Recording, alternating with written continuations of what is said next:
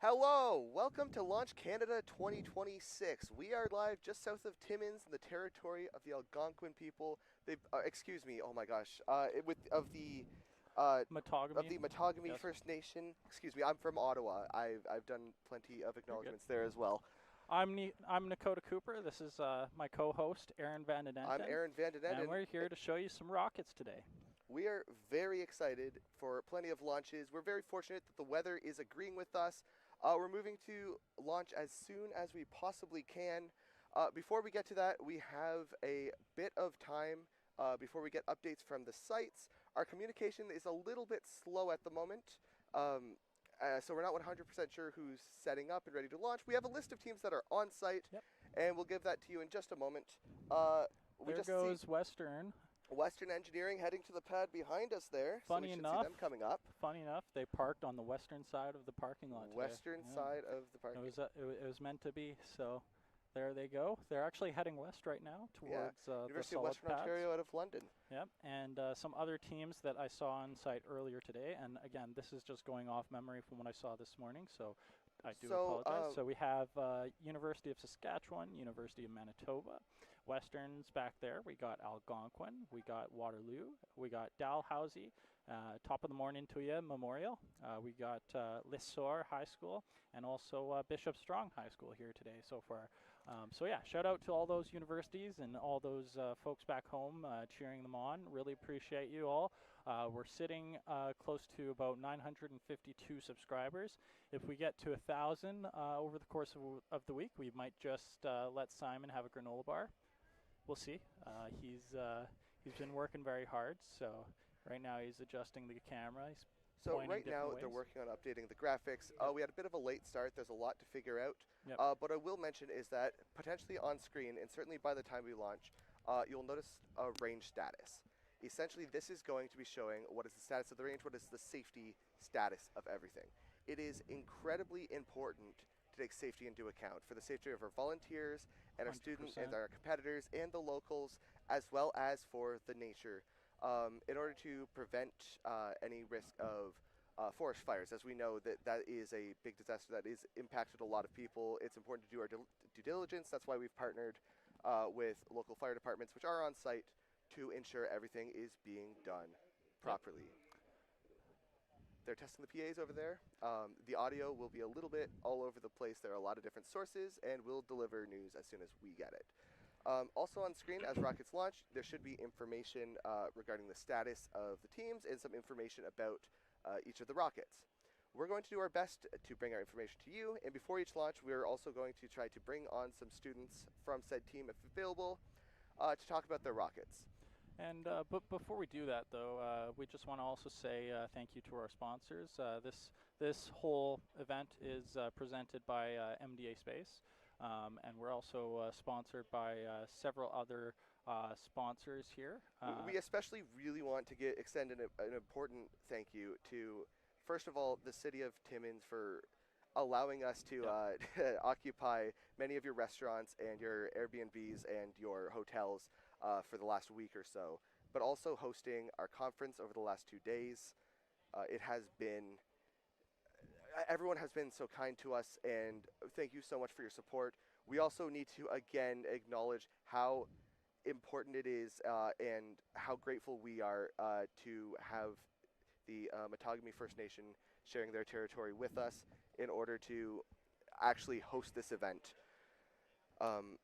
Shout out to... There are very few locations in Canada where an event like this can even be run. It's primarily forested and rocky, and the areas that aren't are filled with very high percentage of population. So we're quite deep in the woods, at least from my perspective and your perspective. I think we're both relatively 100%. City boys. Yeah, no. So it's nice to be out here in the wilderness. Relative. Oh, look at that Matagami flag just waving there. Beautiful, that's fantastic. Right next to the Canadian flag. You know, we had both a Canada flag and a Matagami flag at the conference day yesterday and the day before.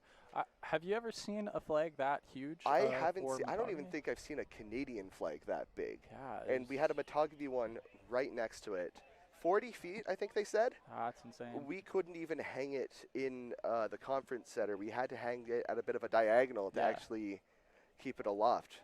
How was the, speaking of the conference, how was the conference yesterday? I was on site helping out live stream setup connections. It was great. For those at home who aren't familiar, prior to launch days, there are 2 entire days where within Timmins, we have the teams presenting their rockets, getting safety checked to ensure everything's ready to go. Like I mentioned, safety is absolutely paramount in a competition like this. But also judging goes on because there's a bit of a competition as well to it, but less competitive and more of a challenge. It is, after all, called the Launch Canada Challenge. So there are judges evaluating each teams for both their safety, but also their engineering proficiency, their organization, their novelty in their design, all sorts of different categories. We're going to be having several judges come in throughout the week as well to help walk us through what their job is and what they're kind of looking for. Lots of friendly competition out there, which is absolutely, absolutely. We're not here to try to win. We're all winning because we're all here launching rockets and getting to see other rockets launch. Yeah. Every single time it goes up, it's as exciting as the first one. Yeah, and I say, like, every time we come out here, you know, we make some progress, and I think that's definitely a huge win as well. So exactly, teams are iterating on their previous designs, and new things are happening every single year. There are a few particular things that I'd really like to highlight on each of the rockets as they kind of go out, and some funny trends that I wasn't expecting that I'm really looking forward to getting into. I should mention at the start of this, as kind of a high-level overview of the launch site, we are approximately an hour and a half south of Timmins. Funny enough, you should be able to find it on Google Maps if you wanted to actually see around where it is. I believe it is named Launch Canada Launch Site or something along those lines. If you do that, you'll notice there are several sites. The first one, and the primary one where we are headquartered as the live stream, is called the Solids Pad. Yep. So this is our first site. It's where the majority of launches take place. Actually, hold on one sec there, Aaron. Yes. I see in the chat they're saying that we're coming in really low. Can I just get some feedback quick? Are we coming in all right? Michael will tell us. Michael? Okay, perfect. Yep. So our producer, Michael, is managing all of the sound waves over there. Yep. We don't have intercom with him at the moment, so he will let us know if anything sounds amiss. Yep. And there's a question to any engine firing today from Aiden C. Static, I actually don't have updates from the static pad if you're referring to static engine firing. We'll let you know as soon as we know. Yep. There are going to be flights today, though. That is almost assured. There are teams actually setting up on the pad behind us. I don't know if you're able to see far off in the distance. I should mention, like I was saying a second ago, we're at the Solids Pad. This is where the majority of the launches take place of the restricted category. And there are a couple different categories of launch. I'll go through each one. Starting with restricted. Restricted category essentially is your base rocket. You're using an off-the-shelf motor. Hey, Chelsea, you walked in front of the camera. Heads up.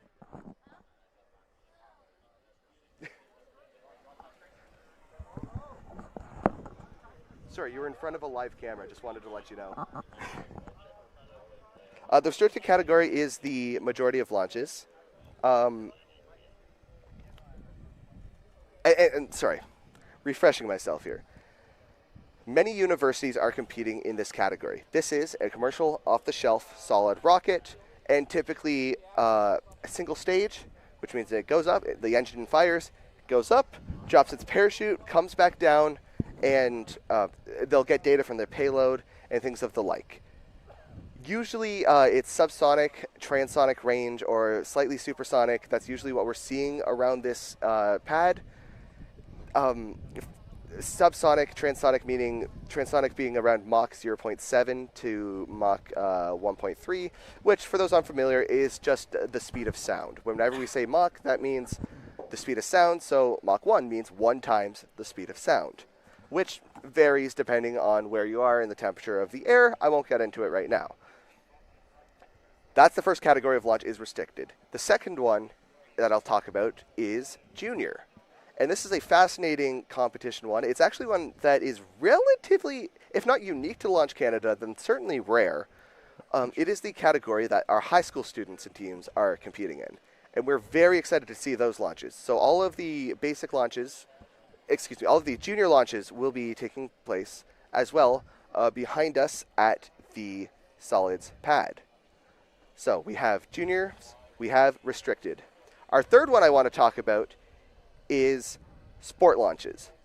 Now, a sport launch is typically an individual who wants to fly a rocket for their own purposes. And we'll have rocketry, yeah. Amateur rockets. And we will have plenty of opportunities to go into more depth throughout the entire week to give you more details on kind of what that looks like, why someone might want to fly a sport rocket. Because it's really cool. Do you know what class of rocket Western is launching today? I don't know.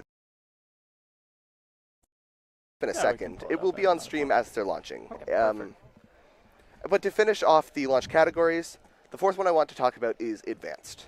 Now, the advanced category of rockets covers a wide range of experimental rockets. I mentioned here it's primarily commercial off-the-shelf motors, meaning, if you're not familiar, think of like a firework rocket. You light it, it goes up. In this case, it comes back down, hopefully. And it's relatively simple. You light it, the chemicals mix, they burn, they expel gas out the back, fast gas comes out the back, the rest of the rocket goes forward. The advanced category can be not just one stage, but sometimes two stages. Do we have any updates from advanced there, Brendan?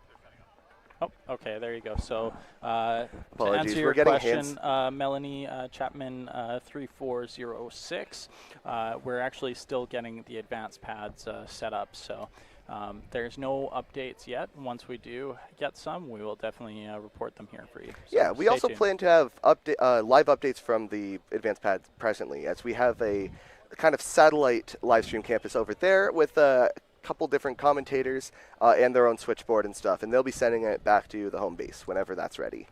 Yeah. I believe we also have a second drone coverage. But to finish off the launch categories, advanced, you may have a two-stage rocket. What that means is, rather than the rocket going up, ejecting a parachute, and coming back down, it goes up, but that rocket, when it ejects, it doesn't just come back down, it actually ignites a second stage, it's called, essentially a second rocket on top of the first. And that allows it to go much, much higher. And there are reasons for doing that. We can get into the physics later in the week when we start seeing some two-stage rockets, but that's only one type. The second type is what we call SRAD rockets. Student research and design. True, student research and designed rockets, or motors specifically in this case. Now in Canada, there are restrictions around what we call solid boosters, there are many chemicals that are difficult to acquire. You can't really mix your own firework rocket without certain certifications. So a lot of teams who are developing their own here actually move to what I think is even cooler, hybrid rockets and liquid rockets. And these are very complex systems that require a lot of ground support equipment to be able to actually to fuel the rockets, to get them up. And they're very complicated systems with lots of valves, lots of high pressure systems. There's so much to account for, and many teams take several years of developing on the ground before they can ever get it in the air. My old school, I know, took, I think, maybe 6 years before they could fly their hybrid, and we're very excited they're going to be reflying their hybrid engine again this year. A couple other things of note, both the University of Waterloo, who previously launched the first Canadian-built liquid rocket, and the University of Toronto both have liquid rocket programs. In addition, we're going to be joined by a third commentator in just a second, I believe. Yep. And to kind of simplify a little bit of what Aaron was talking about, there's three kinds of rockets that we generally use at competition. There's solid rocket engines, there's liquid rocket engines, and then there's hybrid, which uses a mix of the two. So if you're curious what hybrid engines are, it's essentially just a mix of solid and liquid in very simple laminate terms. With that as well, you'll hear us toss around a lot of acronyms throughout the show. COTS is commercial off the shelf, and then SRAD is student research and design. So you'll have students who will purchase rockets, rocket components, and assemble them together and then launch. And then you'll have students who will actually design and build them together. And just the fifth category of not flight, but certainly ignition that I should cover is talking about statics. There are, I believe, only 2 static things actually queued for this competition, for this event. I can't remember the teams off the top of my head. We'll pull them up in a second.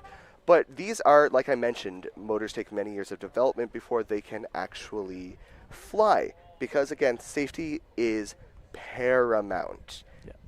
It is very, very important to keep safety in mind. So one of the best ways to kind of do that is what we call flight heritage or hardware heritage, meaning we've tested it a bunch.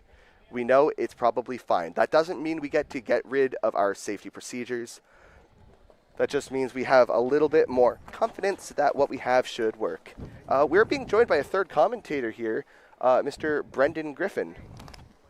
We'll let him get his headset on. But yes, we're excited to see many static fires. We will only have drone shots of those, unfortunately.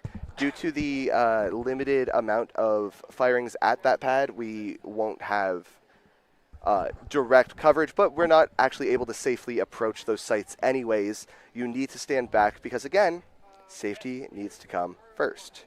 And so that's kind of our 5 categories of launches we're going to see.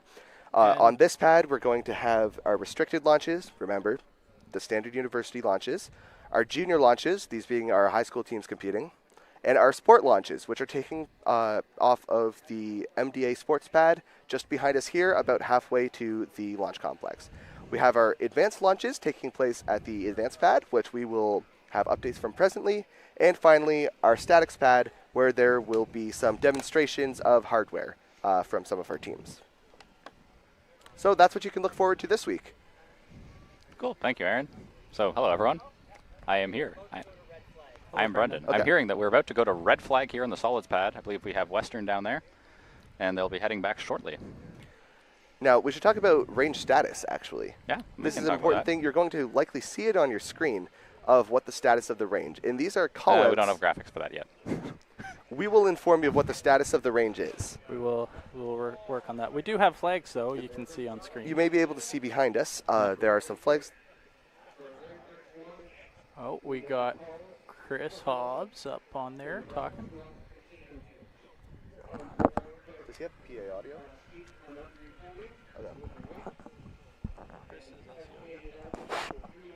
Yes. So.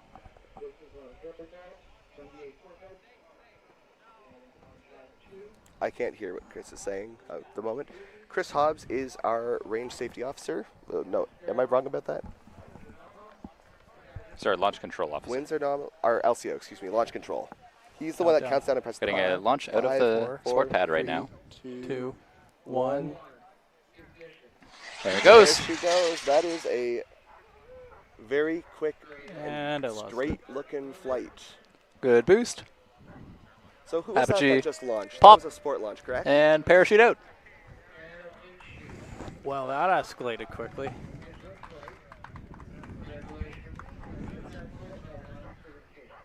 So that was a level 1 certification flight out of the MDA sport pad. Looks to have gone quite nicely. We'll see when it comes back.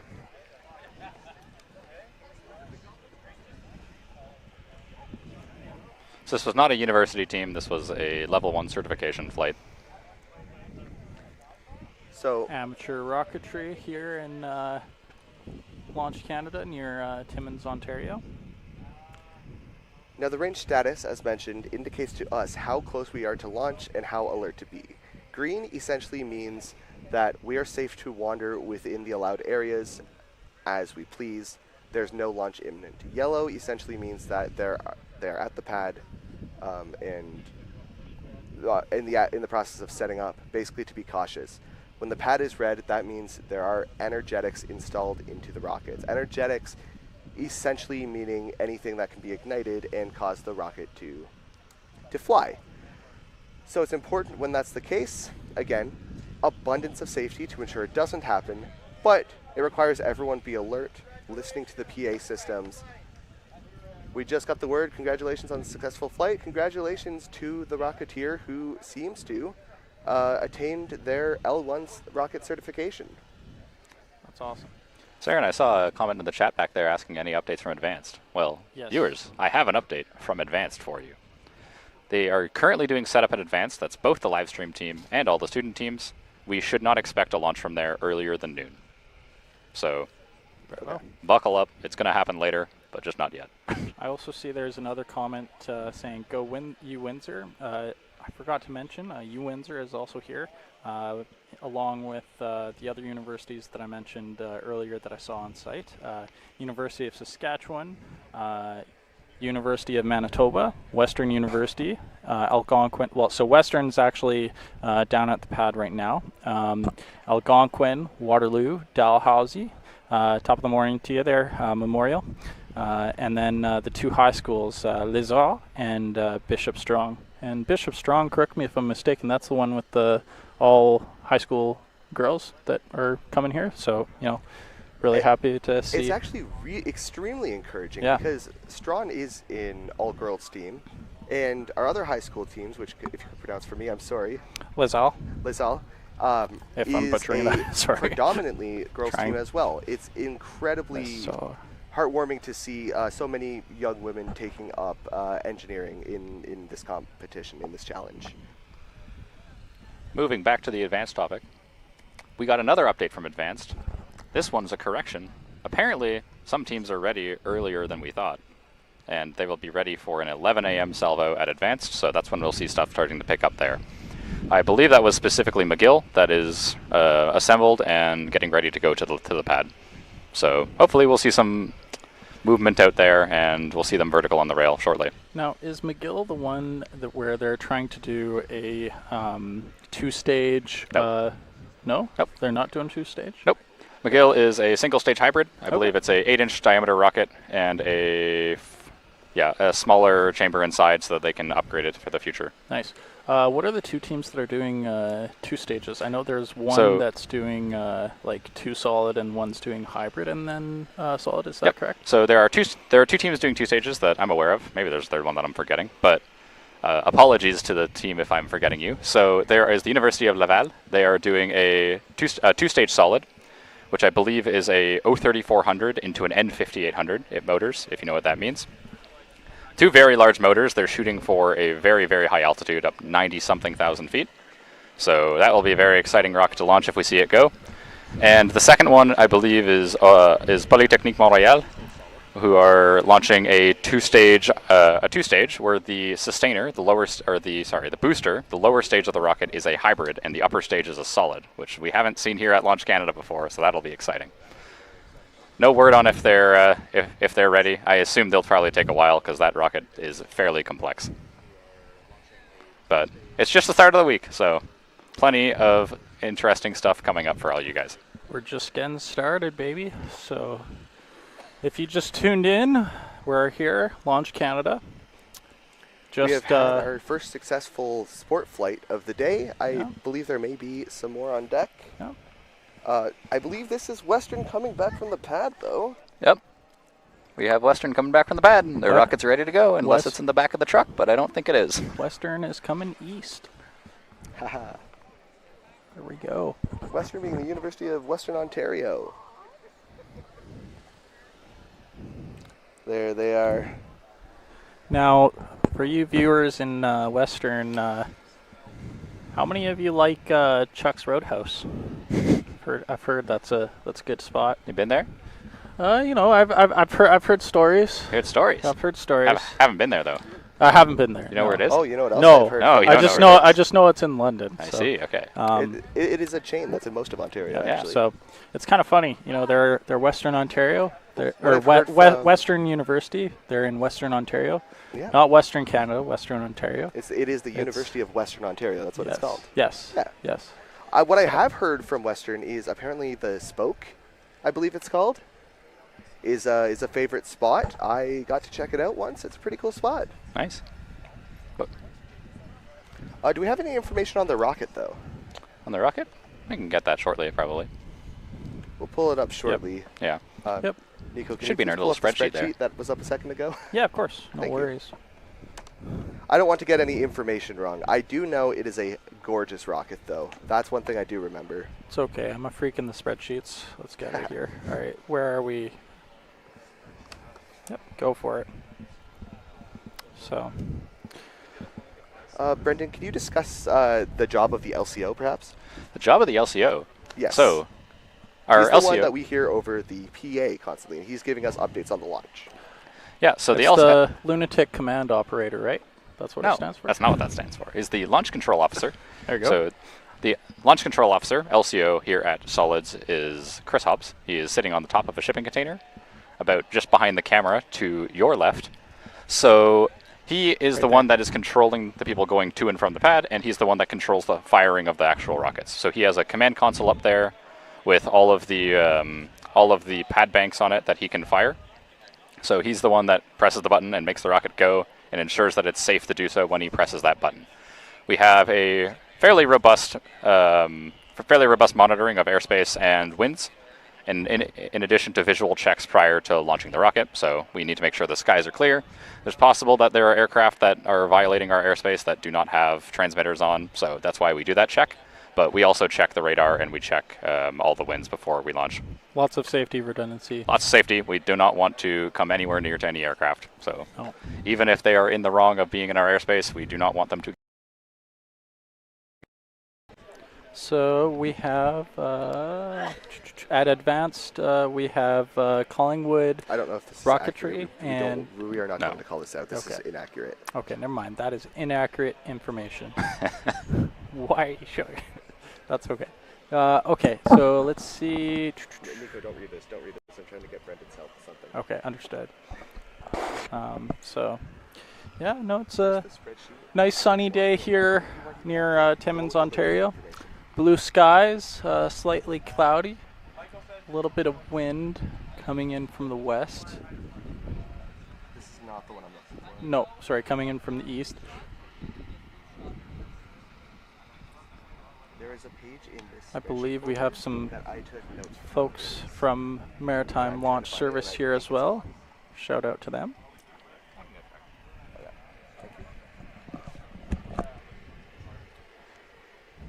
And we also saw some Klingons, so hopefully at some point we'll get them interviewed here on stream.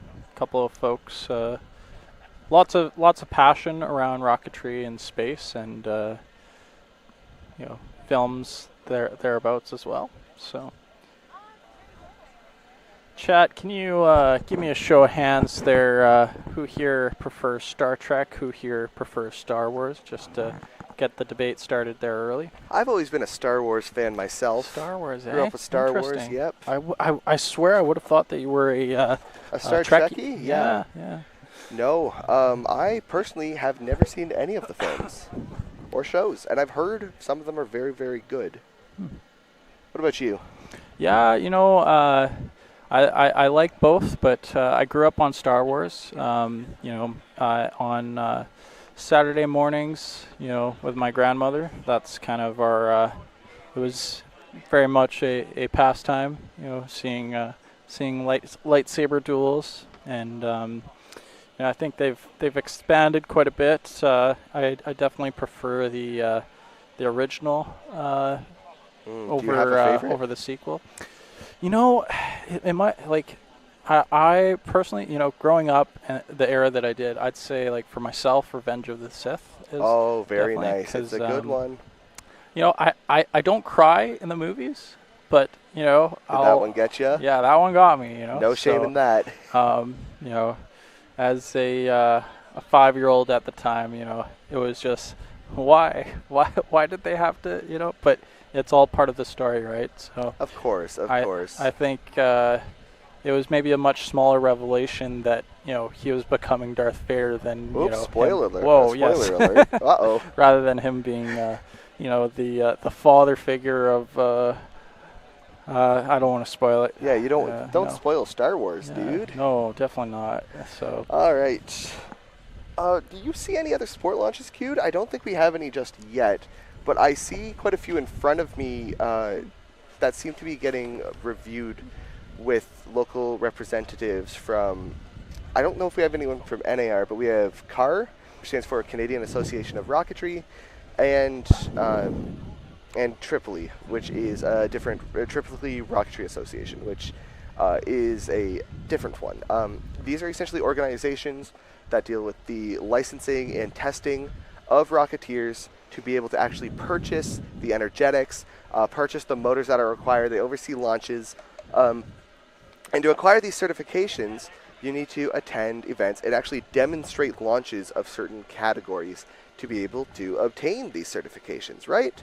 So you're going to see throughout today and throughout the week, actually, many, many people doing sport launches looking to obtain new certifications. Because Launch Canada is one of the opportunities you have to do that. And in fact, it's one of the very few in the country where you're actually able to. To do a launch of any type, you need a lot of safety precautions, you need a little bit of infrastructure, you need to take care of everything that, yeah. Ooh, that's a nice drone shot of our solid pads there. I believe that's University of Western Ontario there on the pad. Is their rocket purple? They often fire up a purple rocket, indicating the color of their school. Yeah. Is the range still red? The range is still red. Yeah. Can you walk us through what that means there? Yeah, we can go over it again. So we have behind us a flag which indicates range status. This is an indicator for everybody on site of how cautious we should be and basically what to expect and how imminent a launch is. So like I said before, if the range is green, that means we're able to freely walk about the site outside of restricted zones, of course, as there's nothing at the pad. As we move to the zone being yellow and finally to red, this essentially means that a launch is imminent. Energetics have been loaded, and usually red, meaning that the rocket is vertical. We're waiting on the fire trucks right now. Okay. Our current hang-up actually is the fire department. Like I said, safety needs to come first, and so we are waiting on the fire department to arrive before we actually perform any ignitions. So, in the interim, we will be running you all through some other stuff. I guess if we still don't have...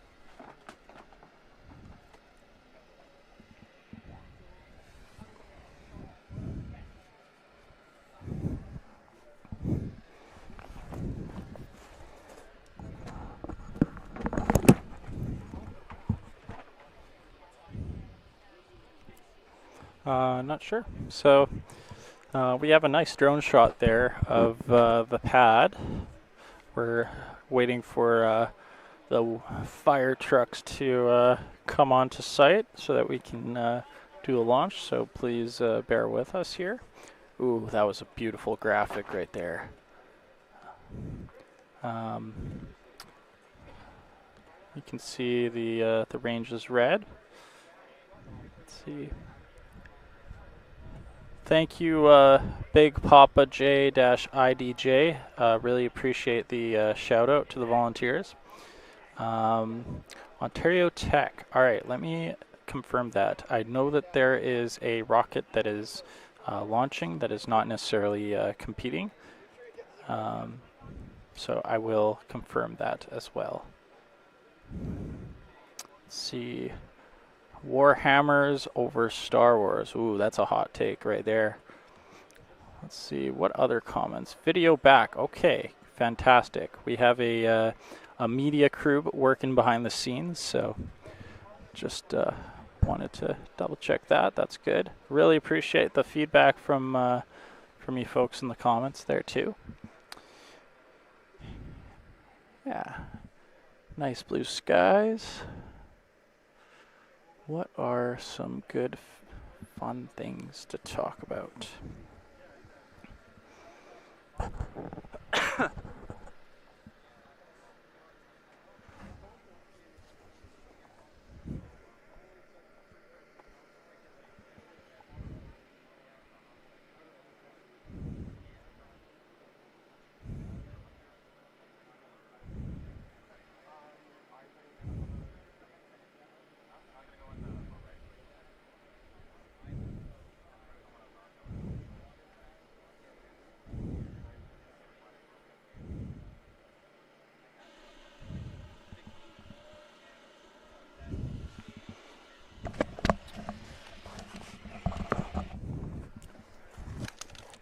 to bear with me.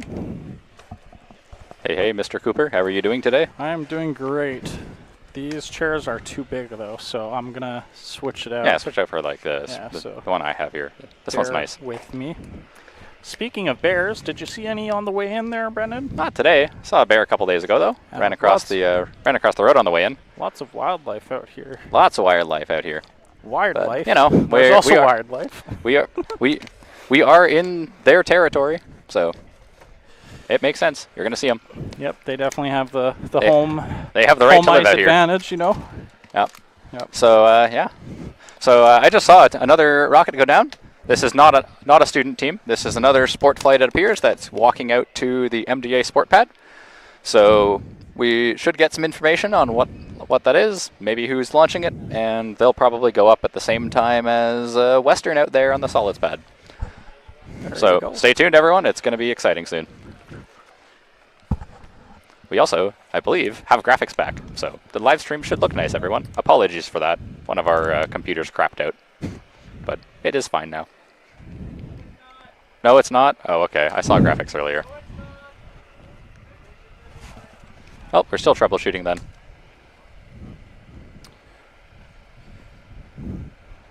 Yeah, sorry about all this, folks. Honestly, you don't think about how much really does go on in production. You know what the biggest challenge is the fact that we're in an area where the infrastructure hasn't actually been laid for a production team. Oh, yeah. So we don't have, I mean, in proper camping before, you might think about like, oh yeah, you don't have, sure, running water, you don't have bathrooms, so we have to wheel in porta potties in order to do that for the event. This also ain't Saskatchewan. I had to, tell them what I had to do, Brendan. Tell them Saskatchewan? Yeah, tell them what I had to do here. What'd you have to do here? Oh, yeah.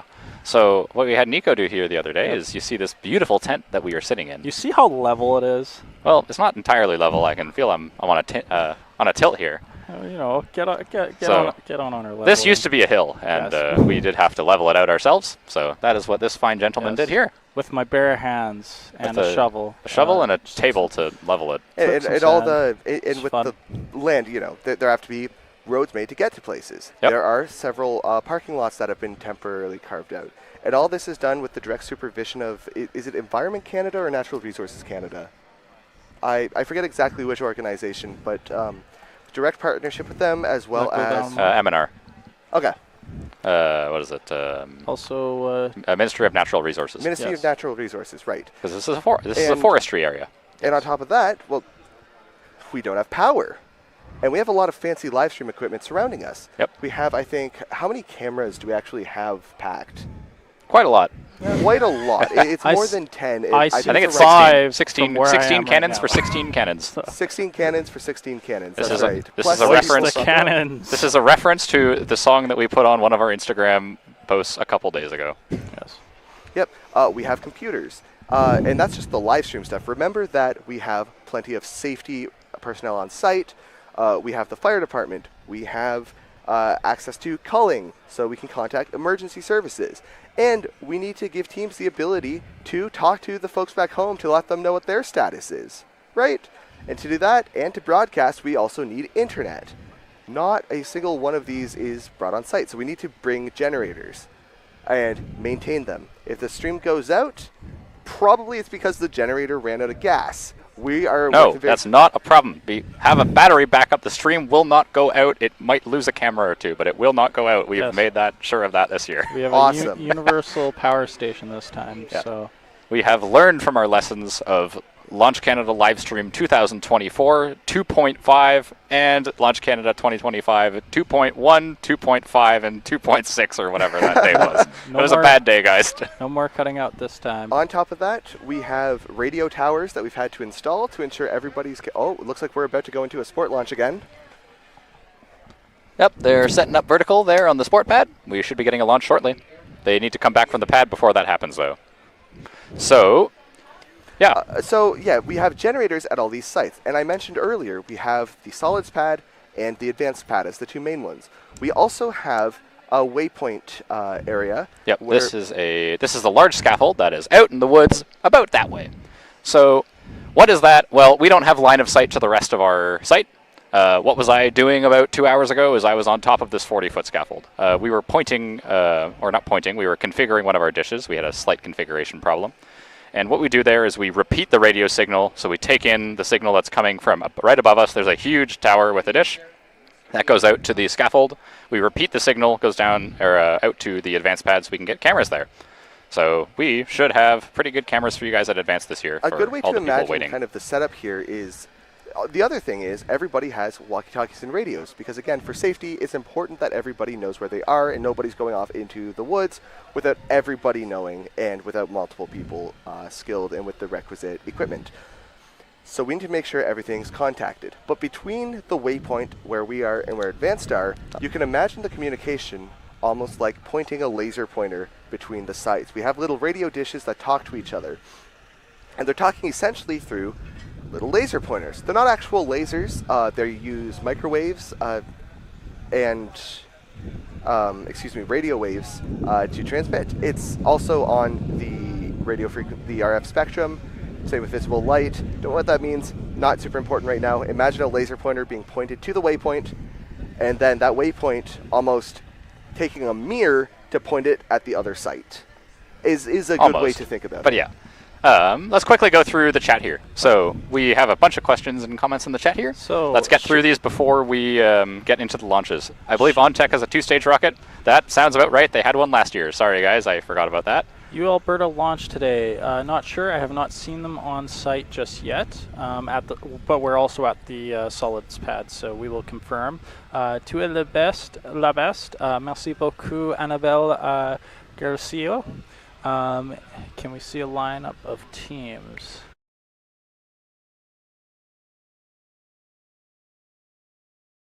Give you some camera shots down there when we go interview some of them later, but we'll get to that. They're behind us right now, so there's that. What else? Aaron, what are the competition rules and how teams score points? We will get one of our judges on later to talk about that, so that will be coming up. Stay tuned. Essentially, the main goal is to get a bird in the air, or a rocket, sometimes they call them birds, in the air, and then get it back down safely in one piece.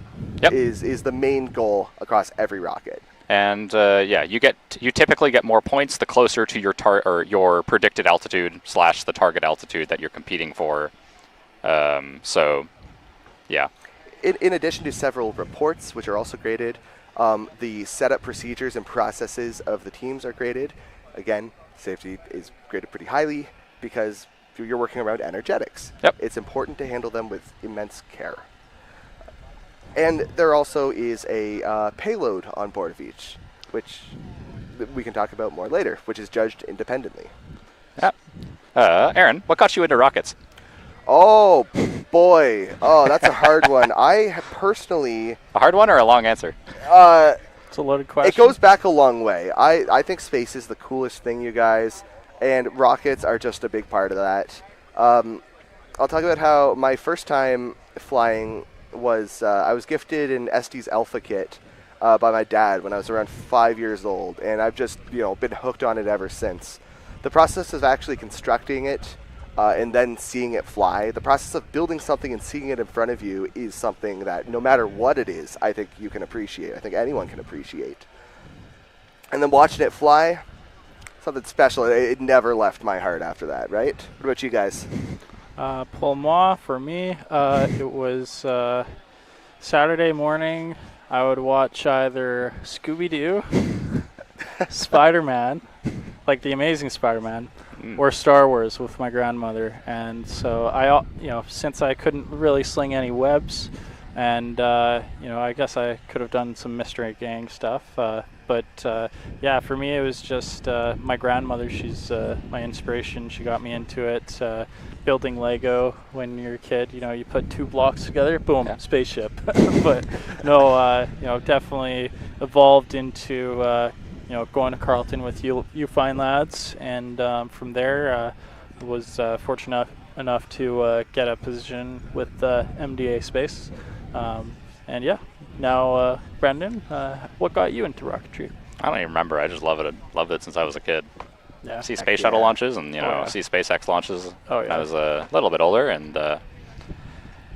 Yeah, and then, go to school for aerospace engineering, get involved with one of these great rocketry teams here. I ended up being lead at one point, and yeah, that's all she wrote there. There you go. That's pretty a funny coincidence is all three of us are graduates of the same program from the same school. Yes. Yeah, that's true. See if you guys can guess what school we're from. Well, we've mentioned it a couple times. Let's see if anyone remembers from last year. So, moving on. Yep. Think we'll see the albino moose again? That was an extraordinarily rare circumstance of us seeing it. I didn't see any albino moose. Do you see any? I don't know what you're talking about. Well, I mean, there was one at one point in a while, or 2 years ago. So we did see one. We tracked that on the drone.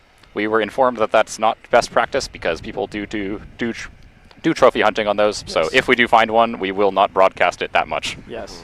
If we do see one, we'll probably mention it later on. But yeah, it's really important to protect the wildlife, especially. Like I mentioned, we're visitors here. It's important we treat the land with the respect that is required. Precisely. Video quality is excellent. Drone shots are great. Thank you very much. I hope the audio is better than last year, guys, because we tried really hard. Let's give a huge shout out to our producer for the moment, Michael Buffet. He has been an absolute treasure in bringing the quality of this production as high as it is. Oh, 100%. This man is like, huh? The team's grown. Oh yeah, too. Everyone in the live stream, Michael especially. He's the one that planned all of this and is why we have a stream here for all of you today. Yes. Yeah. So. But in the last couple of years, our live stream volunteer team, I mean, 2 years ago when it was me and you, and Simon, it was 4 of us. Yep. And now we're at close to 20 people, pushing 20. Shout out to Nick for with the networking. Oh yeah, Nick has been a champ for the networking as well. This is why we have we're going to get you guys some real nice footage from Advanced. Yeah. Because we have internet down there now. I mentioned that laser pointer with the mirror at the relay. It's a little bit more complicated than just pointing a laser pointer, and also pointing a laser pointer directly at a mirror that's 1.5 kilometers away is harder than you would think. Yep. So huge props to Nick. History of the event. There you go. You know, 5 years. 5 fun years, and every year we grow, and we want to grow space and rocketry in Canada as well. And I think we've expanded the launch pads quite a bit. Can you tell us more about Nevada there, Brendan? Yeah, so what he's referring to is Nevada. This is what the Advanced Launch Control Officer and RSO Peter, that's what he calls the Advanced pad. He flattened the entire forest there, and it is now just a desert. Feels like it would almost be more appropriate to call it Saskatchewan, but... It would be more appropriate to call it Saskatchewan. In fact, we should do that. Yes. So I see that. I love you guys. Appreciate it. Are you working with Indigenous community? This is a great opportunity for us to work with the Matagami folk. 100%. They've been involved on every step of the journey ever since it has moved to this area. I know we gave a land acknowledgement earlier, but I think it's worth giving another right now. Would you concur, Aaron? Yeah, well, just acknowledging the fact that they have directly been involved, and we're kind of taking this opportunity to hopefully give back to the area as well by bringing opportunities to expose them to rocketry. A lot of local high school students as well, as part of our outreach activities, have been given opportunities to construct rockets and launch them themselves. Like I mentioned a second ago, it was building something and seeing it myself that got me hooked and eventually becoming an aerospace engineer. Asterisk, I'm not licensed, just to clear it. But to become an aerospace engineer in that aspect, and to hopefully provide that opportunity to folks who might not have otherwise been exposed. Okay. Very fortunate. So just an update from the pad here. We just had the sport pad come back. I can see Western is congregating to our right, your left. They appear to be holding up their tracker for their rocket. I believe they're ready to go. We should be getting into launches fairly shortly. I see a question here on what's today's schedule. Today's schedule is very fluid. It is very dependent on when the teams are going to be ready to launch. So Western was ready to launch really quickly. Western's on the pad now. So that's going to be pretty much how it's going for the rest of the day. The teams do not have assigned time slots. So they will come up here when they're ready, and we will send them out as fast as we can. Our teams are looking to launch as soon as they possibly can. And you might be worried if you have, a child or a cousin or a family member or a friend on the team and they're not getting back to you right away. Service in this area is incredibly spotty. Like we mentioned, the internet networks are very located and we had to set them up manually. We'll do our best to provide updates, but again, it's very fluid on when launches are going to happen. They're trying to go as fast as they possibly can. And also it's very dependent on weather, right? Oh, 100%. Beautiful day out here, as you can see behind us. Mm-hmm. Scattered clouds, but as long as they're not above us, that's not an issue. Anything but minus 30. Anything but minus 30. I love minus 30, Nico. There are kind of We're up three here. things we're actually looking out for in terms of weather, right? 3 things that can cause us to scrub a launch. The first one being, I guess, rain. Yep. Because that just impedes operations all across the board. But do you want to discuss the other 2? Yeah. It sounds like we're getting ready for a launch here, guys. Oh. So.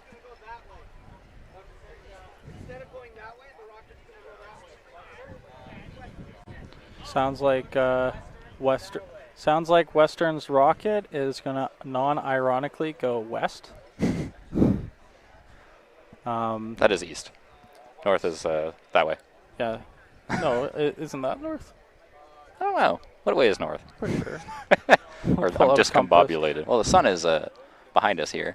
Yeah, but. So yeah, that's north. All right. Sounds like we're getting ready to launch Western. This is the University of Western Ontario. They're on the pad here behind us.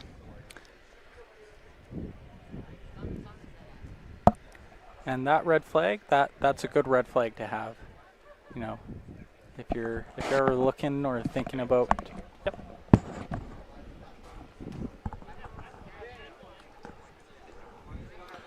All right. Just me right now, so stand by.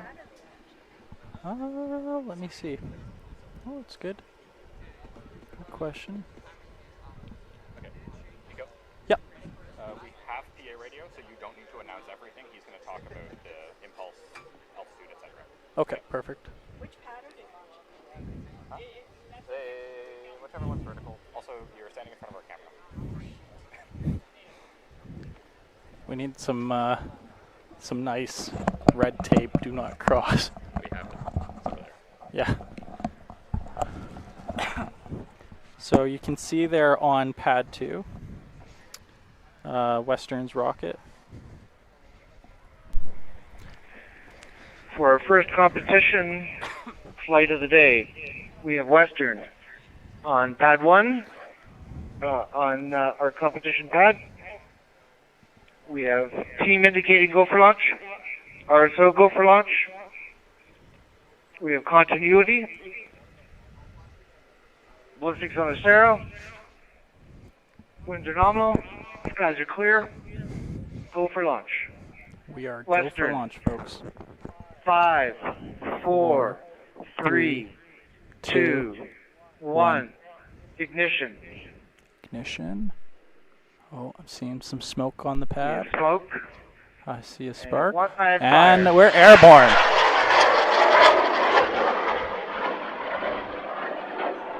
Oh. Ooh, nice little straight up spinny until spin. a bit of a wiggle.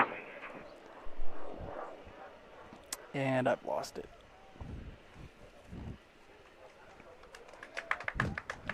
Everyone, that was the first launch of Launch Canada this year. University of Western Ontario. It appears that they have lost We can see it tipping over.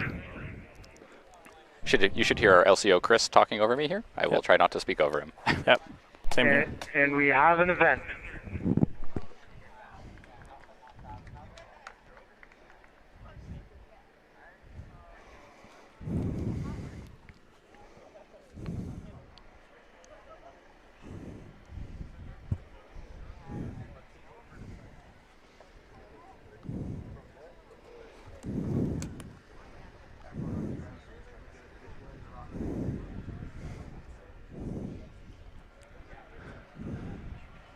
So, for those of you that didn't just see, we just had Western launch. It appears that it was a good boost at first. It started corkscrewing after that a little bit.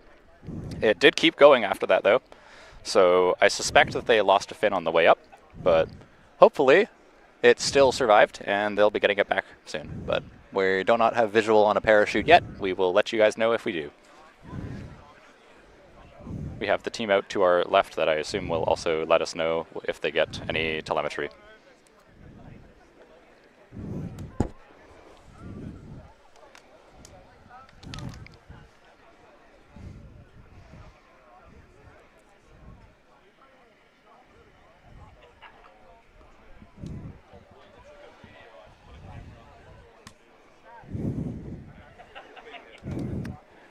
Saltalite says, Nico, you're looking sharp. Heart, heart, heart. Thank you. Merci beaucoup. Really appreciate it. And I appreciate all the W's in the chat as well. How much does a rocket cost? Brendan. How much does a rocket cost? Well, it depends on how much you spend. Quite literally. There's a wide range of how much each team is funded. You can typically, if you're making a home rocket, a small... Yeah. Yep. Small rockets are pretty cheap. Large ones like these can get expensive. You probably can very comfortably do one of these rockets with about $10,000. You can almost certainly do it cheaper than that, though.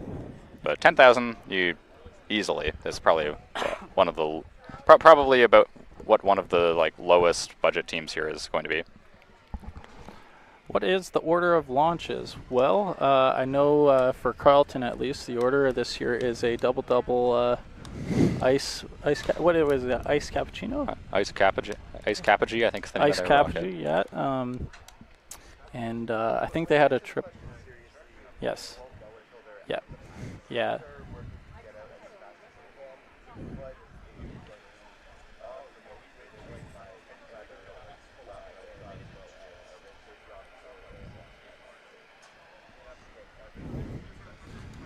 Is the rocket launching soon? Yes, it launched soon earlier. So we do not have a rocket on the pad currently. That is not true. We have one on the sport pad. Oh, my apologies. We have one at the MDA Space sport pad. On the sport pad or Western? On Western, I cannot imagine that was a 10,000-foot flight. I think they were probably going for 30,000.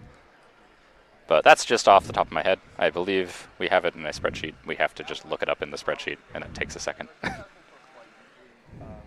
often can't see it at its altitude being the highest point of the flight, but you usually with a higher flight, it takes much longer to descend. So it could be a little while before you see anything.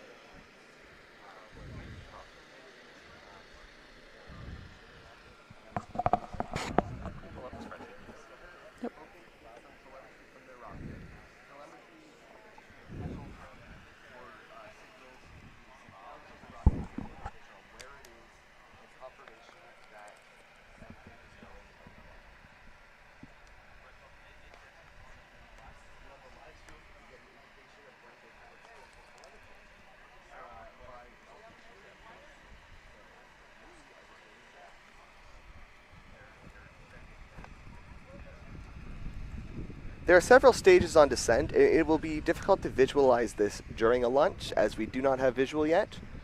But there is an event during descent, being when it's coming down. There's an event called, well, an event. So you'll hear folks say, we've had an event. And this could be one of many different things. Oftentimes it refers to the point at which an ejection charge is fired and the chute comes out of the rocket body and a parachute is successful. Events are easier to spot from the ground visually because they're usually resulting in a puff of smoke, which is easier to spot than a dot. And that visual puff of smoke also lets teams on the ground know that our event was successful.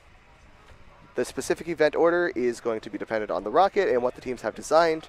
Often it's the recovery team, kind of like the recovery sub-team on each university team, that is in charge of that sort of programming, that sequencing.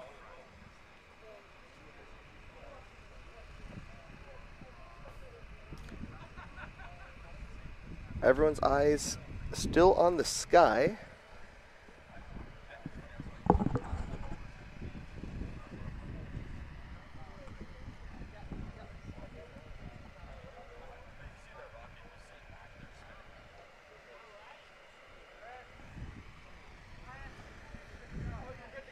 just some more information about Western's. Sounds like we're going to be getting the sport launch very shortly. I'll give you guys some more info about what Western's rocket was. Found it in our spreadsheet. Guys, I forgot to put my microphone down. I'm an idiot. We will. Sounds like we're going to be getting the sport launch shortly. And after that sport launch, we'll get you some more info about Western's rocket. We have found the sheet in our graphics. Yeah, apologies for some of the hiccups. Most of us are not, neither of the three of us are presenters by trade. In fact, we're all from the engineering sector, and as are most of our volunteers here at the competition. So if there are a couple hiccups, we're working on it, but we're also learning. Doing our best. On the MDA Sport Pad, we have K1 Bavinko with a rocket named Beta 2. It's flying on a J425, estimated altitude 4,000 feet, the self-made flight computer, and a featherweight GPS, 2 cameras. And we have continuity. So this is going to be an L2 flight, so a little bit higher power than that first flight we saw. You guys are clear? Beta 2. Go for launch. Countdown. Gotta go for launch. In 5, 4, 3, 2, 1. Ignition. Ooh. Very cool. That one had a red flame. That was pretty. Clean boost. I lost it behind the cloud. Cloud's moving fairly quick in the upper layer today. Everyone's eyes on the skies, looking to find it, and when someone spots it, you point directly at it so everyone else knows where to look out. We do that to make sure that nothing's going to be coming in hot, make sure everyone's aware so that nobody's nearby when it lands. Now these are all launching in a direction where it shouldn't land anywhere near where people are, but redundancy with safety is important. Stuff likes to not work when it's under that much acceleration. That's why we have 2 of most things for rockets. Yep. Another thing of note, with everyone's eyes on the skies, the sun is also in the sky, and you should not look directly at it. So it's very difficult to... Oh, looks like some folks have a visual. Which team was that? That was a second launch. That was just a volunteer or a spectator that was flying their own rocket. So it was a sport flight. It was not a team. Congratulations on what appears It appears that they have their parachute out, so excellent. That's good news for that volunteer. Awesome. So we've only had a single university launch at this point, which has been Western. Just a recap of what Western's rocket was. This was a CTI N2450 was the motor. So N is the class, and 2450 is the average thrust of the motor. Their target apogee, so the target altitude that they were trying to reach, was about 18,500 feet at a top speed of Mach 1.4. So, yeah, their rocket name was Perihelion. So this was, the launch that was 10, 15 minutes ago now, about, if my sense of timing is correct. About. The descent is ongoing. Yep, this is the descent for the sport rocket is ongoing. Western, I think, should be down by now. Do we have confirmation that they've received telemetry? I don't know. They're over there. Wait, we could check. So, let's see. Who's next up to launch? We don't have anyone in the queue right now that we can see. We'll let you guys know when we get a team up here. Would you like me to see if anyone from Western's available to come on? We can try. Before is this a logging area or a recent forest fire area? This is a logging area. There was a forest fire, but it was not near this site exactly. It was a couple tens of kilometers to the south of here, I believe. So no impacts for us. That forest fire has been out for a long time. It's also why we take extra precaution. We have firefighters on site. Exactly. So.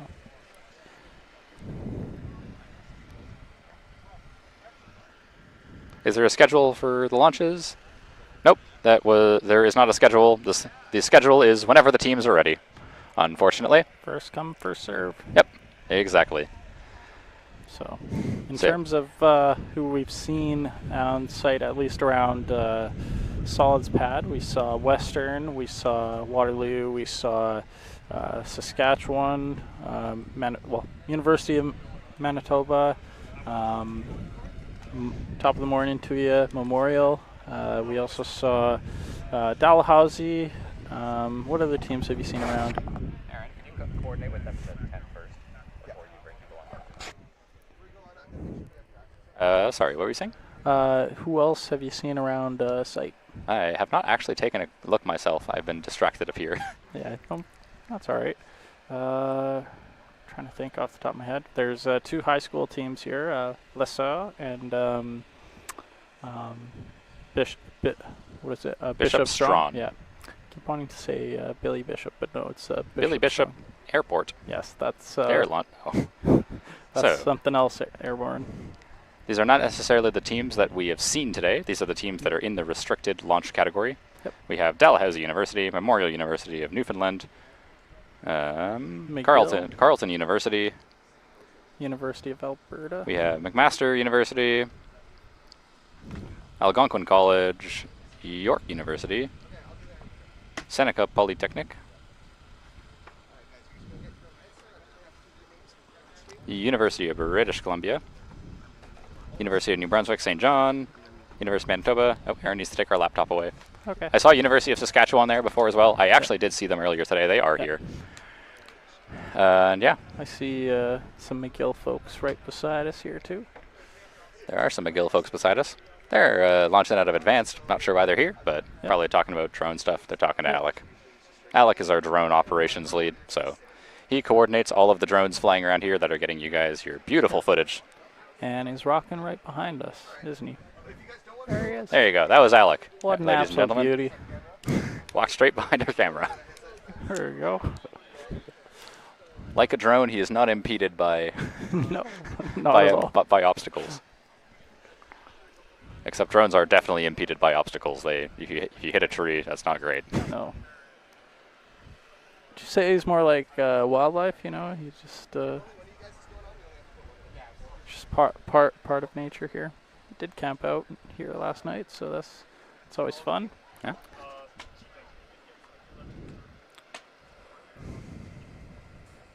What's your favorite rocket of all time there, Brendan? What is my favorite rocket of all time? Probably the one that I built. Yeah?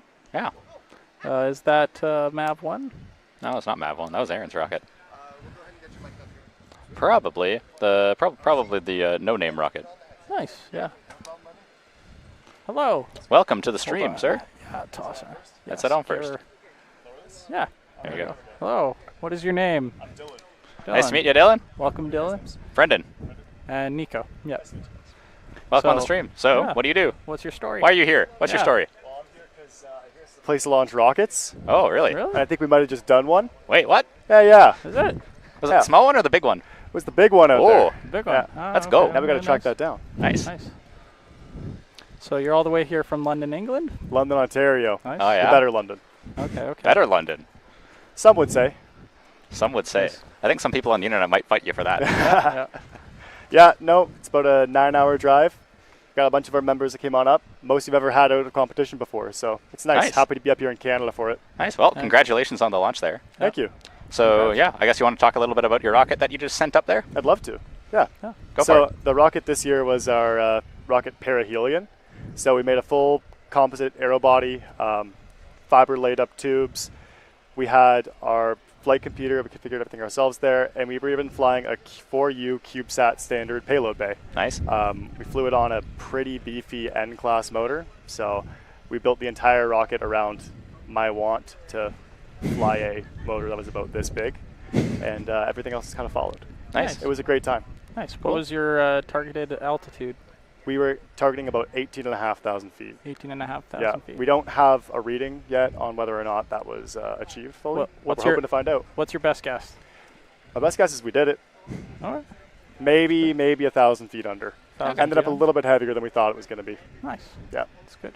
But it's a pretty heavy motor, and once that thing burns out, it was just flying. So I don't know. I thought it was a pretty good flight. We saw a little bit of spinning as it went up, but other than that, it seemed to go pretty straight up. Nice. What do you think caused that spinning? I honestly couldn't tell you. Maybe our tubes were a little bit out of line. Maybe. It's entirely possible. That motor tube is about half the rocket, but everything up from there was pretty well hand leveled as well as we could. And we know how good that is. Yeah. Nice. The good old iometer. We could do better on that. Did you guys have any sort of payloads? Yeah, so we had a 4U CubeSat standard payload. The idea is that we wanted to develop a platform that the team can use in the future, collaborate with some other students, other faculties at our school, and really we'd be able to fly all these different scientific projects. So the first one we flew this year was actually a flight computer from our avionics lead on the team.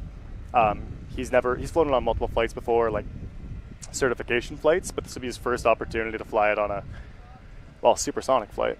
Nice. Was the goal. Nice. Any special payloads in the rocket? That's about it there. No Lego figures? No Lego No figures. cans of soup? No, last year we had a little payload we called Ben and Jerry, and Ben that was and Jerry. enough of a special payload for us. Okay. Interesting. Yeah. Okay. So did you guys get like any telemetry after it went up, like showing descent speed and etc.? Yeah, so we were following descent rate and altitude on the way back down. Nice. Drogue deployed just fine. We were thrilled with that.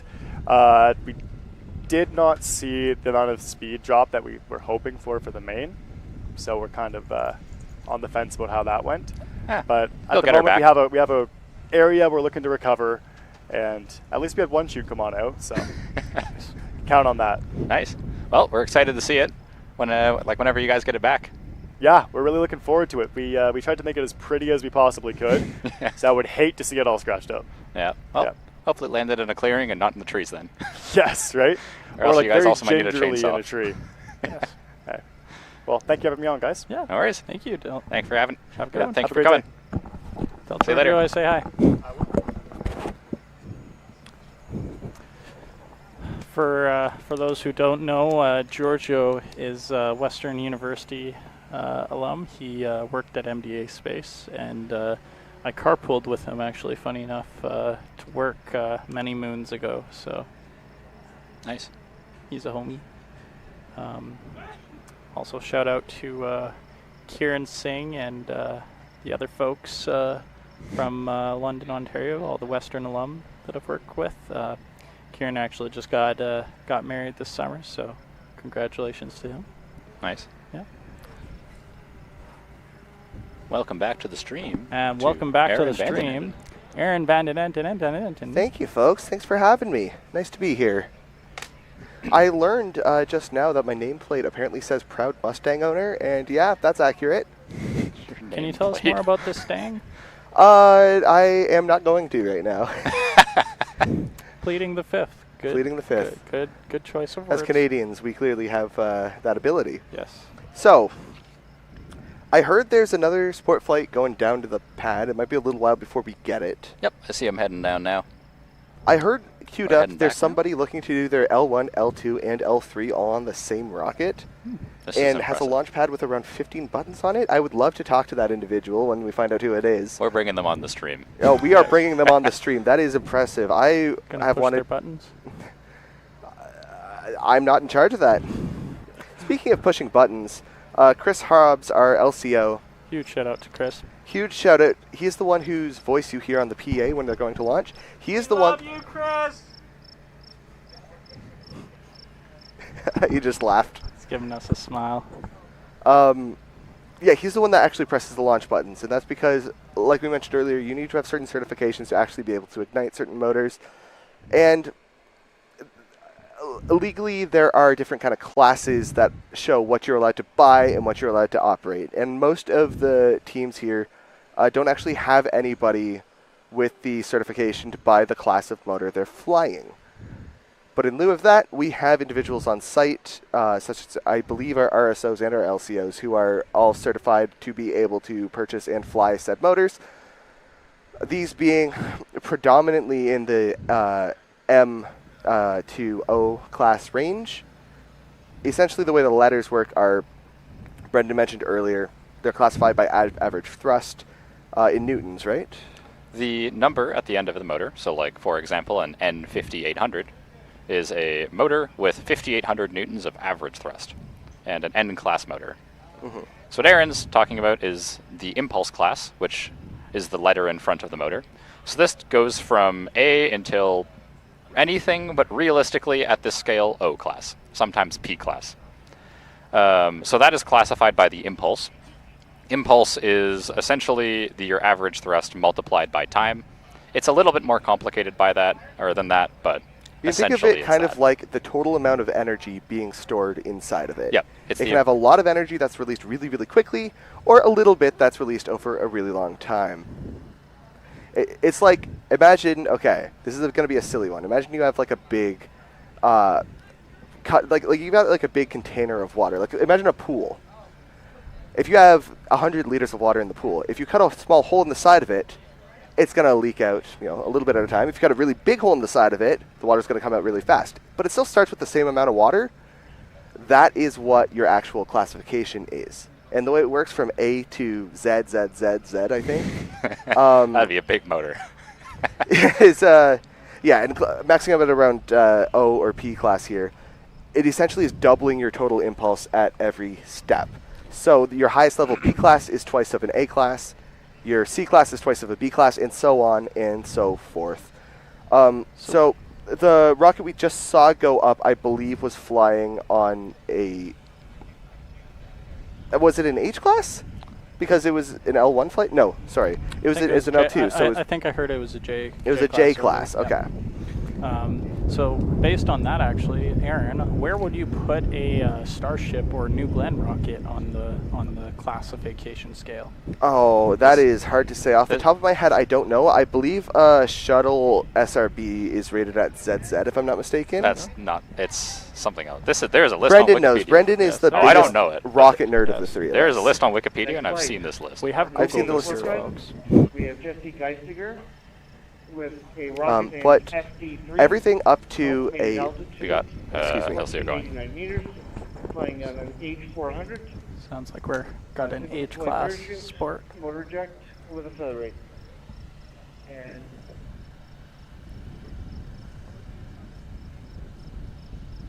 continuity on the pad. We're beginning a sport flight very shortly. Nominal. Skies are clear. Go for launch. Countdown in 5, 4, 3, 2, 1. Ignition. Cool. Was that a Smoky Sam motor? Woo. With the really Nice dark flight there. gray smoke? Found one of the only clouds in the sky. Oh, there it is. Tipping over. You see an event?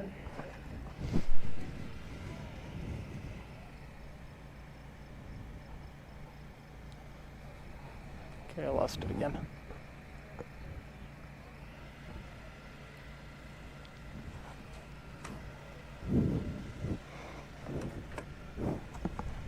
Looks like some folks have visual around us.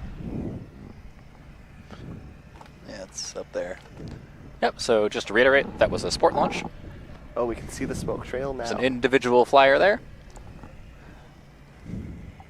We're waiting on confirmation of the parachute deployment.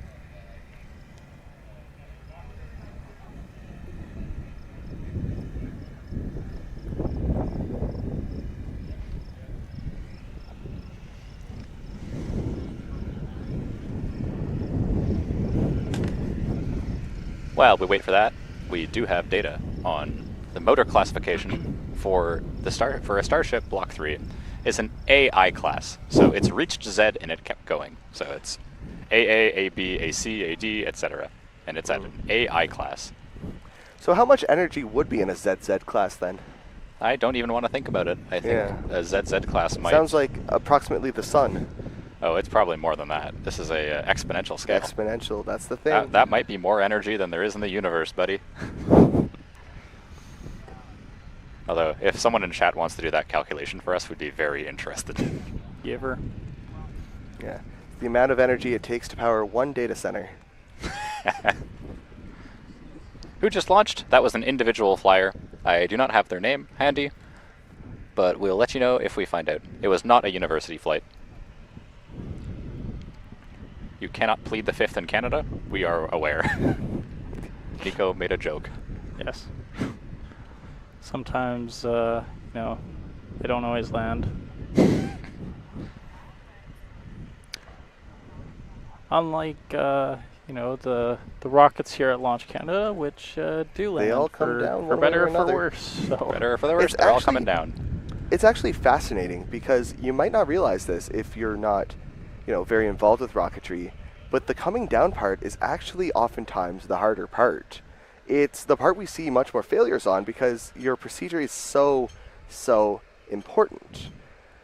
Going up, a lot of the times you're using an off-the-shelf solution, a motor that was purchased, and there are plenty of ways to cause failures doing that as well. You still need to make sure, oh, that is a little tiny drone that just went high. I've never seen a drone like that. That's crazy. Apologies. Squirrel. The up system can be simple. It can be very complicated as well. We mentioned liquid rockets, we mentioned hybrid rockets, and even assembling an off-the-shelf solid rocket requires careful procedure. But the descent is often incredibly difficult to get right because each of these teams are pretty much designing their own solution for recovery right from the bottom to the top. Oftentimes they're sewing their own parachutes and attaching their own recovery lines. And when a parachute shoots out, well, it's shooting out with a lot of force, so you want to make sure that it is robust enough to not tear. You want to make sure it is packed in such a way that it doesn't tangle, which, if you wanted to do a mathematical analysis, is exceedingly difficult to actually analyze. So there's actually a bit of art to actually packing a parachute. And also, the timers that cause the ejection, the electronics behind it, you want to make sure that those are functional, and so you need to test. And a lot of the time, teams are flying several different types of ejection methods, where they'll have one that is test proven off the shelf to ensure that they have, no matter what, one that's going to work. And then they'll have their secondary one, their main one, oftentimes, that they've developed. Now, they're required to have two separate ones. At least one of them has to be off the shelf for that reason. Oftentimes, teams get very, very good at constructing these modules, but redundancy, we call, meaning having two or several in case one failures, it'll guarantee success, is very important. That way we make sure they're able to come down safely. Failures still happen, though, and that's why we have all the due diligence that we do to ensure that everybody stays safe in case of failures.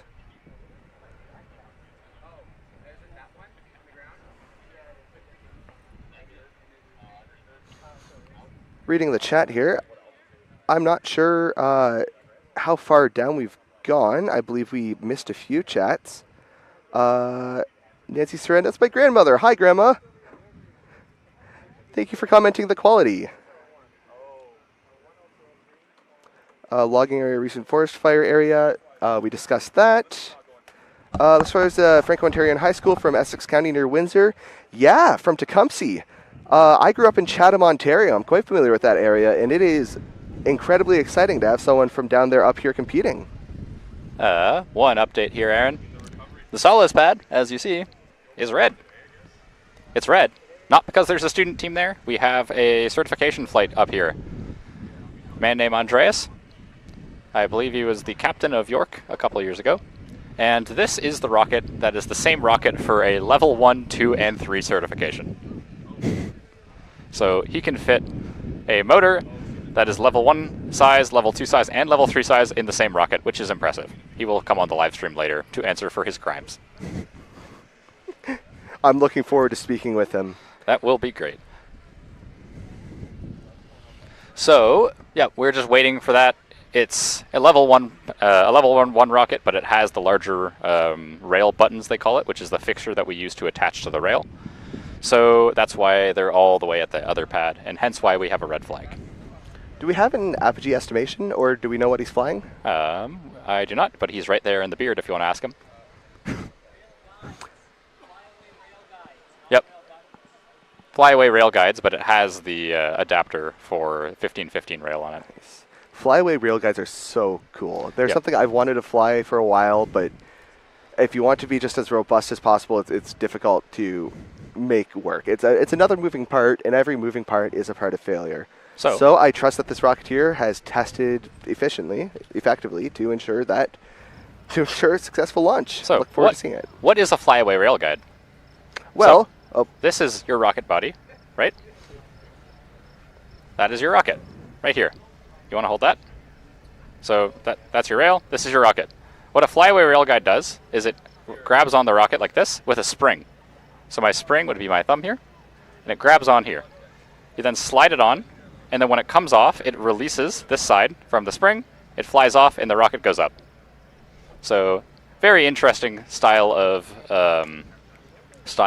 a rail guide to keep it on the rail, and it minimizes drag because it's no longer on the rocket once the rocket has left the rail.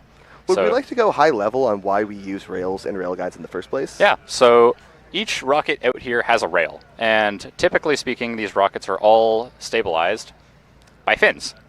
But for fins to work, the rocket has to be going pretty fast. So typically that's around, I want to say, what is it, the requirement? 30 meters a second, about 100 kilometers an hour for them to start being active? It depends on the geometry of the rocket, of course. Yeah, but it depends on the geometry of the rocket, but the general rule for us, at least, I believe, is around 100 kilometers an hour. So in order for the rocket to not kind of start tilting before it gets up to speed, we want to make sure that it is held straight. And how are you holding it straight? You have a rail. So in the case of this small rocket here, this has 2 tubes here, and it's just a simple rod. But for the larger rockets, we have a rail of aluminum extrusion with a little button or some other sort of adapter, such as a flyaway rail guide, that is going to actually attach the rocket to the rail and allow it to slide up the rail.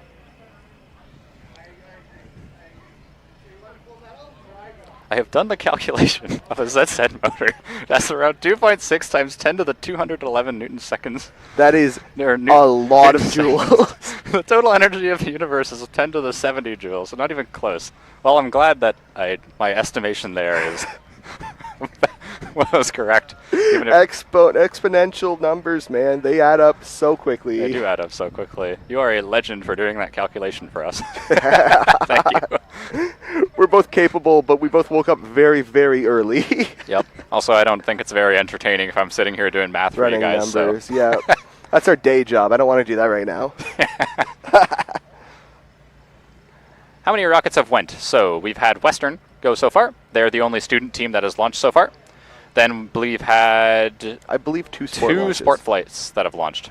Maybe 3 if I'm forgetting one.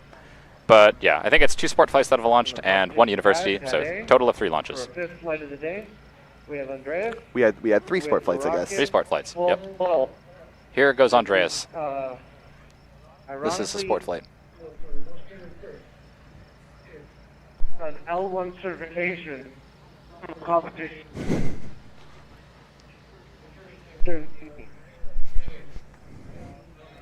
On a CTI I-216, estimated altitude is about 2,200 feet, and has data loops, GoPro camera, and feather weight.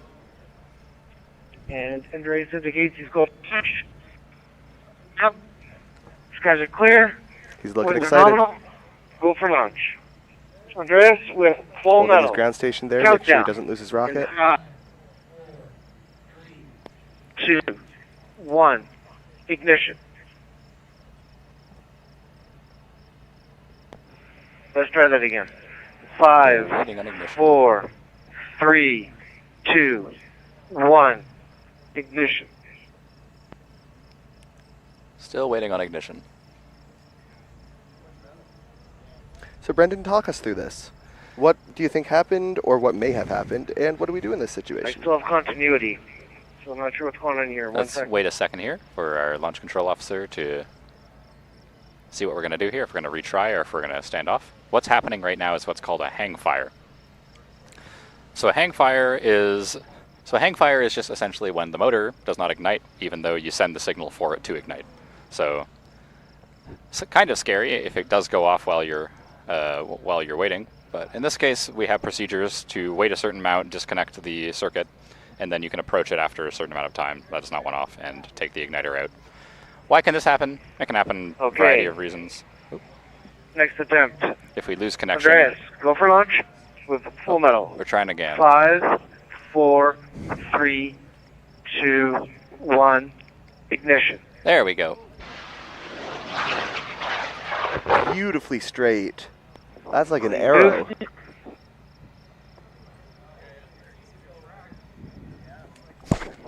Apogee. And an event. You can see a drogue.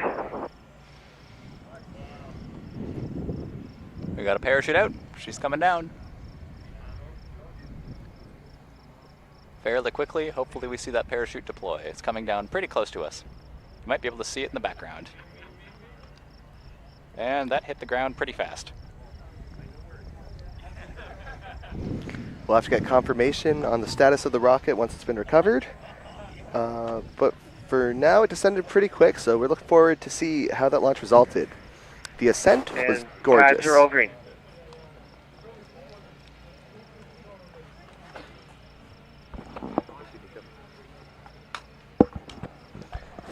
Our co-commentator here, Nico, returning with water. Reminder, it is so important to stay hydrated. Mr. Cooper, welcome back to the stream. Can you enlighten us about your adventures? Had to use the washroom. How was the washroom? Can you give us a review?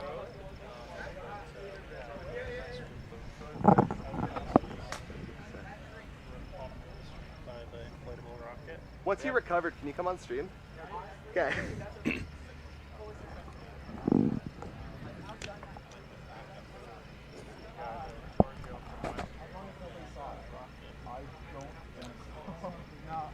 Oh, the bright blue one? I like those fins. Nice and big, very short rocket.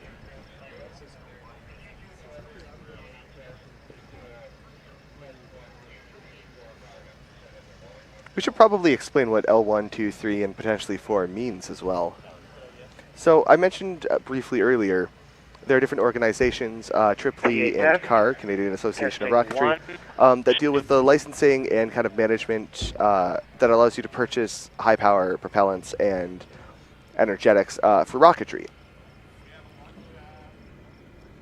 Each level, there's L1, L2, L3, and CAR has L4. They're a little different depending on which organization you do, and it makes it more confusing. But in general, L1 is the one you do first. You do a high-power rocket, and you demonstrate a successful flight. And between that and your final level, you do one level at a time, and you're able to purchase more and more powerful rocket motors. Now, this eventually results in your final, I guess, level. If you're with Tripoli Rocketry Association, that is L3.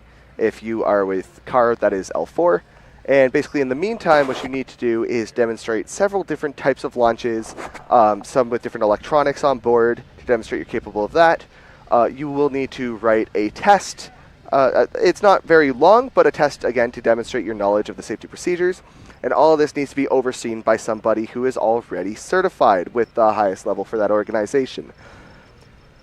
Why would you want to do this? Well, it kind of gives you the ability to purchase these high energetics, allowing you to launch rockets. Actually, I keep saying robots by accident. They both start with ro. These rockets at their own leisure, as well as kind of supervise these university teams.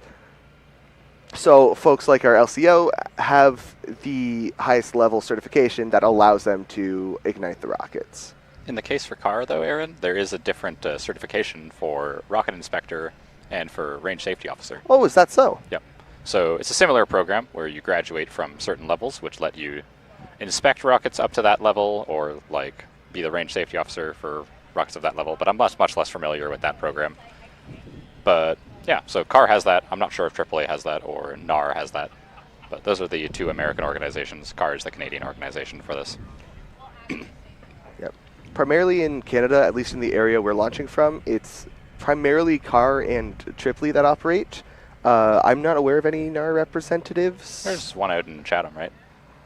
That's true. There are a couple near to the border. Yep. But yeah, so lots of folks looking to gain that certification. That's either a moment of personal pride or, like I said earlier, just to display something they built.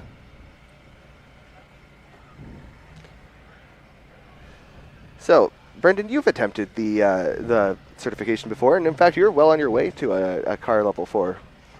I wouldn't say well on my way, given I haven't built anything yet, but or for that You're one. well on your way within the certification ladder, though. Let's pause for a second here. Give an update to the crowd. It appears that we have, I believe that's the University of Windsor. I recognize their truck. Yep. Going out to the launch pad. They're right there in the back of the truck there.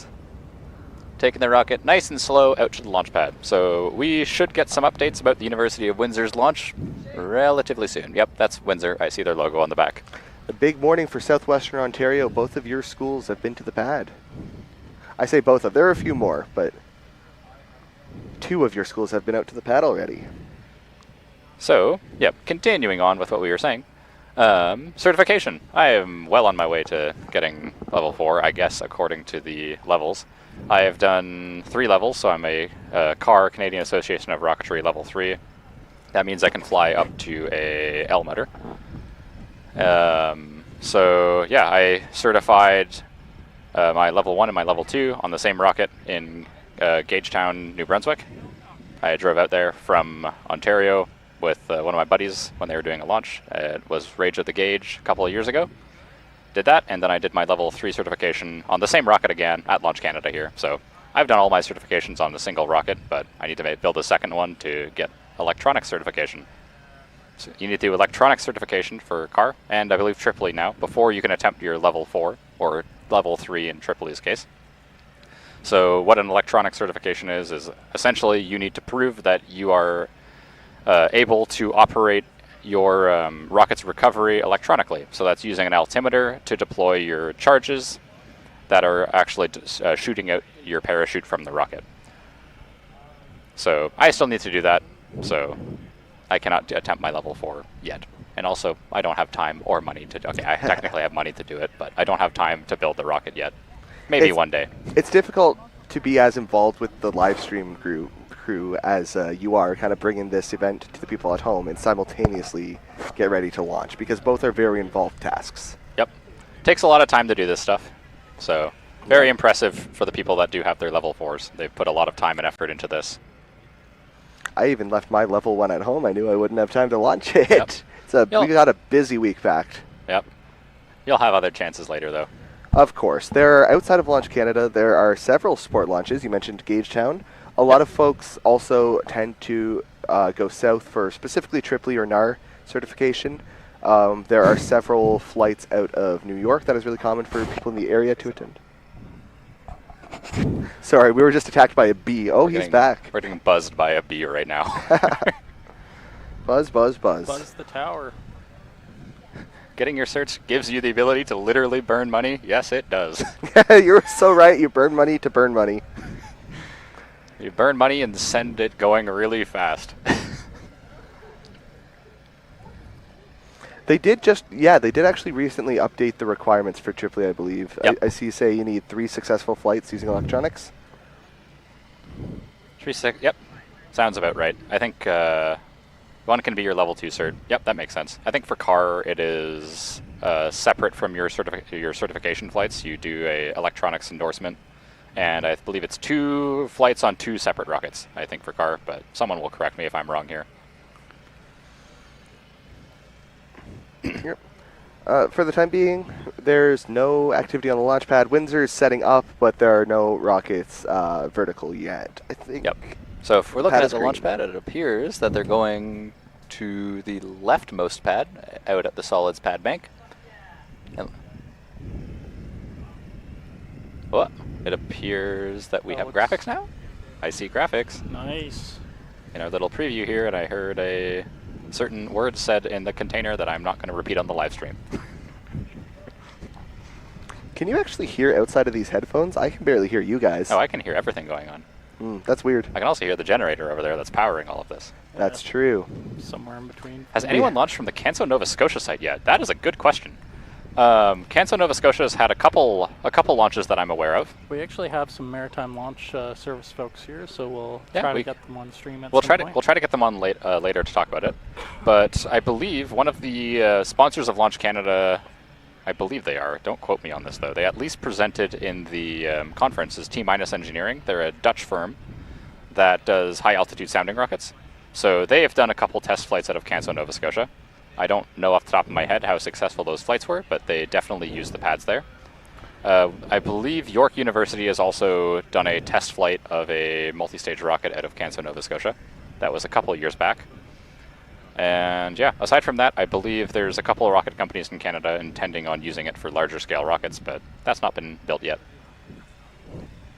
Just want to check something. It is really nice to see, and you don't think about it a lot, but Canada actually has a very thriving space sector and perpetually growing as well. Recently there was a lot of funding announced, which a lot of the local companies were celebrating completely, but world-leading technology development in the space sector right here at home. And honestly, part of the goal of Launch Canada is to bring that attention to the public, and so that they know, yeah, we have this we can be proud of. We really want to kickstart the industry here. Rockets are fun. We want to do more of them. Let us do rockets. Yep. The only other Canadian launch site that I'm aware of used to be up in Churchill, Manitoba. One of the potential sites for Launch Canada back when we were looking for sites, although not what we went with. We're in beautiful northern Ontario here near Timmins. But yeah, Churchill, Manitoba hosted a variety of sounding rocket launches a long time ago. I don't recall when the last launch out of there was, but they would launch north over Hudson's Bay. And those were sounding rockets as well, not orbital rockets. Although you might be able to launch an orbital rocket from there. You might be able to. I just don't think they have. Yeah, no, they haven't. But yeah, all sounding rockets. I believe most of them are the Black Brant variety, which is a Canadian-made sounding rocket, I believe, whose motors are made by the Magellan Aerospace Corporation out in Winnipeg. So that's another fun Canadian aerospace company. When is Dalhousie launching? Go Dalhousie. Well, I know they're on site here, so we'll see if they can make it out to the pad, but in terms of schedule, it's first come, first serve here at Launch Canada. Yeah, they'll try to get to the pad as soon as they are ready. We'd love to give perpetual updates from the teams, but the teams don't want us asking every 10 minutes what their status is, so it's honestly to their benefit. I used to be on a team, and I think I would not be able to stand it if the live stream people were like, hey, what's your status? I don't know, we haven't tried it yet. Let us know in the chat if you want us to bug them every 10 minutes. And I will mention again, we are kind of in a wooded area without a lot of infrastructure. So if you're trying to contact anybody you know on a team from home, don't be alarmed if they don't get back to you right away. It's possible they're very busy working on hardware. Again, they have to be very on their game to be able to ensure safety protocols are followed. But also, cell service is very spotty. You can only get a couple bars in some areas. It is not available in much of the site. And wireless internet is very localized and provided entirely by some antennas on top of the different launch sites. So they may be in an area that isn't covered by the service for the moment. So don't be concerned if you're not hearing back from anyone. We have been fortunate enough to run a couple Starlinks though too, and that's actually how we're able to stream the footage you see here today, which is great. Also have a couple Starlinks, I think, for the public, but we're in development. Let's see, got some more questions here. When's Dalhousie launching? We don't know yet, as we saw, or as we said. We'll let you know when they're going past us, though, for certain. And if any other team members want to come up here, we'll certainly interview them. Yes. In fact, if anybody at home, or if anybody from a team is watching and you want to come on live stream, honestly, we can probably accommodate you, even if you're not at the pad. The cert flights for the tripling motors have to be on commercial motors. Yep, of course. You can't make your own motor, I don't think, for that. Yep. To verify you know how to handle the propellants as they're provided, not that you know how to make a lot of energy. Stream was muted. What team is on the advanced pad? To our knowledge, we're not at advanced, but we have a desk that we're setting up there. I believe McGill is going to the launch pad in advanced. They're probably setting up at this point. Their original target was 11 a.m. It is now past that, so we'll let you know more info when we get it. But we will be doing coverage there when we have it. Have you seen the University of Alberta team yet? I have not seen them around solids just yet. I believe they're at advanced, though. I think they're at advanced, yeah. Okay, that explains it. Yeah. So they're not in the wrong place. That's what we can confirm. Yes. U of A, that's Star, right? Yep. Yeah. The team that their launches team Ringo every year. Yes. I have spoken to them quite a bit at the conference. They seem to be very much on their game. I'm very excited to see them launch at the very least. They are going to be at Advanced. We don't have constant updates from Advanced, so they might be there now. They might not. We'll let you know as soon as there's confirmation. Speaking of Advanced, another thing that might cause us to be really uncertain of when teams are launching, especially at Advanced, is because of the amount of ground support required for a hybrid or liquid flight. I briefly mentioned earlier that you need a complex ground system of tanks and pressure vessels, and basically to load your fuel into the rocket, your fuel and your oxidizer into the rocket. And this requires a lot of steps. It takes a lot of time. Takes a lot of time to do. Nico's getting a whiteboard. I don't know what it's for. Proud of Nico for almost breaking our headset as well. Yeah, Nico almost broke our headsets. These things are expensive. Can everyone in the chat tell Nico not to break our headsets, Yeah, please? can chat tell Nico to stop breaking our equipment? Yeah, my apologies. There was a extra long cable that I tripped on, and yes, I did just get a whiteboard here because I thought maybe some viewers at home are a bit more visual learners, and if you want to explain some terms like you were describing the rocket engines earlier. Yeah, we can get to that. We should probably erase what was previously on there first, though. I think it's still important to stay connected.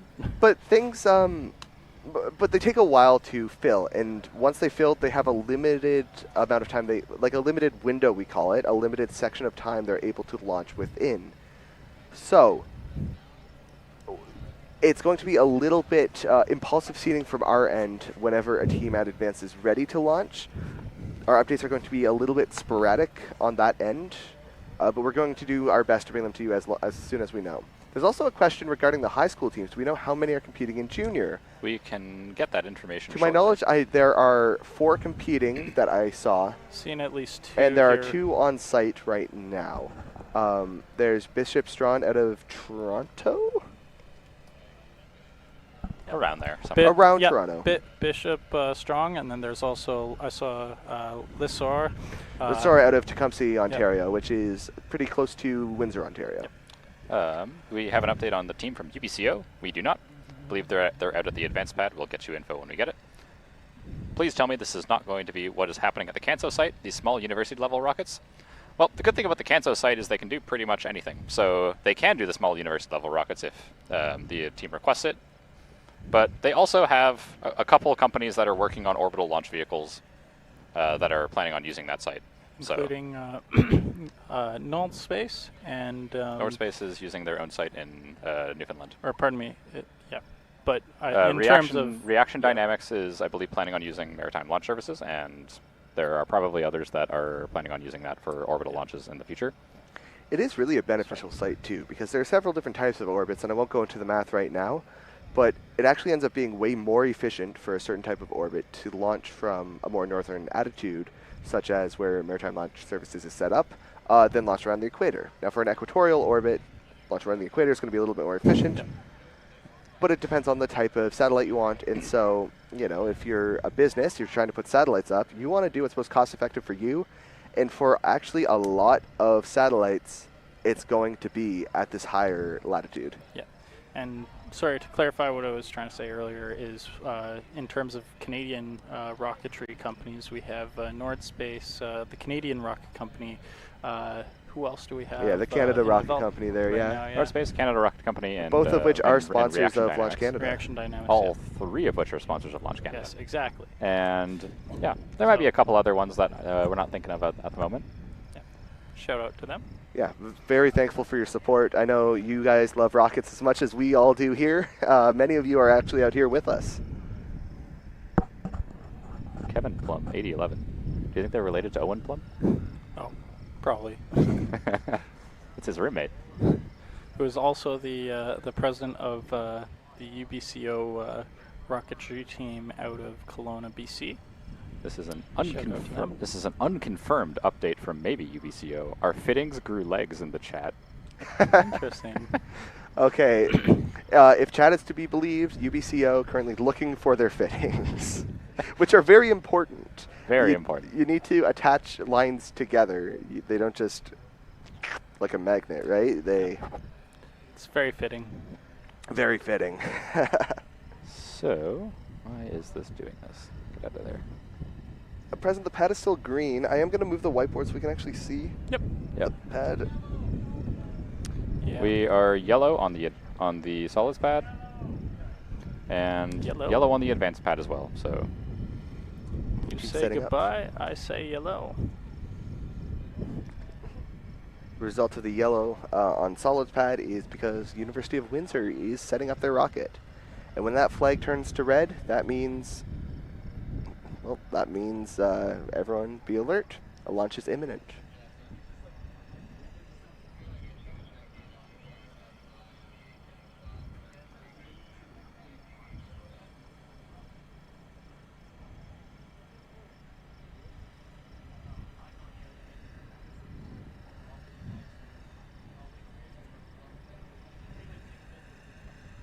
Yeah, you can't see from our camera, but there are a lot of folks on site today, all of them with a different job, all of them working extremely hard. It's not as warm as it often is, nor as dusty as it often is. The weather's pretty nice, but everyone's been out here for days, almost a week at the most, setting up, all working super hard. Excited to see some rockets launching. Handful of team members as well, looking out for rockets to come. Maybe the whiteboard could list the teams on the advanced pad and prepping today. I believe we have a graphic for that. We'll show it to you guys whenever it is required, or like whenever available. Yep. Speaking of graphics, our graphics team for the live stream, it was a little bit slow to start today. Again, we're in the wilderness. Sometimes it takes a while to get things working. But we have some very fun, cool graphics that look incredible by some members on our team that will display who's queued up. At the moment, we just don't have information on who's there. Yep. Why only one team on this pad? Well, there's only one team that's ready right now. Yep. Rockets take a long time to set up and a long time to make sure that everything that you have on it is working. So teams are taking their time, which is a good thing. We want their flights to be successful. So no reason to rush here. Better to fly safe than to fly fast. Yep. It's there's a saying my dad told me when I was pretty young. It says, better to be on the ground wishing you're in the air than to be in the air wishing you stayed on the ground. And 100%. That is absolutely true when it comes to model rocketry as well. Or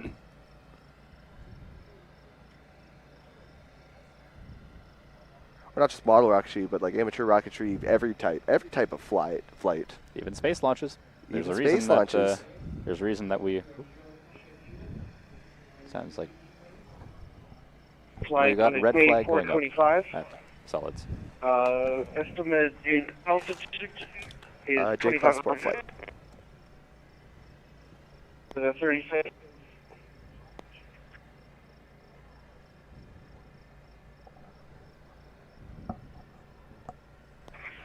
Flyers indicated good to go.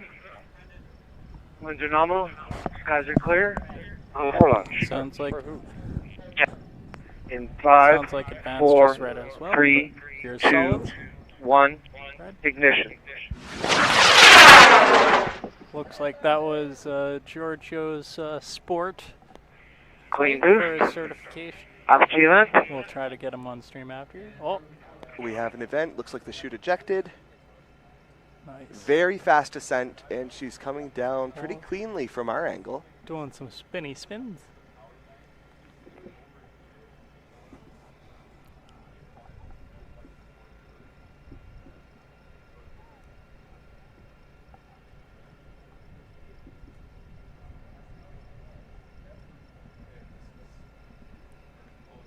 Continuing descent, it looks like this is not going to come in ballistic, which is great news.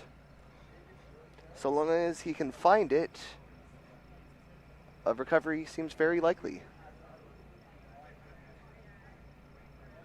It's got Beautiful that nice weather for a launch too. It's got that nice orange drogue too. Advanced pads have gone red. Advanced pads have gone red. Non-flying teams must evac the pad area. Okay, so the only advanced pad. Team members.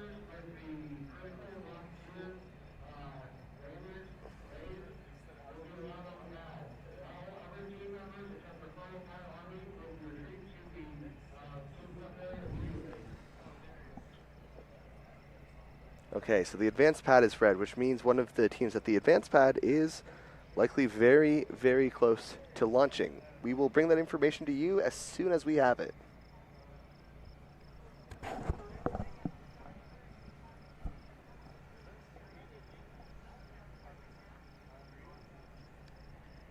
Beautiful descent. Beautiful descent. It's the best visual I've had all day. I love these lower power, high power flights because you can watch the rocket the entire flight. Yep.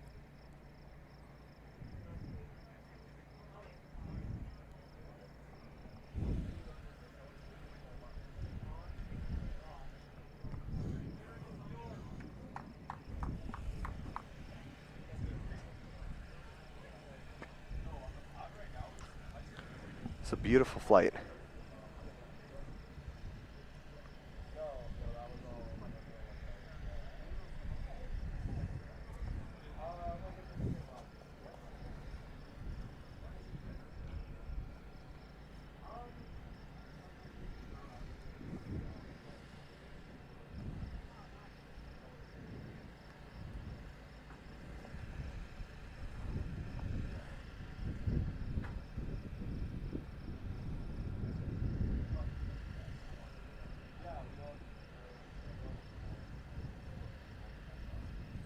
We're just going to take a moment to go through the chat while this rocket continues to descend.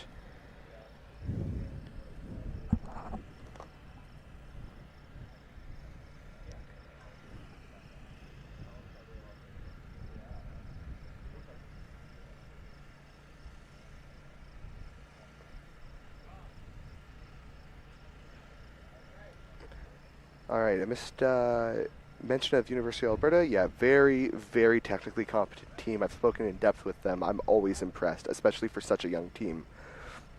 The main differences between the restricted launch competition and advanced launch competition is going to be primarily impulse, primarily how high the rockets are going.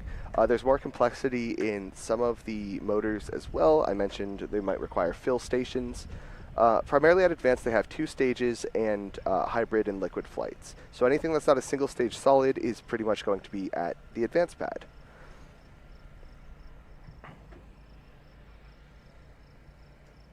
If the solids pad and advanced pad both go red, which pad will the stream cover? We're going to do our best to do both.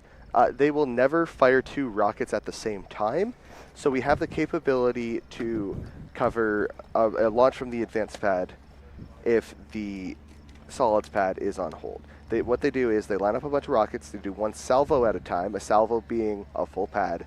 So if there are 6 rockets on our pad and then 2 rockets on advanced, they will either fire both the advanced rockets first or all 6 of the solids rocket first.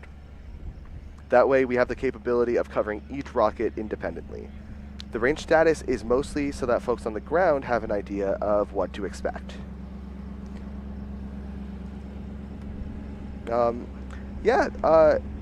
Thank you folks for noticing the changes to the stream. Our volunteer team has been incredibly, it's hard to put a word on it. They've been very hard at work making all this happen. You know, I just show up and get to talk to a microphone. You know, I made a bunch of cables earlier. Everyone's working their butts off to get coverage for everyone, and we hope it's efficient. We hope all you at home get a good idea of what's happening over here. Huge shout out to the live stream team.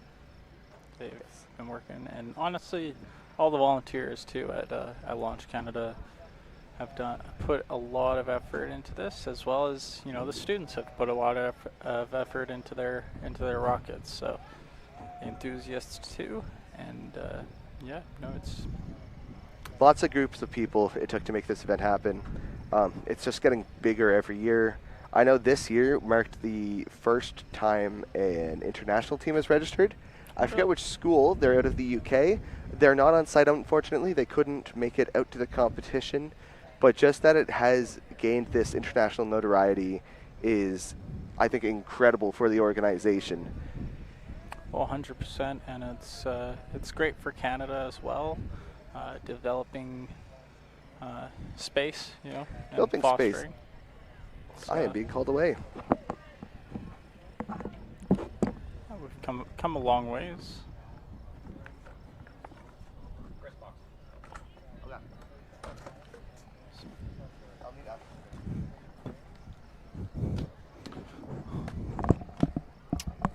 Oh.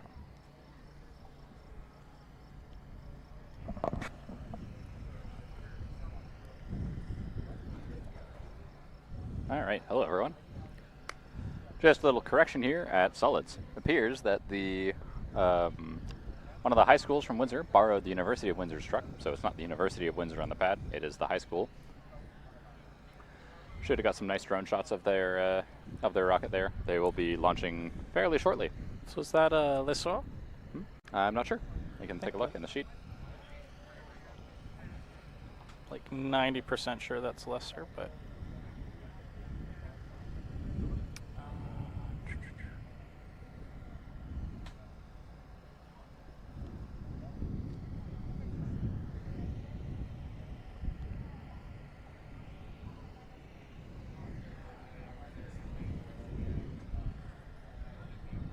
The wasps are very interested in us today. yes.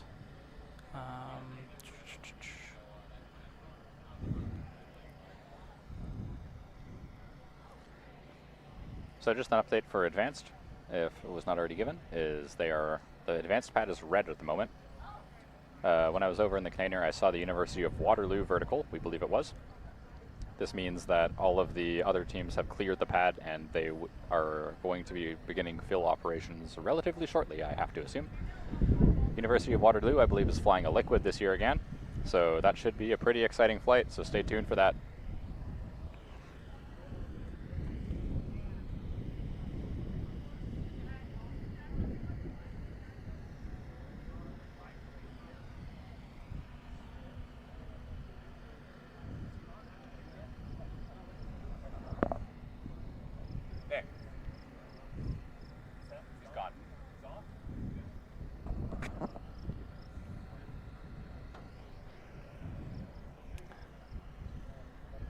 Got some drone shots there of the launch pads.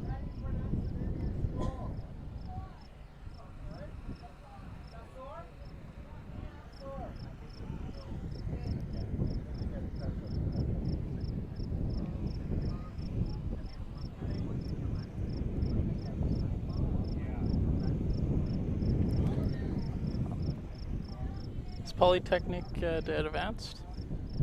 Probably should be at advanced. Okay, so we don't know yet, but Polytechnic should be at advanced. We're still setting up the live stream at advanced as well.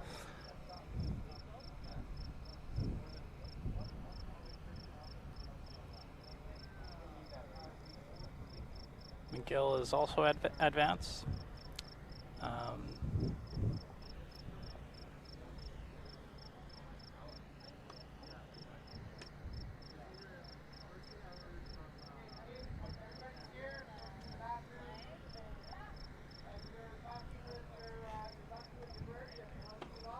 All right, sounds like we're getting prepared to be launching Lancez, I think it was. Lancez. Lancez? Lancez. I don't know if I'm pronouncing it correctly. Apologies for my poor French pronunciation. This is the high school from around the Windsor area. Franco, Ontario. They're out on the solids pad right now. We should be going on that fairly shortly.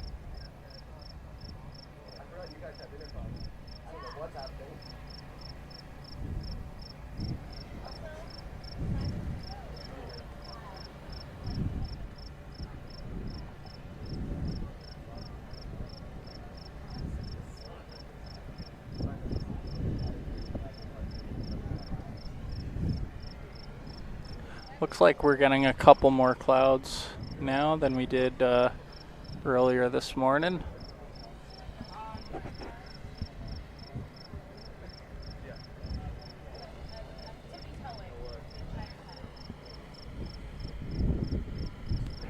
For 7th flight of the day, we have Jour with a rocket named It's My Lucky Day, dollar bill, flying on a K-535 white with a Blue Raven, estimated altitude 4,700 feet.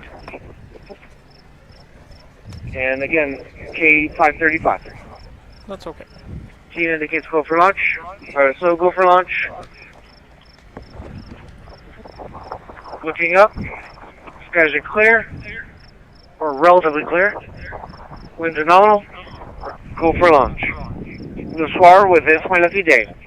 Countdown in 5, 4, 3, 2, 1. Ignition. And There she goes, University of Windsor. Nice and straight.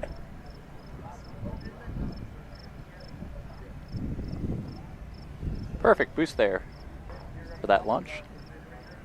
Waiting on confirmation of deployment. And once there are birds safely on the ground, we'll try to get one of them on to talk to us. and we have an event.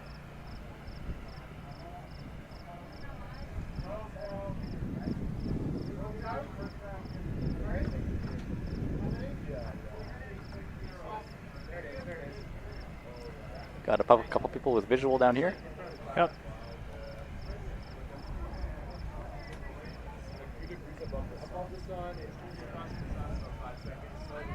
Oh, yeah, I see it. I have a visual. Yep, we have visual. It's got one of its parachutes out, coming down nice and relatively quickly. Do you see the What you sun want out of a drogue. poking through the clouds there?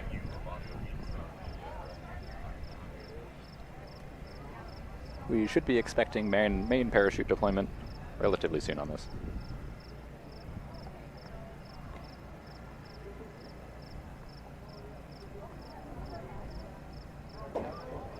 Oh, That appears to be solid deployment of the main. a And beautiful we have main recovery. parachute. Bravo. Congratulations, Gorgeous. University of Windsor. That is Congratulations, guys. a gorgeous That appears to have descent. been a pretty good flight.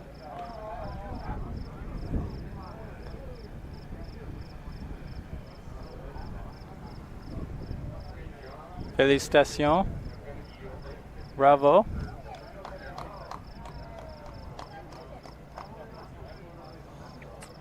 I'm going to go check to see in a moment if any of them would like to come speak with you all.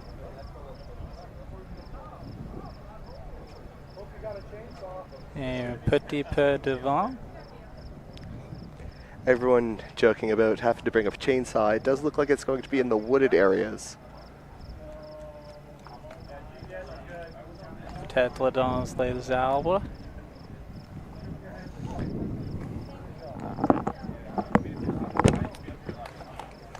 Très bien. Magnifique.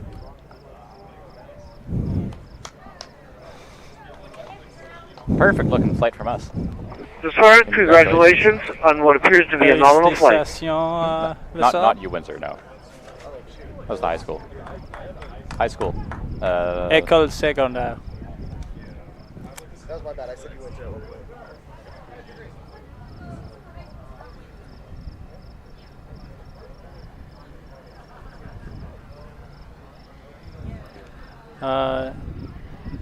Debbie O'Bleen's 1552.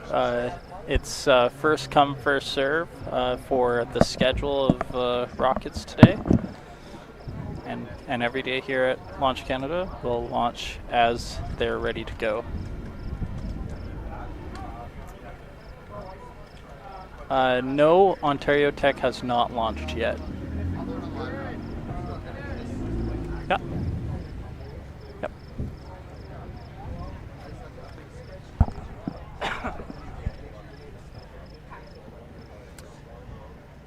Et dans un seconde ou deux, on va avoir les étudiants. I don't know. I think it was like asks.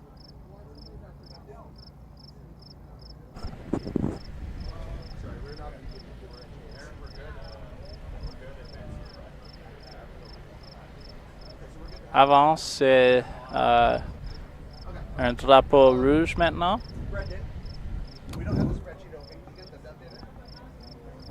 Et aussi, c'est rouge les solides, juste pour ce moment.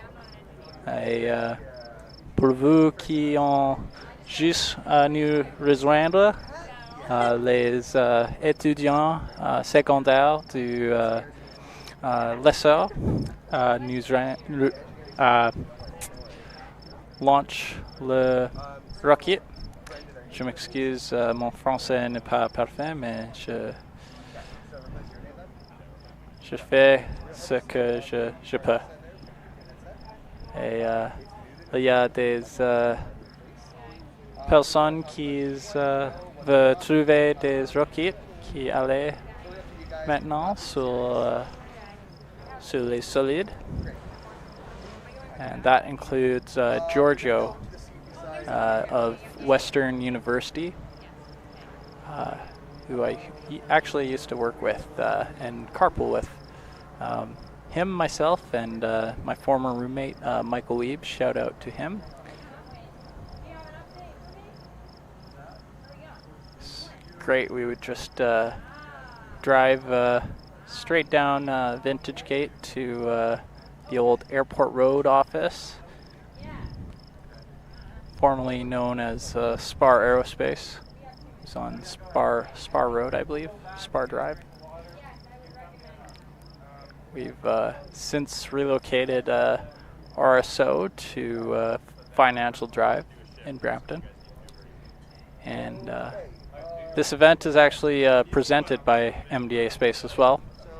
We're the lead contractors for the Canadarms. And we're also known for our satellite constellations, geointelligence, and everything in between. And the second one, if you want to just write your name and then dash one. And then I'll get rid of it. Sorry. The second one, like your team's thing. Sorry. I shouldn't have been looks like the flag has changed to green on solids. Le drapeau a changé rouge à vert, et c'est vert maintenant.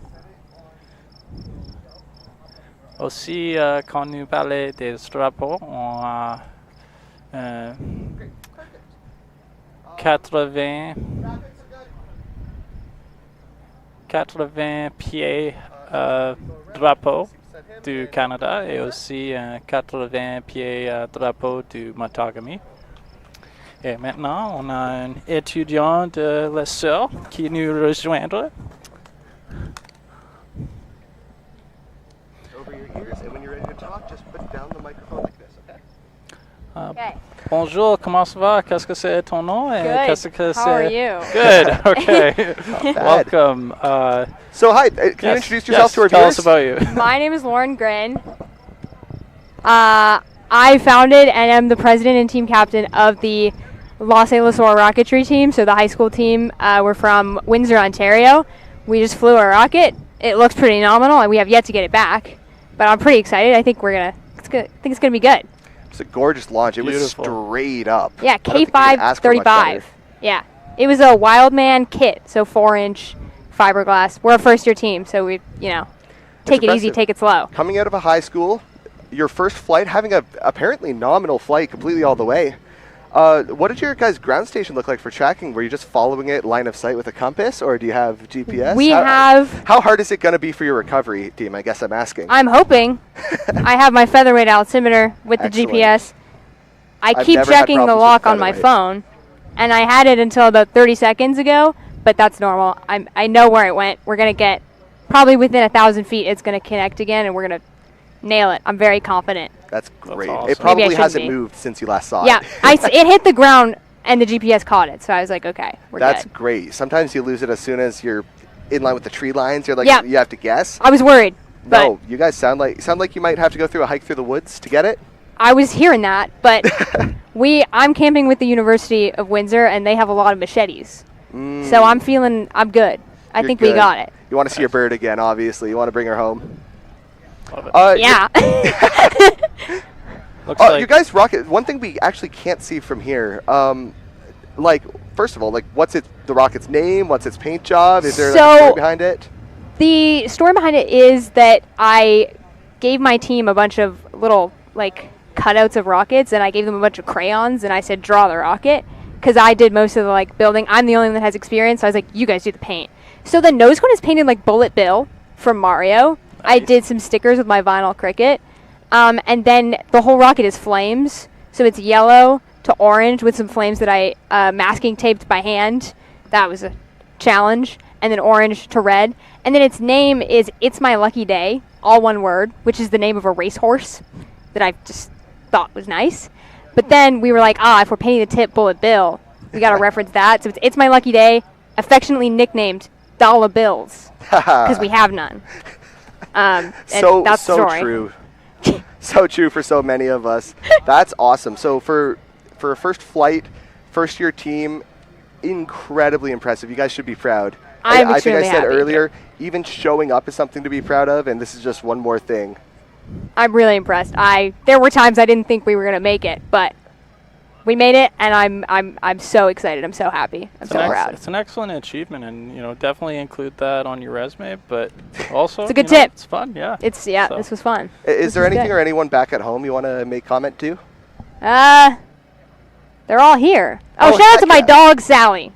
My dog Sally. I guess my mom is maybe watching, but shout out Sally. She's my goat. I love her. Shout out Sally. All right. Well, thanks so much for your time, eh? Thank you so much. You guys are so cool. I love what you do. Thank you so much. I'll send you back to your team. You guys have big celebrations ahead. Thank you. I hope we get it back. Yeah, I hope you do too. Cheers. Thank you. Okay. Thanks so much. That was awesome. Thank you. On the way out? Yep. Yeah, of course.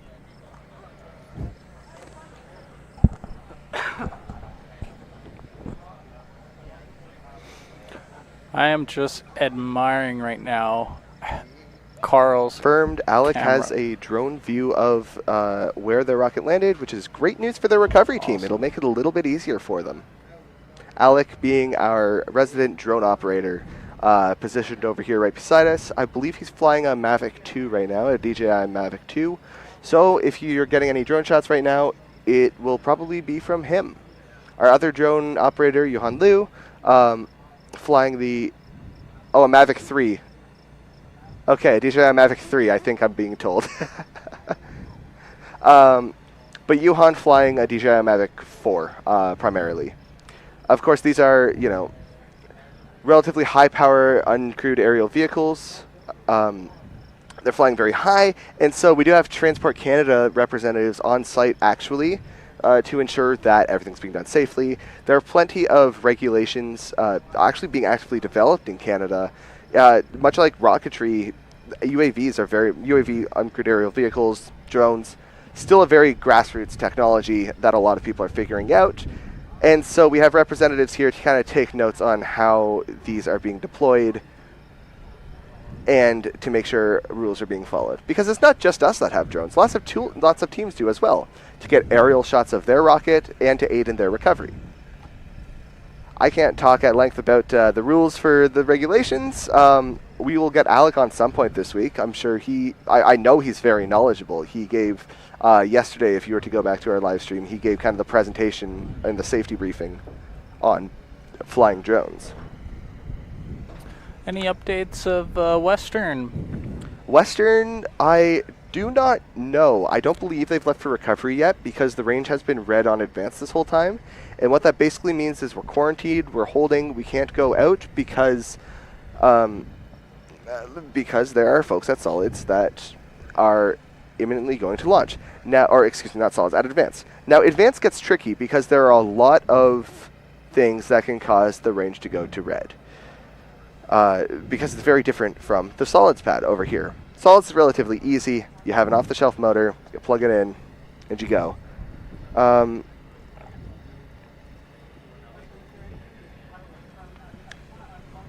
Yeah. Yeah, we don't have any updates from. Was someone in chat asking? Yeah, someone in the chat. Okay, yeah, Western actually had a successful launch a little bit earlier. Yeah. We're waiting to hear from their team to see when recovery is, or to hear about their ongoing recovery. But for the moment, they are held back at the site. From our vantage point, the ascent appeared nominal. It was a little bit difficult to tell.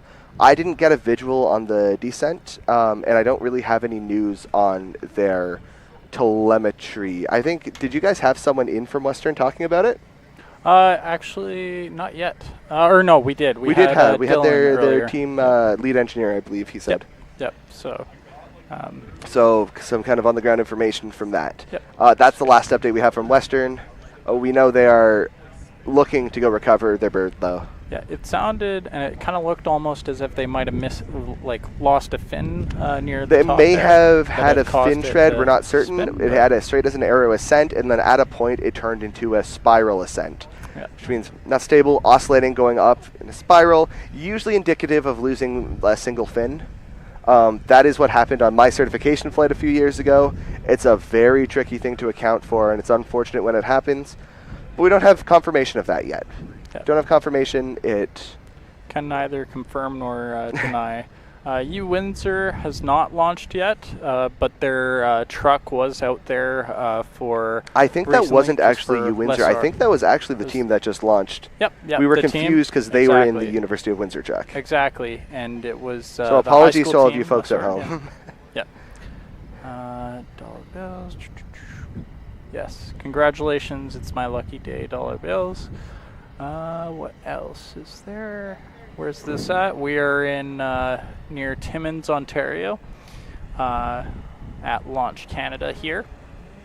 Yep, Northern Ontario. Little west, little bit south. Outside of Timmins, in the Matagami territory. They've been very gracious in sharing their land so that we can, set up a launch site here. Outside of urban centers for the sake of safety and also for the sake of responsibility to the environment, reducing risk of things like forest fires, reducing risk of leaving propellants or anything of the like behind. There are very few. Oh, and also distance from in airspace, because the airspace surrounding Launch Canada, the launch site, is actually closed for the duration of the competition. I'm not certain on the aviation regulations, to be honest. That was never my specialty. But I know that there should not be any aircraft flying overhead. So there are a very limited amount of locations that actually work to create a high-power rocketry launch site like this. And to answer one of the other questions in chat, saying advanced pad is red, is someone filling? If you're referring to someone on the live stream covering that. No, it's somebody filling their tanks. Oh, filling their tanks. We honestly are not sure at the moment. There are folks from our team, our live stream team, set up over there. Us as commentators haven't been informed yet. We'll be informed as soon as there's something to say. To our knowledge, we don't know what's happening over there. It actually takes around, depending on how quick you're driving, around 20 minutes to drive between the sites. Yeah. And on top of that, everybody's quarantined right now, or they use the word quarantined. I don't know if it's the most apt, but unable to travel between the sites so long as the site is red. And that's for safety, to ensure everybody is active. And it could mean somebody's filling. That is absolutely a possibility. Filling can take a little while, so it could be a little while before they're open. No updates on who it is. And as much as we'd love to ask the teams directly, I was on a team once. I probably would really hate being asked a million times what my team's status is. Yeah. So we're going to... Aussi, avez-vous des nouvelles de Polytechnique? Non, nous n'avons pas des nouvelles de Polytechnique. Do you know if Polytechnique is launching from I have this year? heard nothing. I have Aussi, not seen... pardon, mon français n'est pas très bon. Je peux essayer, mais le Polytechnique nous avait pas voir l'équipe au solide, mais peut-être ils sont advanced ou statiques. Mais quand nous avons l'information, nous l'information et les nouvelles ici. Alors, tu es dans le collect place avec le live stream. So, merci beaucoup. That's good. So, yeah. Schedule available to note who launched when. There isn't, because every team is trying to launch as soon as they possibly can. So the soonest we get updates, they'll be available on here. We'll do our best to tell them to you, but before we get that information, it will probably display as a graphic on screen. So you'll get a sense of kind of who's up next. At the pad currently, at least at the solids pad, I believe we are green, if I'm not mistaken. Yeah, we are green. I don't think there's anybody down there right now. So anybody competing in the restricted junior or the restricted or junior category, or anyone going for a sport flight, is not going to be imminent. It might be a little while before anyone goes down and starts to set up. As far as advance goes, no information yet. We are maintaining coverage. We have a very clean video link to their site, but not a clean link of communication as far as I understand. And the folks doing filling and setting up for launch need to be on their A game. So we really can't interrupt them, especially if someone's filling. You can't approach those sites unless you are a required personnel. And yeah, and on a good day, it takes around 15-20 minutes to drive between the sites. And right now we're on hold because it's red. Oh, but sounds like we might have a sport flight.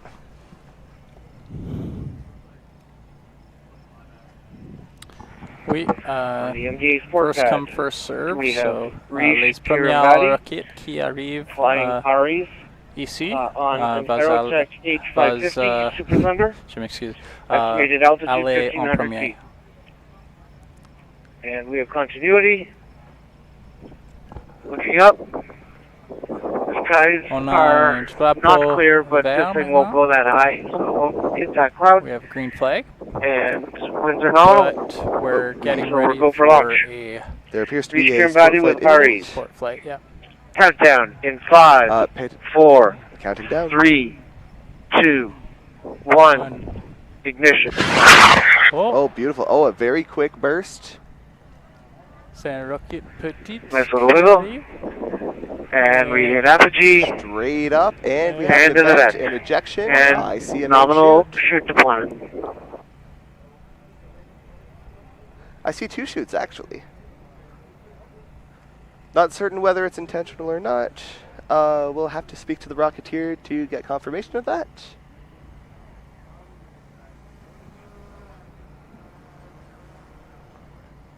But the ascent was gorgeous, and the rocket appears to be in one piece. Well, several pieces tied together. And it doesn't seem to have drifted too far either, so hopefully that'll be a nice quick walk. La rocket descend and solid pads are green.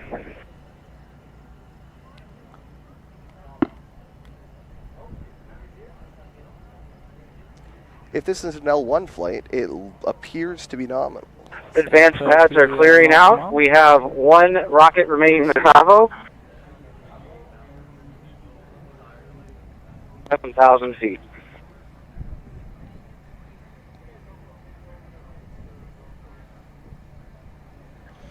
There are some clouds rolling in. Laval, c'est rouge sur l'avant. A 97,000 foot 2-stage rocket from Université de Laval on the advanced pad. So Laval's launch will be coming up. We'll do our best to get coverage from advanced. There is some cloud coverage coming in, so we'll be providing reports as that happens. I don't like this one cloud directly above us. It's very dark, which could mean potential rain. And visibility is very, very important for these flights, so we're able to spot them.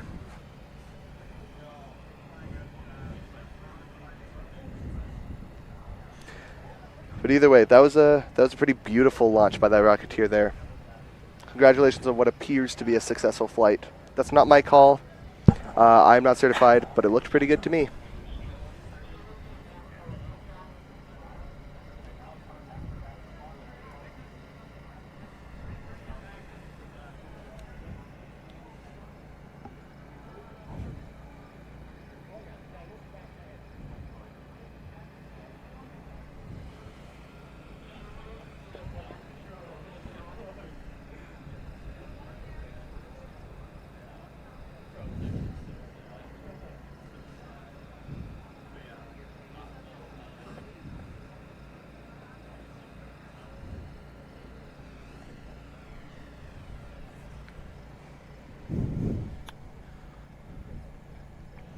I'd like to take the chance to thank all 350 of you tuning in right now.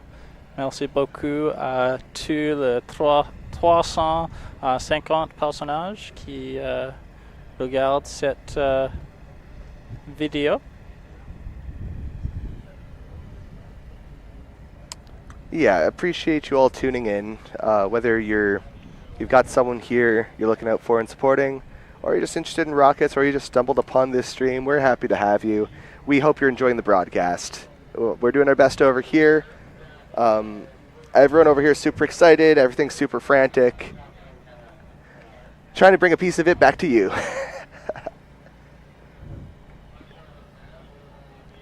So speaking of Laval, and speaking of two-stage rockets, this will be the first flight from the advanced pad of the competition, and also be the first two-stage of the competition. And two-stage rockets are much more complicated because, mostly because it's more parts. And a big thing we worry about in engineering anything is parts fail at the interfaces, and parts that move fail first. And you want to kind of reduce the risk of things failing. So having multiple stages, meaning you send up one rocket and it's like a second rocket is piggybacking on top of it, goes up, first stage comes down and then reignites. You're basically having to deal with all the risks of one rocket, but a second time. It's very difficult to get right. Now, I have complete confidence in the team from Laval. They, from what I've seen, are very, very skilled rocketeers from their team, and I'm very excited to see the flight. As are, to be clear, all the teams here are. In order to get to this point, you need to pass several layers of inspection, of safety, sometimes years of development, and it's always very impressive to see the culmination of this work, of this effort. C'est vraiment complexe. It's very, very complex. D'avoir une deuxième étape, second stage rocket, et nous. C'est le fusée. Fusée, merci. C'est la première fois à Launch Canada, the first time we've had it here, avec un deuxième étage, or deuxième étape.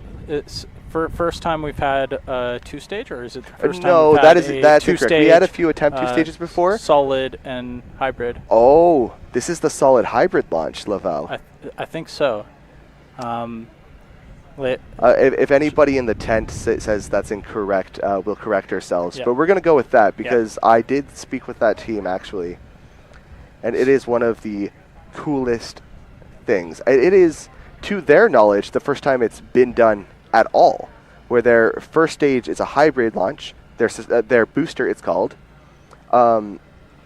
because it boosts the other stage. The first stage, it's a hybrid. So that's what they'll be filling up on the pad and getting ready to launch. Their second stage, the thing that ignites mid-air, is a solid, which is a little bit more robust. It's been done a lot more. It's less points of failure. So it's kind of smart to do. To ensure that you have what's called flight heritage. To do it once. Poly is the hybrid. Poly is one hybrid. Okay, hybrid, one solid. Okay, so that's what I thought. Yeah. This is the deux étapes solide. So two stage solid rocket, which is encore vraiment impressive, very impressive to have that. Regardless, as I mentioned before. Yeah, vraiment complex. Two stage, yeah. Because you're taking a rocket, which, we joke about rocket science being hard. It is. And then you just double it. You do two of them. Very, very impressive for a team to complete a two-stage rocket. How did you say? In deuxième... deuxième étape. In deuxième étape. So deuxième... In fusée, deuxième étape. Yeah, deuxième is second, étape is stage. Pardon, sometimes it's a little more complex, but doing my best to to remember all my French I took back in elementary school and a little bit in high school. You know, I did a French immersion, so that was back in Alberta. So correct me if I say this wrong, but il prend de Ontario, so tu apprends dans Ontario? Why? Like you learned French in Ontario? No, I'm from Ontario. Oh, tu viendras Ontario. I'm sure there's different ways of saying it, similar to in English, you know. Je peux comprendre, mais je ne peux parler très bien. Non, c'est pas. Tu essayes, ça c'est qu'est-ce qu'on veut. On veut plutôt des personnes. Is McGill in the upcoming Savo? We don't have any updates from McGill. To our knowledge, we haven't been told that they are. Yep. The only rocket that we know is being filled on the advanced pad is Laval. Laval, right.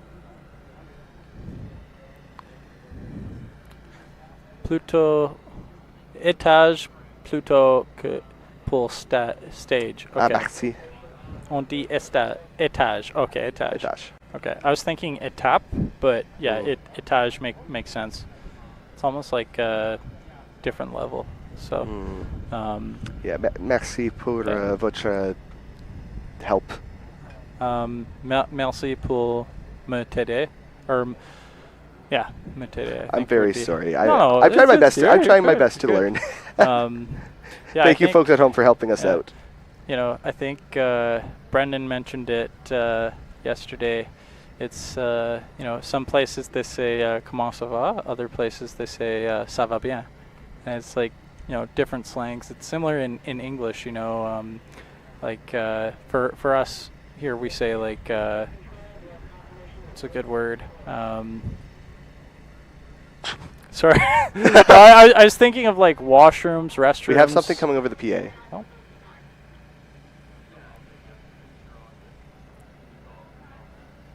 Okay, I might be wrong about that. I heard someone's radio going off and thought it was the PA. Looks like we have a little bit of downtime right now until we get updates from Laval. To my knowledge, nobody is on the pad behind us. Nobody's on the solids pad. So, perhaps I can find somebody interesting to bring on. I thought I saw a Klingon earlier. Yes, actually, she would like to speak to us at some point. She had an idea for something we could do. Oh, I wasn't hallucinating. Nice. Yeah, I'm excited to share that later. Maybe these folks coming back with their rockets. You guys want to come on the stream? All right. Hey, you want to talk quick? We have a couple of folks coming on the stream. Talk about your rocket. Talk about your flight. How it went. How you got into rocketry? You don't have to. Don't feel pressured. Don't feel pressured.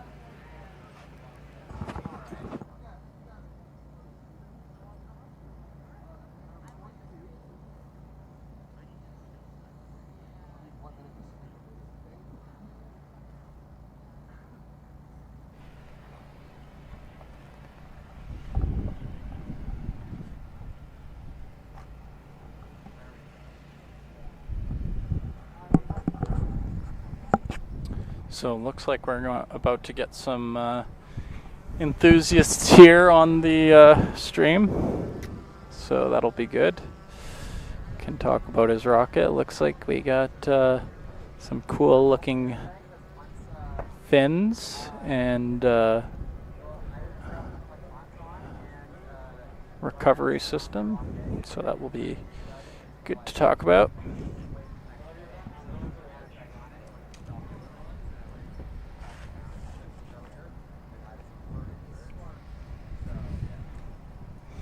Bear with us as we get our stuff together here. Coming to you live near Timmins, Ontario, Launch, Canada. I'm Dakota Cooper. I am here with my co-host, Brandon Van Den Enten, and we're about to have a rocket enthusiast. What's your name? Sorry? This is advanced. We are going for Andreas. launch of the University of Laval. The team is like Gall. Have a launch, so The point of contact and their GPS person can come over here. Advance is going. So we're going to look out to our left. Advance, we are in full stop. All rockets are scrubbed.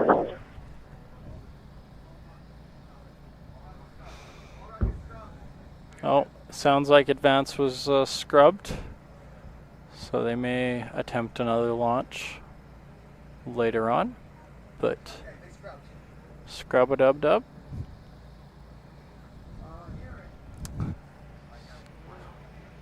So hopefully it wasn't anything too bad. It's common though for advanced rockets to require multiple attempts to launch. It is rocket science after all. So can feel the wind coming on, so weather is also a potential reason to scrub, but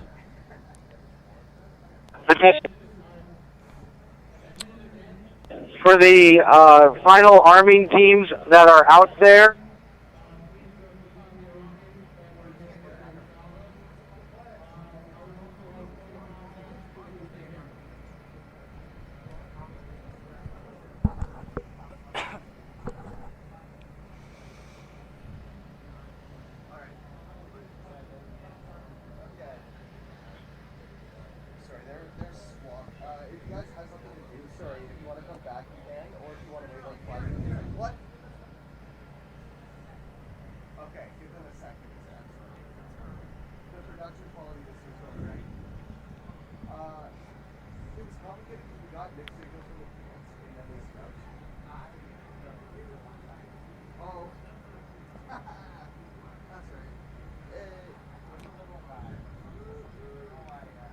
look at that beautiful view. All those vehicles, all those rocketeers, all those volunteers. Nice crisp stream too.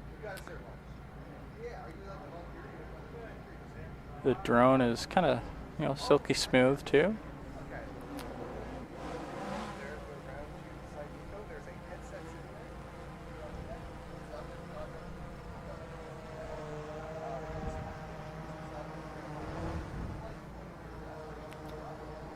Looks like the drone is returning to the solids. You can see me. Hello. So, yep. Yep. So, in a moment here, I'm going to hand it over to, Andreas. There we go. Hello, hello. And I'm going to hand it over to Andreas. Thank you so much, everyone. All right, I have returned. And you should also be mic'd up now. All right. All right, good. So you were just on a second ago. We saw your L1 flight. Yes. I believe, right? This is the beast right here? This is the beast. All right. A little worse for wear, but little worse still for kicking. wear. How was your flight? We didn't get a great view from here, but... It's good. It's sort of a ambitious flight. It's rocket that's designed to do all the certs in one, Tripoli style. So incredibly impressive, by the way, because to design for an L1 is entirely different. It's a different ballgame than designing for an L3. Exactly. Yeah. It's got to be light enough to get off the pad for the L1, but then strong enough to survive an L3. So can you walk us through kind of the elements of the design, sure, like how that actually came into effect here? So we've got all pre-preg carbon fiber out of autoclave rear fin can with embedded stainless or aluminum edges. Wow, you went all out on that design. Yes. And you know what? It paid off because this thing came down pretty quick, 80 feet per second, something like that, and not a scratch. Surviving? Not a scratch on the fin can. Wow, that seems to be the strategy. So just build it like a tank. Overbuild it. We've got an aluminum adapter, and all this is just on top of the Pro 75 6GXL case. Right. And there's a 38 case sort of adapted into the end. Adapted, okay. And then the L3, you just will take that out and the Pro stuff it 75. full. So it's a min-diameter Pro 75 basically that you're flying. Do you have a projected apogee for that final flight from your sims? The final flight should be somewhere in the order of 50 to 55. Might be a little optimistic, but... Well, what are you planning to pack electronics-wise then when you get to that? So it's basically there's a 7-to-1 ogive nose cone right off the top of the motor. So that's all the volume that there is. So you're flying a motor with fins and a nose cone. Exactly. Just that.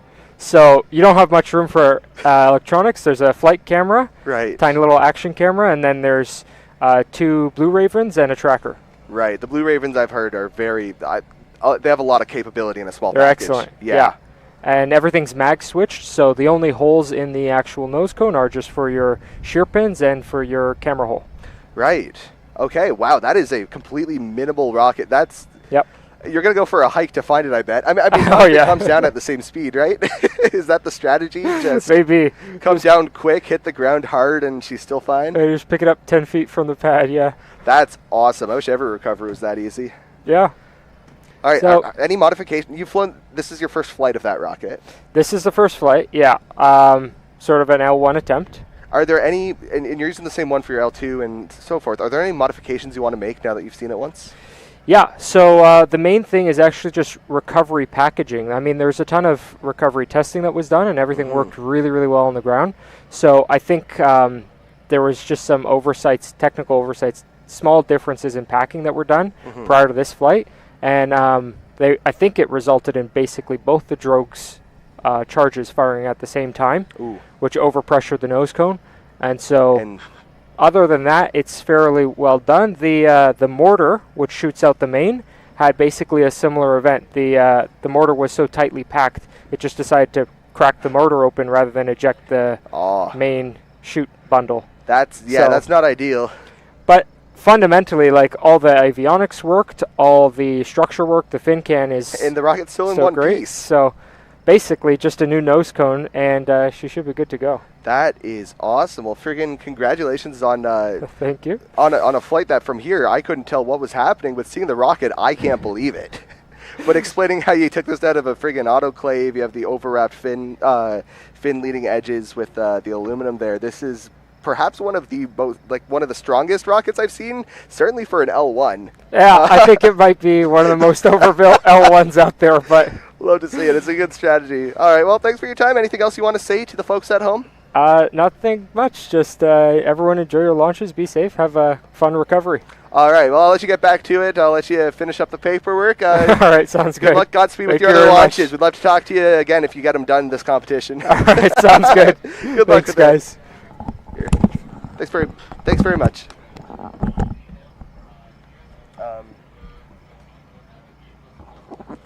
All right. So just hanging on for a second here. We don't have many updates from the advanced site.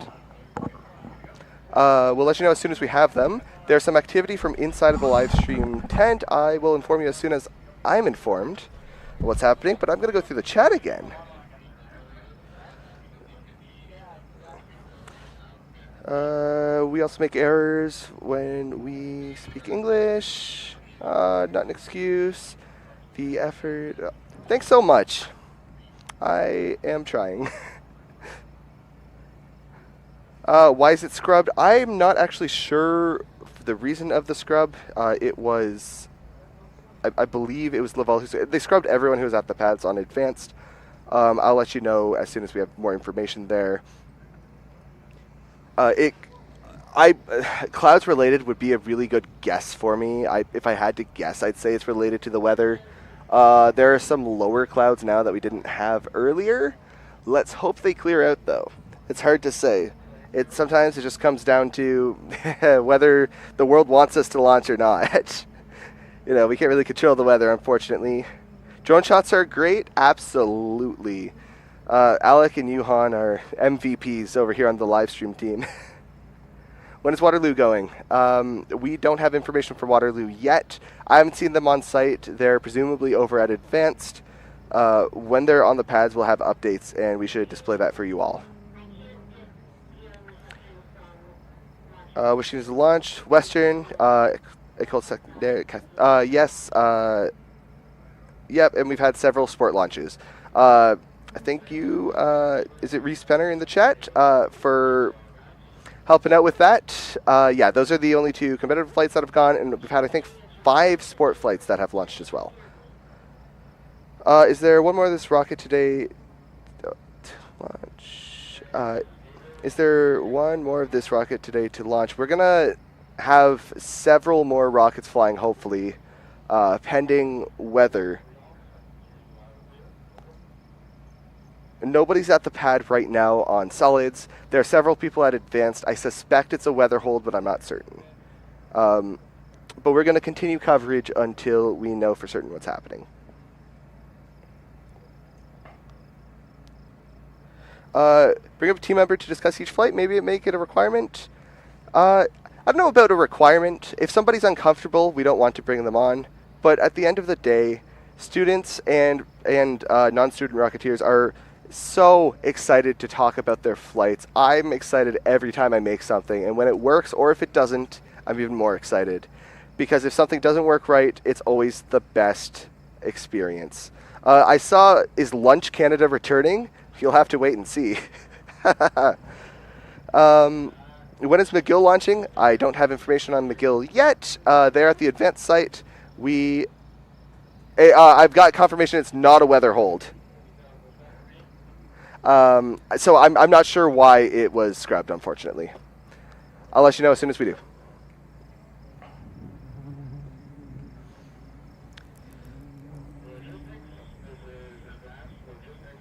Yeah, no, is Lunch Canada returning? We have, we actually did quite a bit of preparation for Lunch Canada this year to fill up the time slots there when things are not happening. Yeah, so no launches queued at the moment. I will like to say, though, I believe, last I checked, we're extremely close to 1,000 subscribers. Yeah, we have 320 folks watching.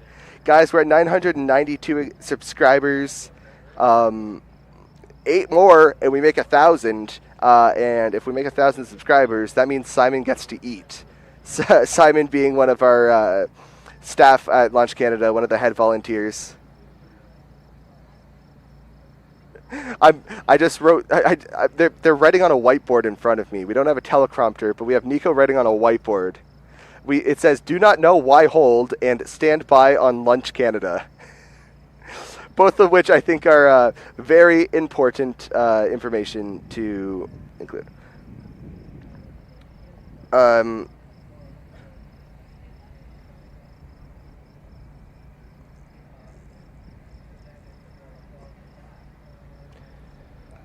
Teams launched. Ask the teams any update. We actually don't have access to the teams at the moment. They're at the advanced pad, which is around a 15 to 20 minute drive away. We have a radio link, but they also can't be contacted directly. We can't interfere with the teams that are setting up on the pad for safety reasons. We can't approach the energetics. Only the people that are trained to deal with it can.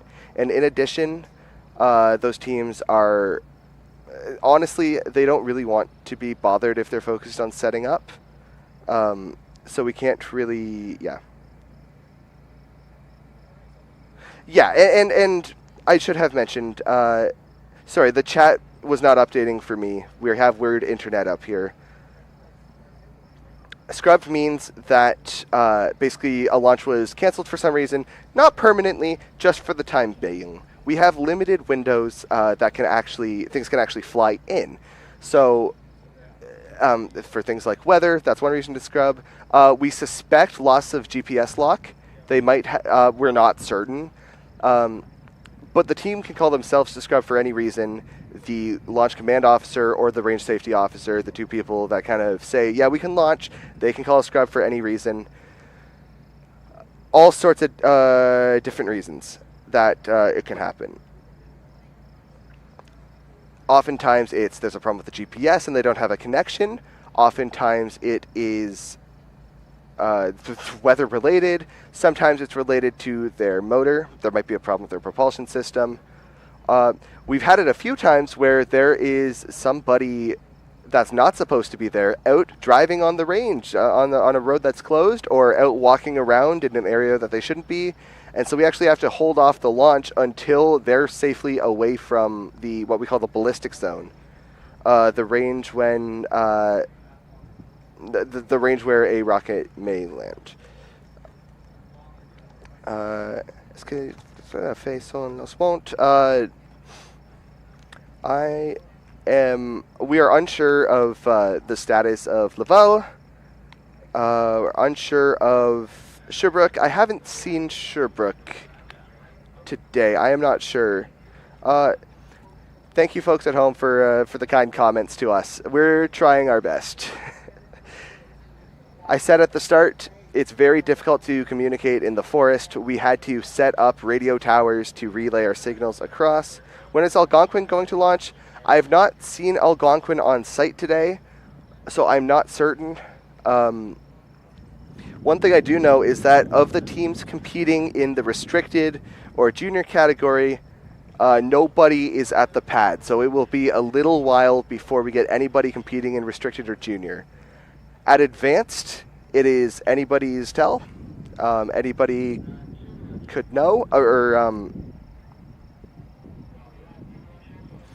advanced, we're not sure. It's difficult to get information from advanced, partially because communication between the sites is not always accurate, and mostly because the teams aren't wanting to provide updates to the live stream. They're most focused on what they're doing, setting their rocket up.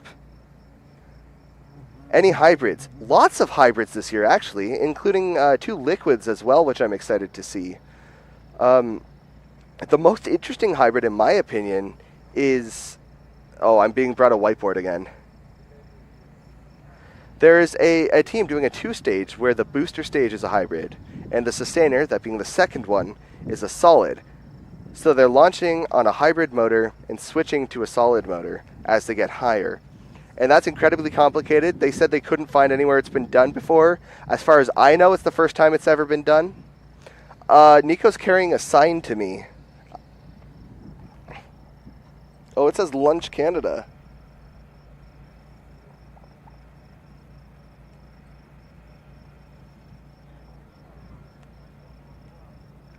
Yeah, in the meantime, we're making sure our volunteers are all getting fed. It's also a great time for some of the Rocketeers and student teams to ensure that they're fed. No news from McGill yet. Don't worry. I'll let you know as soon as we have some.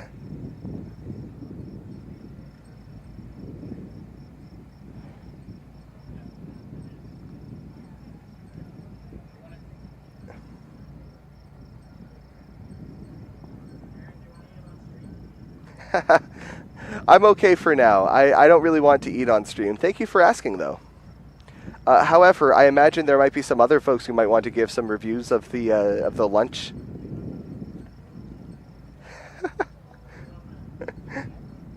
What is the maximum height that this competition will allow a rocket to fly? I am actually not certain.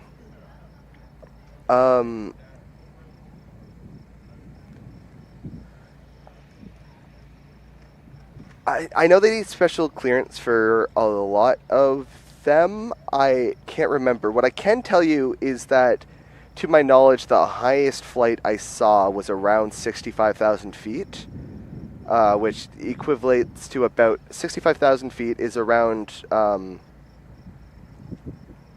someone come out of the live stream tent and tell me if that's like entirely wrong, because I can't remember. But 65,000 feet is around 20 kilometers. Oh, Simon's coming out. I think I'm wrong. Oh, Simon's coming out. Hello. I'm going to trade off. Oh, okay. Oh, okay. Aloha, my people. We have a very fine guest coming on. Our lunch expert, Gavin, is coming on to tell us about how good the lunch was. So we'll give Lunch Canada some reviews. Oh, you don't want to stay, Simon? There you go. All right. So, Gavin, It was great. I highly recommend. Yes. It's not the best part of this event, but it's a highlight. What is your favorite part of the event, Gavin? I think it's pretty obvious what the best part of the event is. Right behind us. That bush? Come on. Oh. I don't know. Oh, I don't know if you can see that green flag that's waving. Hopefully it goes red sometime soon, but seeing all these teams perform super well so far, I think, as far as I can tell, has been just amazing. I hope for more success for everyone. Oh, for sure. It's just fantastic. Seeing this kind of event happening, especially here in Canada, is just awesome. Oh, 100%. What's your favorite part of the challenge so far?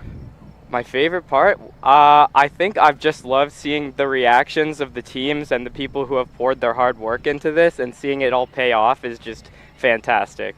Have you launched any rockets yourself? I have launched a few rockets myself. I am not yet in university, but I am an aspiring aerospace engineer, and I am working up towards that goal, this conference being one of those opportunities.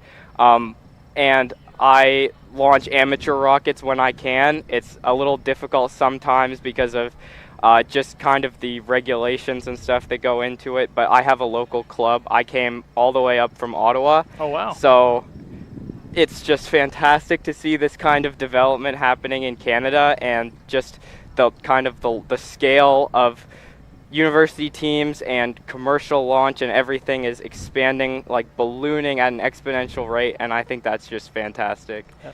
Shout out to our Ottawa locals too. Mark, I hope you're tuning in. I hear you're friends with Mark as well? Yeah. Yeah. Can you tell us about Mark?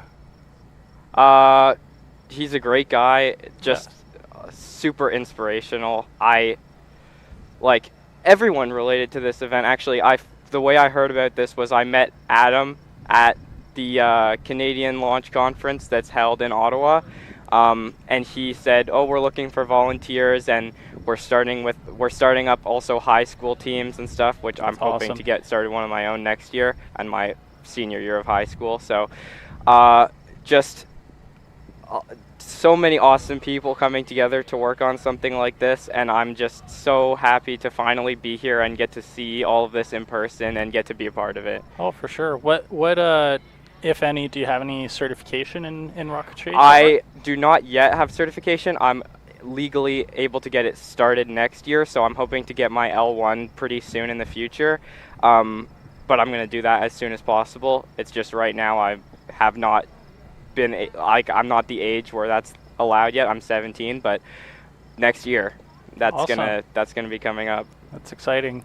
Can you walk us through some of the process or challenges that you faced through that? For getting your L1 or just rocketry in general? Rocketry in general. What are your challenges? Well, I think the biggest challenge is kind of being able to find a time and place to do it. For me, there's where I live, we're kind of in a big city, so you have to get to know some farmers or something, or you have to have a team that's near you, or an organization that does hobby rocketry, and then from there you have to, like I'm a Triple E member, you have to have access to a launch site, which was one of the big things that our team was struggling with, was finding an area that was big enough that we wouldn't have rockets fly into a cornfield or go into trees, and also where the person who's the actual owner of the land or the host was willing to have launches happen from their property, because obviously it's a kind of a dangerous, if you do it right, it's not that dangerous, but it's rockets. There's going to be some inherent risk involved. Yeah, we have, speaking of which, we have plenty of fire truck. Yeah, I just saw one of them pulling up. Yeah, firefighters on site here, ready to go. But let's get back a little bit more on topic. Yeah, lunch. sorry. No, it's all good. I'm the one that's asking you all these questions, so it's all good.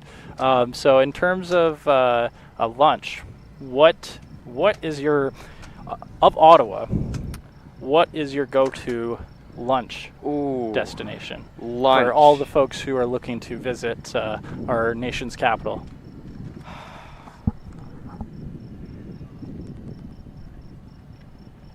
Oh, that's a really tough one. Or in general, do you have any specific food choices that you like?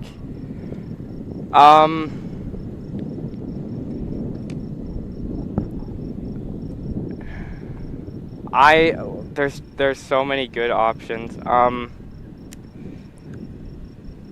Or better yet, what did you have for lunch today? Today, I had lunch from the food truck that's outside. I had the bean thing that they gave me when I gave them my ticket. It was good. I also got some poutine because that's just a go-to. You can't really go wrong there. And I think it's just fantastic that they give free lunch for volunteers. Like, a lot of places don't do that, and it's just so, it's so courteous.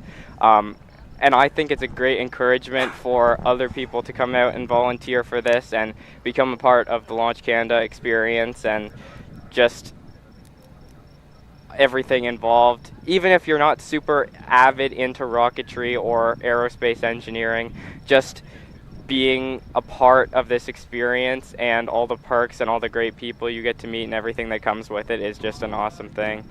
Oh, for sure. Where are the best poutine spots in Ottawa that you've gone to? Honestly, I think the best poutine I've had comes from a hockey arena. Oh, really? Which rink? Coming from, I mean, the biggest rink in Ottawa is the Canadian Tire Centre. It's just, I don't know what it is. When you're going to see a hockey game, all the food is just amped up to 11. I'm not sure why. It just is. Eh? I think maybe it's just a part of being Canadian, but that's probably the best poutine I've ever had. I think it's... Would you say it's also a bit of a nostalgic factor as well? Yeah, that's true. Yeah. It's definitely part of that, and it's also part of just, I think, kind of the excitement when you're going to a game, but yeah, it's just great. Are you also, are you a Senators fan? Do you mind if I ask? I actually am not a Senators fan, despite living in Ottawa. I am in a Leafs family, so that's where I will stay. But I'm in a blended family also, so we kind of have our divided loyalties. But I mean, if there's a Sens game against someone that's not the Leafs, I'll cheer for the Sens. But we go to games when we can. If it's a Leafs versus Sens game, there's a bit of tension that goes on there. But for sure, it's good.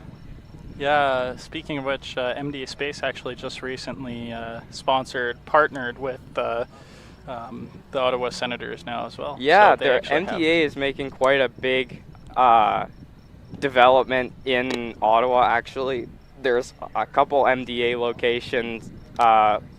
I guess factory locations or something, but they also bought out an old Canadian Space Agency lab for satellite. It's like David a clean Florida room. lab, David yeah. Florida lab. Yeah. Yes, I got a tour there a couple of years ago, back awesome. when it was still CSA.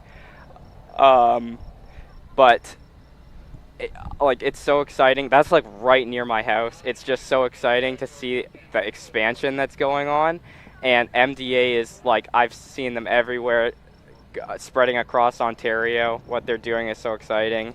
Do you think It's could awesome. You see yourself potentially working at? Yeah, MDA Space maybe. one day? I mean, everything is an open prospect to me right now, so I'm taking all the opportunities I can get, and I mean, MDA is definitely a big one up there. Of course, I gotta ask. I currently work there, so I gotta recruit when I can. So Contractually, a little early, but yeah. No, but Launch Canada is actually presented by MDA Space. Yeah. So having a company who supports, it's great. such a great Fantastic. endeavor is fantastic, and I think Adam's done a great job Yeah, at growing, absolutely. growing this and the community that comes with it too. Absolutely. I don't want to take you away from any more lunch. Have you finished your lunch? I have finished my lunch. All right, that's good. Do you have any plans for supper? We might do a lunch. No, supper Canada. Nah, it doesn't really have the same ring to it, does it? Maybe. I mean, it depends how long we stick around. I'm probably going to stick around the whole time. Oh, yeah. Have you tried some of the blueberries on site? I have. They're fantastic. They're so I didn't good. even know when we got here. They're just everywhere. Everywhere is blueberries. That's crazy, eh? I know 2 years ago at least they had for breakfast they had a grill going and they just started cooking blueberry pancakes. Oh my God, that sounds different. awesome. I really hope Carlton, if you're listening, please bring blueberry pancakes. So yeah, no, that'd be awesome. So yeah, no, it's been a pleasure having you on here. Do you have any more words for the boys and girls back home who are listening, watching? I just think if you're in any way interested in science and technology, and especially aerospace, there's so much new development and stuff that's going on. There's so many organizations and events that are starting to pop up across the country. Just get involved with any one of them. Talk to someone who's in the industry. Start posting about aerospace. Create your own stuff. Build things. I think there's just more and more of an opportunity that's opening in this country that is going to just skyrocket in many ways in the next few years. So I would say just get yourself involved with that and just build cool things. That's excellent advice. Thank you so much, Gavin. Thank you so much for having me. Yeah, of course. There you go. You heard it here, folks, from Gavin, our Lunch Canada expert. So we're, it's almost lunchtime here. I want to hear it from all of you back at home. What did you have for lunch today? And is it Canadian? Do it. Say that one more time. Yes, please. So I just got word here actually that I am going to be gifted a lunch here. So I hope none of you have any issues with like snack words, from those sports games or anything like that. I myself, with what is it called? The Blue Jays, actually, they're doing pretty good. I think they lost to the Yankees yesterday, but I think they won 3 out of 4 of the games in that series. So they're making a comeback.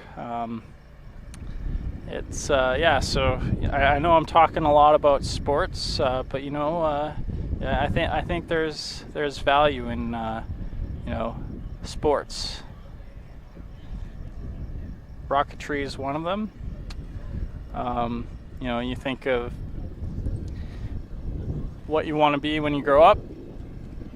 If you want to, become a hockey player, or, it's a good way to meet people. If you want to, become aerospace engineer or get involved in space, I think Launch Canada and model rocketry as a whole is a very good hobby to get into as well. All right, gonna go through some of these comments. Lunch. Nice. Lunch. Woo. Love it. Yes. Let's go lunch. Okay, I have 2 chat windows open for whatever reason, but that's okay. I'm trying to figure this out. Maximum height that this competition will allow to fly. That is a very good question. I know that we have, generally speaking, like 10,000 footers and 30,000 footers. But hold on one moment. Yo, Simon, what's the highest we've ever launched at Launch Canada?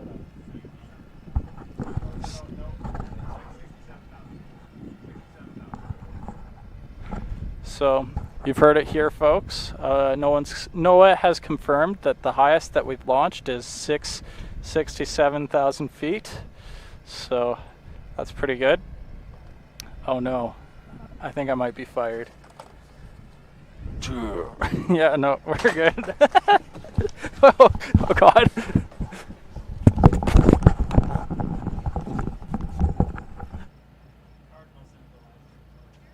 Do not do the 6-7.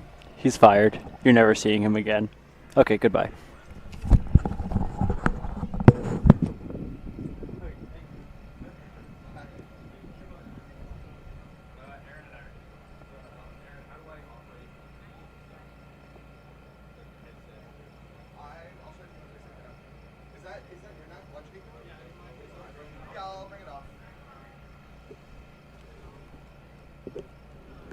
Your water and stuff too?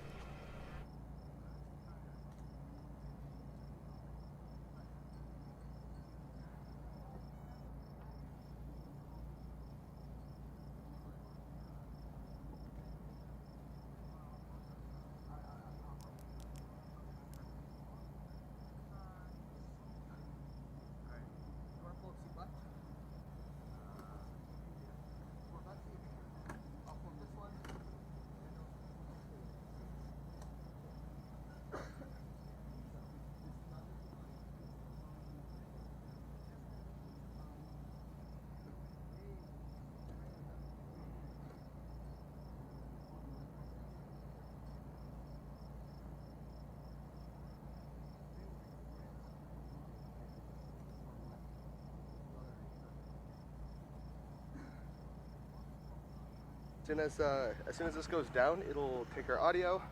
And can we just get a thumbs up when we're switched to? All right. We're back with some commentary here. I'm Aaron Van Den Enden, back at it again, and we have a new host this time. Yeah, I'm Noah Gafford, back on the live stream, first time this year. Noah, a bit of a... Old-time viewers may recognize some face from some previous years. Yeah. Now, Noah, obviously, live streaming not your only job at Launch Canada. I almost said Lunch Canada. I need to get that sign out of here. Yeah, maybe we're back. We're back on launch. Oh boy. All right. So, how's the competition been so far? We've had 2 competition flights. One of them was in your category, right? Yes, exactly. So, my primary job here at Launch Canada is actually on the judging team, and this year we have a brand new category, the junior category. So the junior category is for high school teams. We've had a few high schools enter in previous years, but we didn't have a category set up for them, so they were just in the same category as all the other teams. So now they have their own category. The rules are fine-tuned, meant for high school teams with younger kids just more getting into rocketry.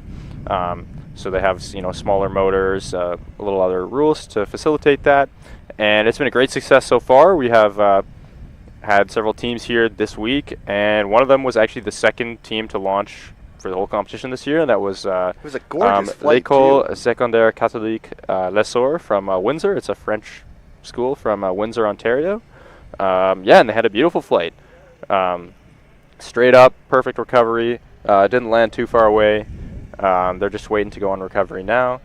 But yeah, so I'm on the judging team for that. I helped develop that category. We had a lot of help from other Launch Canada volunteers developing that category. Some of the other judges like Robert Bernard, Mitchell Pazzarelli, some volunteers like Jeff Deaver, Frank Nobile, who's not here this year. Yeah, and it's something that we were developing over the last year. So like it really started getting talked about around the last Launch Canada, and we developed that in the months after that, and we were able to get some teams registered. So it's small this year. We only have 3 or 4 junior category teams entered this year, but we're hoping that with the success of the category this year, we'll be able to encourage more younger Rocketeers to attend Launch Canada in future years. So, yep, all things are looking up.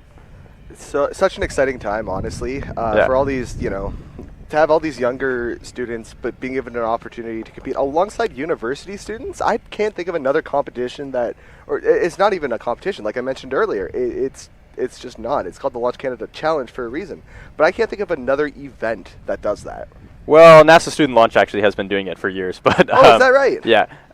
We did take a little bit of inspiration from them in terms of like some of the big picture stuff. But NASA Student Launch is actually connected with TARC, which is a high school only launch competition that launches on smaller motors like F motors.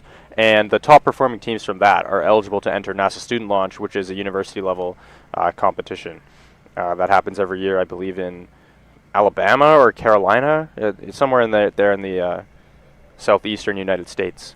But so yeah, we were not the first, unfortunately, to have high schools and universities competing alongside each other. But we are the first in Canada. And it doesn't matter not being the first. It's a good thing for us to do no matter what, whether we're the first or whether we're the 10th. But yeah, we're getting more people interested in engineering and rocketry and competing and flying and recovering and trudging through the woods and doing all this important work and learning. Yeah. Yeah. So it's been really rewarding to see this category come together over the last year. I guess for the folks at home though, like, how is the judging different for the high school teams versus the restricted and advanced categories? Like, is there any big differences? It's surprising how similar they actually are.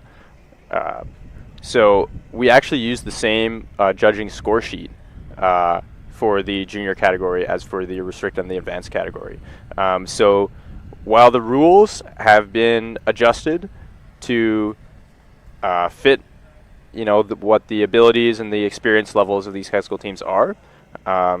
the scoring and how they're treated by the judges is still in a like professional and mature way, and they're, you know, while the expectations are maybe a bit different, they are judged on most of the exact same criteria that some of the older university teams are. So when some of these students graduate from high school and start their engineering education at one of these Canadian universities, join the rocket team, the procedure that they will go through when they attend again, and when they join, when they come to Launch Canada again as part of a university team, the process will be very familiar to them, and they will be very, very well prepared. So, hopefully with the junior category being a thing, if we get more high schools in it next year, the average skill levels of, you know, a first-year university student will hopefully be on the rise as we get more Launch Canada junior graduates you know, entering this 2 senior launch categories at Launch Canada down the line. So yeah, it'll be a process, but it's been great. We're just seeing a chat here. No Lunch Canada. I believe we just had Lunch Canada. I think you just missed it. I think that was in response to me throwing the whiteboard away. Yeah, well, you missed Lunch Canada, but apologies for missing some chats, folks. The connection's a little spotty where we are, and I had to refresh it and got about 100 messages at once. So work our way through it. But love to see what everyone had for lunch. Me, I had a taco bowl that was provided by the competition. I think, have you eaten lunch yet? Yeah, I had the volunteer meal. Nice. Yeah, a little bit of ground beef and rice and stuff.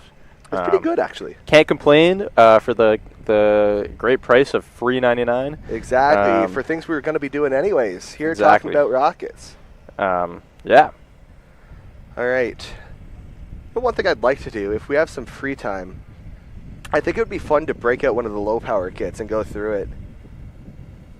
We could perhaps do that if we have one of those available. I have 3 available. Well, if you want to demonstrate some things, we could. Because we have a little bit of time, and the fact is, you know, rockets sound scary, but I mentioned at the start of stream, you can pick one up from your local hobby store for $15, as low as, right? I mentioned earlier I built a kit when I was like 5 or 6. It's something you can do for fun just to make a thing. I'm going to go grab kits. I'll be right back, and we'll walk through kind of the parts of each one. All right, so Aaron's going to provide us some demonstrations. I'm not sure if we can get maybe some cut into some closer up camera shots for when we do that. But yeah.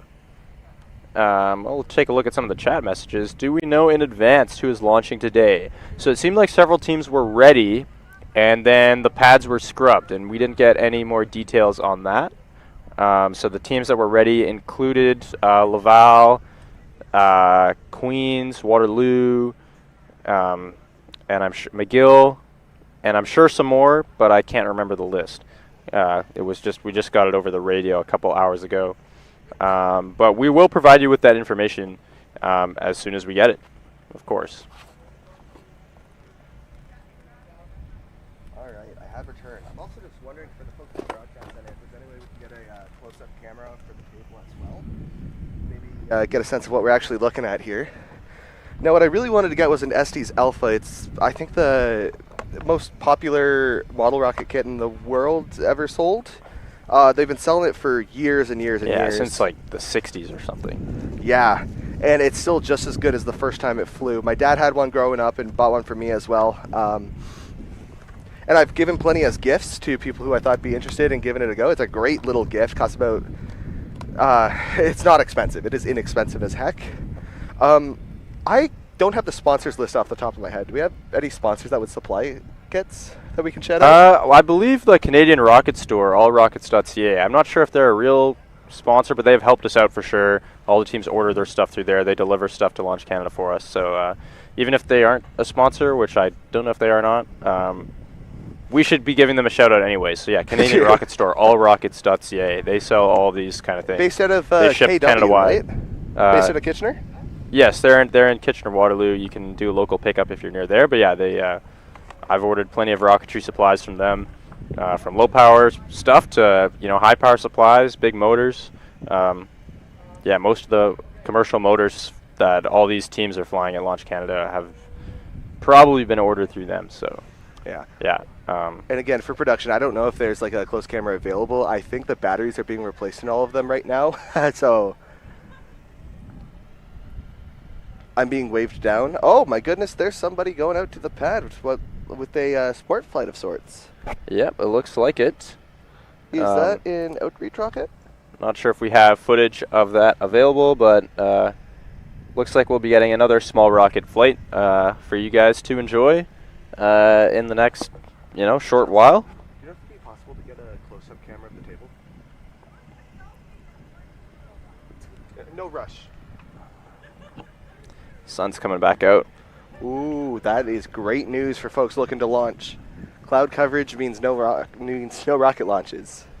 Well, we also need teams to be ready. I do spy from my seat here at the beautiful Launch Canada livestream headquarters that there is another team coming through final safety inspection right now. And I believe it's the bright orange painted 3-inch minimum diameter rocket from Algonquin College. So in the next little while, so this could be another 20 minutes or more. I've asked over this, which I know you can hear. But we might be seeing another competition rocket reach the pads. I don't know if you can see that from over on the right seat, Aaron. No, my view is not quite as good as yours. Yes, now, but over here no we view do is as see good as the one you had this morning. You were actually down with the teams, right? Yes, absolutely. How were things looking? What was the general vibe? I know we saw 2 launches already, but were people generally ready to go? It's, of course, a mixed bag, as it always is at Launch Canada. Of course. Some teams have showed up, and they were very ready. Like Western was so ready that I hardly even saw them before they had already launched. Love to see it. The high school Lancez-vous that launched already, they were nicely prepared. They were going through their checklists fairly smoothly. And the rest of that, it's been, a mixed bag. There's some teams that are still doing some tests. We've had some teams doing ejection testing. Assembling things. Some teams were just working on their personal certification rockets. And some teams were, handling the few hiccups that are arising as they're assembling their rockets. And we should be getting a couple more today, I would expect. I see Algonquin College here right now. Some teams have only arrived later. McMaster University only arrived more recently. And some teams haven't arrived at all. So in the past, we've had some teams prefer to do most of their assembly and preparation of their rockets back in town in Timmins in, the air conditioning of the hotel, with easy access to food, easy access to showers or naps for tired rocketeers. And then once the rocket is almost fully ready to go, only missing the very final touches like inserting the ejection charges, which you usually don't want to drive around with in your car. Then they show up. So University of Ottawa was one of the teams that used that strategy last year, and we predict that they're using that strategy again this year, as we haven't seen them at site yet today, and they did look in pretty good shape at the conference. So I would expect that we'll probably see them at one of the subsequent days, and then all of a sudden they'll be ready in 20 minutes and they'll be on the pad. So yeah, different teams have different strategies for how they prepped, and of course we have the full spectrum from really ready to go like we saw with Western this morning, and probably needing some more time like some of our other teams. Mm-hmm. And there's always going to be things you can't account for when you show up on site. Yeah, it's about how prepared you are to deal with those hiccups. I mean, everybody wants to launch right away. Everybody wishes they could come, launch, see all the other launches, but it's going to take time, and you need to be thorough because safety is paramount, and everybody, sure, you want to launch, but you want to get your rocket back too. Yes, getting the rocket back is one of the most important parts. And oftentimes harder. Not only is it worth a lot of points, it's worth a lot of sentimental value to your team, and it's also often worth a lot of money. That is certainly true. Some of the parts in these rockets, like the motor cases, the electronics, they can hit you back a pretty penny, and the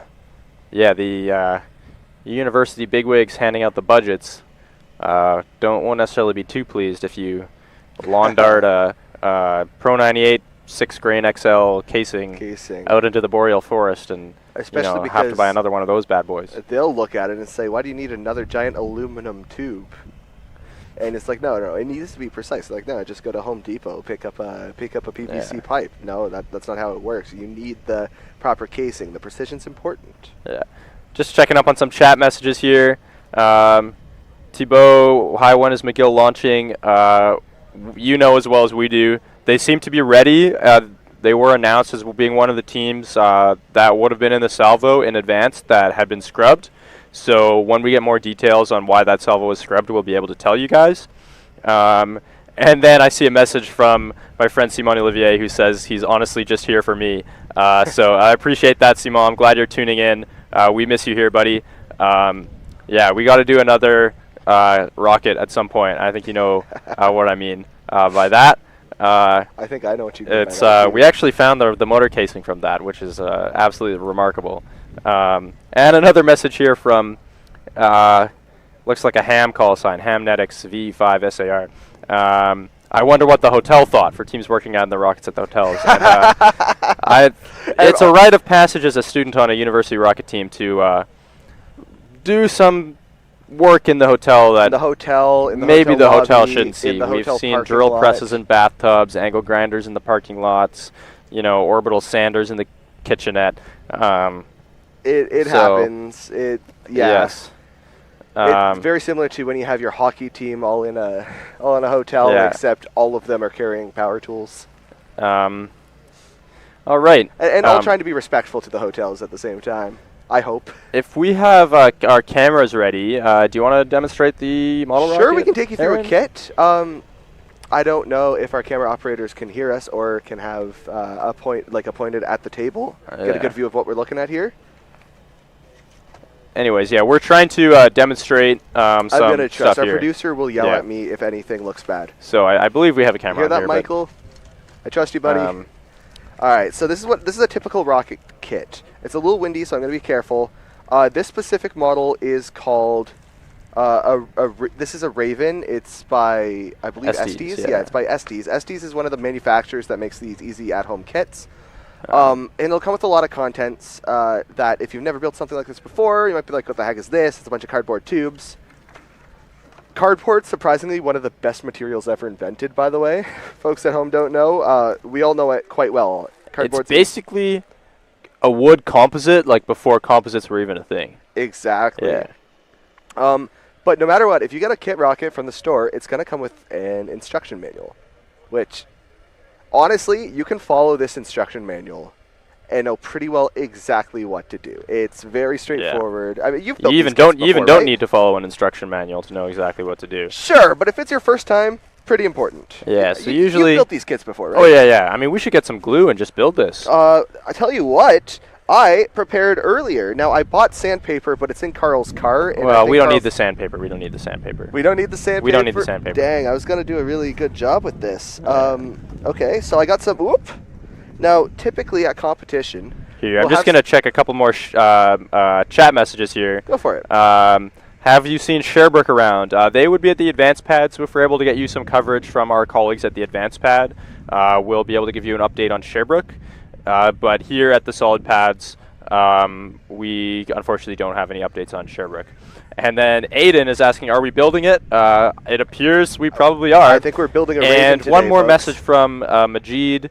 Did Western launch successfully? My daughter is there. Western did launch successfully, so your daughter is probably pretty stoked about that, and I believe they're out Western should be trying to very proud recover of their launch. rocket right now. But the launch was great. Message from Sean, has Queens launched yet? No, Sean, Queens hasn't launched yet. I believe they were part of the salvo, and they were ready, but the salvo was scrubbed, and we don't have an update on that yet. Yeah. All right. All right, so we do you want to... Sure. So we have do a the handful gluing, and I can tell you step by step. Yeah, I just want to walk through the tools you want to have available if you're assembling these rockets. Now, a lot of these are pretty commonly available things. First off, you want some sort of wood glue. This is a simple Gorilla Glue. If you go to a hobby store, they sell this nice, like, small metal-looking tube of wood glue.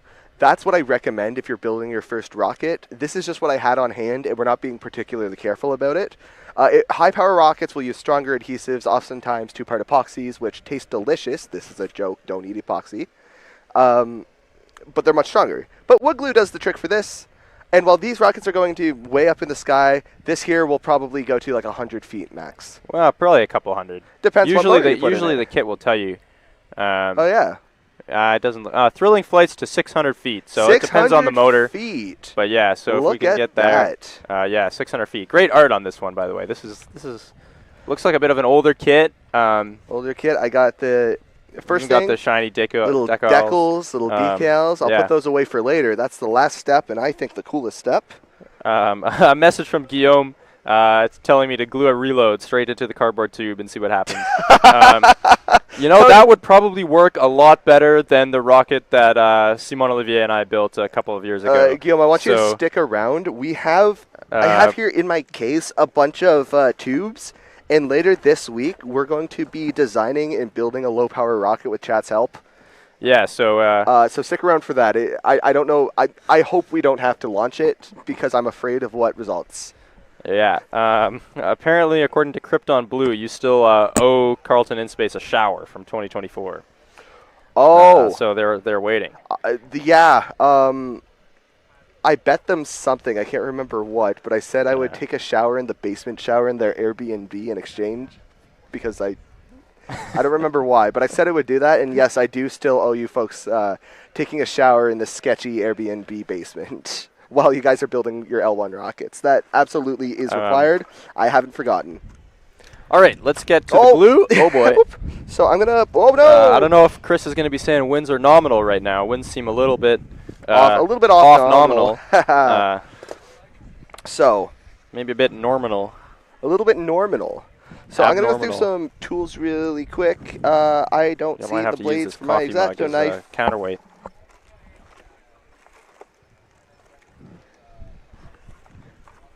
That is okay. Oh, here we go. So. Oh, there's the motor mount. Things are flying away. All right. Well, so step one here, if we ever, I don't know if we're going to get a camera on what we're actually doing on the anyways, table the first step is to mark on the motor mount and attach the engine hook on the motor mount. So we have to cut a this little one looks like slit. it's already been started, but something of note is one thing you should always have on these low power rockets is some sort of square edge that you can actually mark radially down the center of a tube. What you actually recommend is, or what it says in the instructions sometime, is hold it up to your door frame right against the trim. Just stick it there, and you can use that as your straight edge to draw your line. In this case, I don't have a door frame, so I brought this carpenter square that I stole from my roommate. Hold it up there, and that way you can just, nice and easy, draw a line. And I don't imagine you can see it from here, but it's a nice straight line in line with the tube. So a little tip there. In terms of other tools we have, one thing you'll need is some sort of blade, like an X-Acto knife. Oh boy, things are going everywhere. Can I have a PA grab that? Sorry, that was a joke. You might have to grab it. I think I'm going to have to grab it. So I have an X-Acto knife. This is a small blade for precision cuts. Every time you use a blade, you want to be especially careful. Thank you so much, Jason. You want to be very careful that you don't cut yourself. When it comes to blades of any type, the most dangerous blade is when you're not controlling. So make sure it's sharp so that you're not putting pressure. If you're putting too much pressure on a blade, it is unsafe. The second thing I normally have is sandpaper, which I bought and left in the car. So we won't worry about it too much right now. The third thing is a pencil.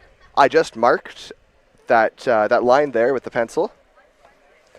And then some sort of straight edge. Like I said a second ago, a door frame works. And then any wood glue. So looking at our step-by-step here, I don't know if you can get it on camera. Unlikely. But the first step is to prepare the little engine mount. Yeah.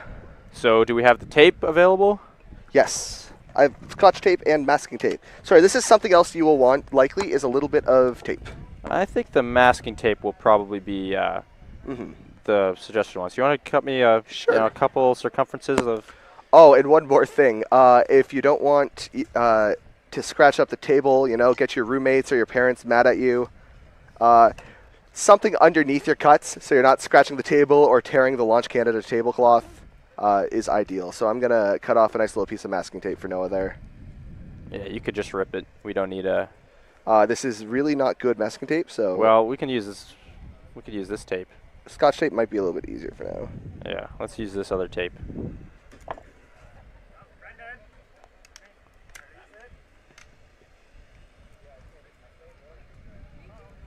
There, yeah, it's fine. We got the other tape. Oh, well, I got the masking tape. Well, maybe we can use both. Perfect. I'll save this aside for later. Now, the motor tube here is basically what we put the motor into. And I have one here. I can show you what these look like. I don't know if we can get a close-up. This here is a C65. It's just a low-power motor, much smaller and cheaper than the motors we'll see flying today. It is, what, about 2.5 inches long, maybe 3/4 inch diameter, relatively small. You can pick these up from your local hobby store for a couple bucks for a set of 3. And yeah, let's check the fit, actually. Sure, let's check the fit. And what that happens is we put it into the motor retainer right here.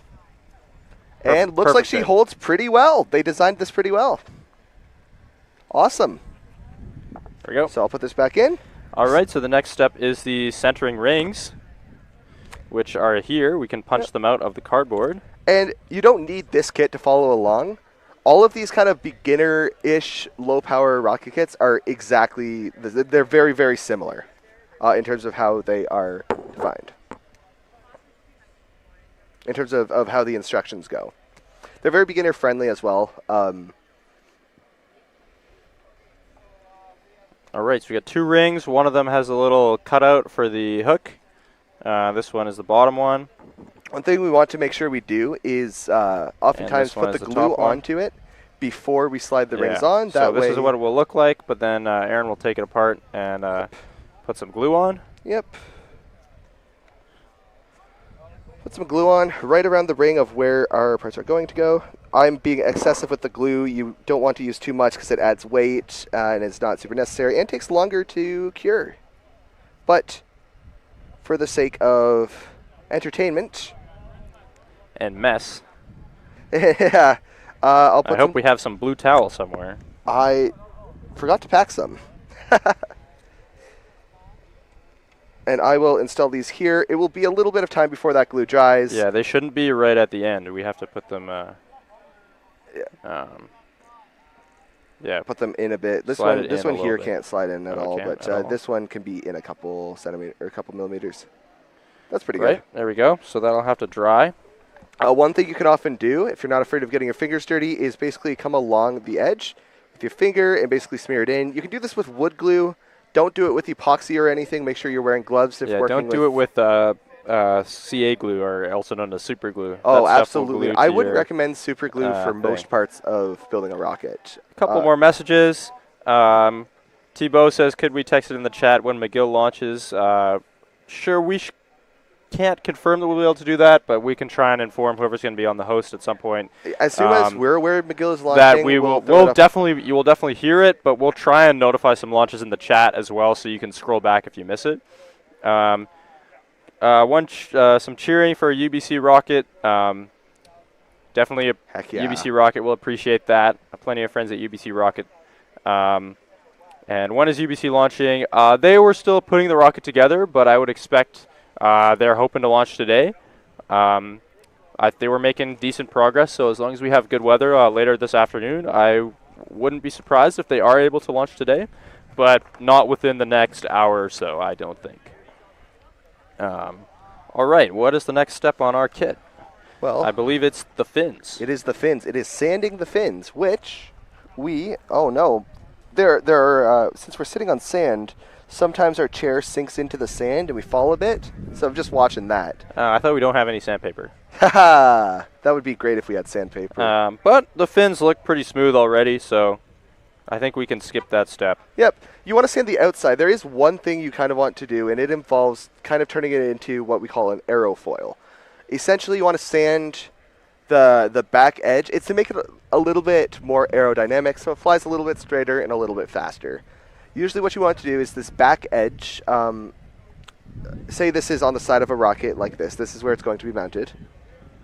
This back edge, we want to kind of sand in so that it's a little bit tapered off. And its front edge, we want to basically round around.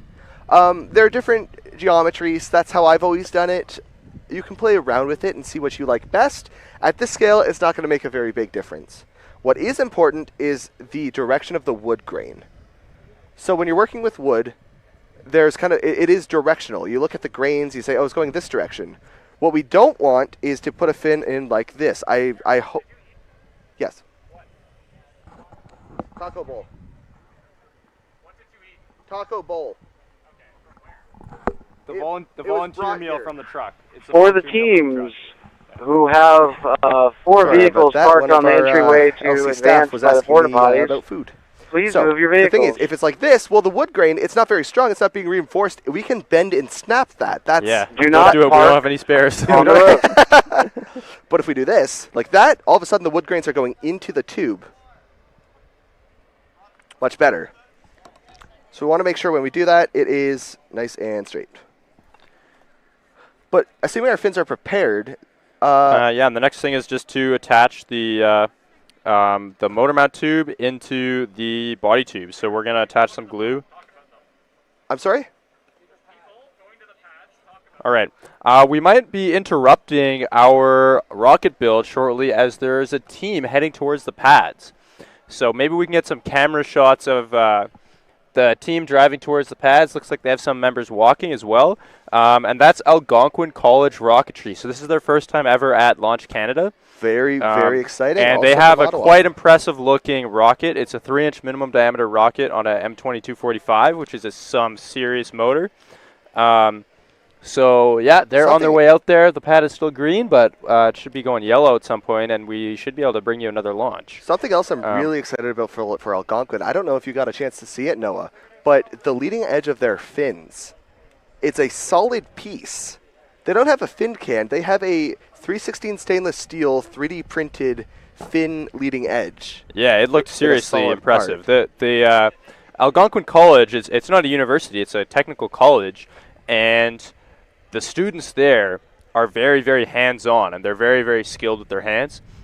So there was some awesome machining work. They have a lot of knowledge on machining and composite fabrication, and the build quality of this rocket was quite impressive. I was able to look at it quite close up during the conference day, and it was one of the rockets that I was personally the most impressed by. Not only is it a great philosophy of really just trying to maximize altitude at expense of all other frivolous things, payloads, extra avionics, there's none of that. This rocket is about speed and power. So, yeah, and it's bright orange, so you should be able to see it easily when we find it in the woods, or when the team finds it in the woods. And it should be reaching quite a high altitude. I'm not sure what the prediction was, but it's certainly over 30,000 feet, maybe tickling 40. We should be able to hopefully get you a graphic at some point with their altitude target. And an additional shout out to Algonquin College, as 2 members of our team here. 2 members of our live stream group are actually graduates of Algonquin College. Both Michael, who's operating the switchboard and is the general producer, and in front of us, Chelsea, who's holding a camera, taking the long shots of the pad at the moment. Both of them Algonquin College graduates, and huge benefits to taking this live stream to the production value that I hope it is. Yeah, it turns out when you have people running your broadcast that actually run serious broadcasts for their job, broadcasts that some of you guys might have watched when you're watching sports and stuff, yeah, it takes it to the next level. Absolutely. So we're glad to have this professional help running this broadcast here for Launch Canada. We should be having some sport launches coming up, or certification launches coming up pretty soon for you. So, yep, get ready for that. Couple more messages in the chat. Can we do this rocket today? This little model rocket that we're building. We can certainly build it today. I'm not sure if we have a pad to launch it from. So I don't think we can today. We might be able to launch it from one of the subsequent days if we build it today. It should also note, because we're using wood glue, it does take some time to set, unfortunately. So we'll have to wait along for the glue to dry. Yeah, so perhaps later in the week, tune in again. We might be able to launch the live stream, live build Estes rocket. That could be a fun one. Yeah, we'll do the Estes rocket, and then we'll do the live chat designed rocket as well, which I'm excited for. Twitch plays rocketry. Twitch plays rockets. I'm excited. And then another chat from the Tupin family. Go UVic rocketry. Yep. Nice, thanks for the shout out for that. I'm not sure if UVic is actually at the site yet today. And And then another message. Not at the site, but I spoke to them and I saw their rocket. Mad Max. Fantastic. Message from Mad Max. How many teams and rockets are at the event this year? I think it's approximately 30 teams. So that's about 30 competing rockets and a bunch of additional rockets of individuals, members of the teams doing their own certifications, or even volunteers and staffs are bringing their own smaller rockets. So a lot of these smaller rockets that you're seeing are on top of that. I believe last year there were over 100 rockets launched in total, and so there would have been 20 or 30 actual competing rockets, and then loads more of certifications, outreach. Outreach teams have done rockets for local schools and local kids. There will be more of those this year as well. And then, team members bringing their own, and volunteers and staff. And if you want to count the very simple stomp rockets that kids were making at the event yesterday and the day prior, hundreds of rockets. Oh, yeah, maybe 500 rockets. Of the rockets that are getting launched over here, maybe about that. And Jess Caker is saying, "Hey, Aaron, stream looks great. Say hi to Western for me." Oh, will do. They had Jessica Kerr. Jessica Kerr. There you go. Hang on. Thanks so much for the compliment. It's nice to see you again. Sad you can't be out here. You should volunteer next year, because then you could tell Western yourself. I'm just kidding. They had a fantastic launch this morning. First one of the day, first one of the competition. Gorgeous ascent. I'm sure you've seen it by now, so I'll let them know when they come by, if they come by, that you say hello. Yeah, it's tricky to read the chat with the sun glare and the sunglasses. So sorry if I miss any of the messages coming in the comments. We should be getting some action out on the pads relatively soon. We know rocketry is always slow going. It's very fast, but it's very slow and a lot of wait until we get those brief moments of speed. Another message coming in. Shale the Rock, do you know if USask has launched yet? USask has not launched yet. They are out here at the site. I've seen them prepping the rocket, so they should be going. I do spy another rocket at the inspection table, Aaron. Maybe you want to guess who it is. Ooh. Who do you think, based on based on vibes? I can't who see do you the think had a good chance? Anyways, it appears to be the University of Manitoba. So another rocket might be going again, within the next hour or so. They're just at the inspection area right now. So the University of Manitoba. If we got any Manitoba fans in the chat, spam we should all be that Manitoba like button. fans. They're a great team. They're a lot of fun. And they're very sweet people. Getting a little windy, but any news from ATS? I don't think ATS is here this year. Joey Smart. I don't believe they have a rocket competing this year, unfortunately. I'm going to move on to the next step here. All right, well, back on the build as we wait for another little launch. We're prepared to go off of it, but a weird thing with these model rockets that you might not think about is, and I have no idea where the camera's pointing. Back on us. Here we go. Is they have these, the launch lug. I'm going to keep it in my cup for now. They have in the front a thing that you're actually meant to cut out of the instructions so that you can, it's a guide. You basically wrap it around the rocket and it tells you where to mark. Which, nowadays, when I'm building rockets, I will just measure on a piece of masking tape and do it that way. But if you buy a kit, they come with this pre-done. So I'm going to take my knife. Again, I mentioned whenever you're using a blade, you be very, very careful. Cutting out. And this kit is probably like 20 years old. So I almost feel bad cutting it, but this is how you build the kit. Yeah, I know there are some people that collect old Estes kits, like some people collect Lego sets or hockey cards or something, and they keep them sealed in the bag, but what's the point of a rocket kit if not to actually build it and fly it? Exactly. I can understand if you want to build something and then are scared to fly it, but you should at least build it. You should at least build it. That's the cool part. Couple more messages. Has Team Waterloo gone yet? Waterloo hasn't gone yet. They were ready. They were part of the salvo at Advanced Pad that did scrub. So we're not sure on why none of those teams are able to go, but something caused that salvo to scrub. And another message of thanks from the Tupan family. Thank you guys. We appreciate all the love coming in from the comments. Subscribe to the channel. Press the like button. Hit the bell icon. the next thing you're going to want to do with this kit is you take this guide. Support us on Patreon. We don't. Yeah, like and subscribe. Click on all our ad reads. Yeah. You're going to take the guide, and it's actually meant to wrap around here so you can actually mark it. They have the measurements done for you, so you don't have to do the math of the multiply by pi. And just tape it so that we have a spot to mark. And what we're going to do here is just put a little pencil mark. It'll be really difficult for you to see from that vantage point, but a little pencil mark at every one of you should tape it to the tube so it doesn't rotate. That is a great idea. I am now done, however. Oh. That's what you should do is tape it to the tube. Don't do what I did. And what this does is make sure you have equally spaced marks to attach your fins.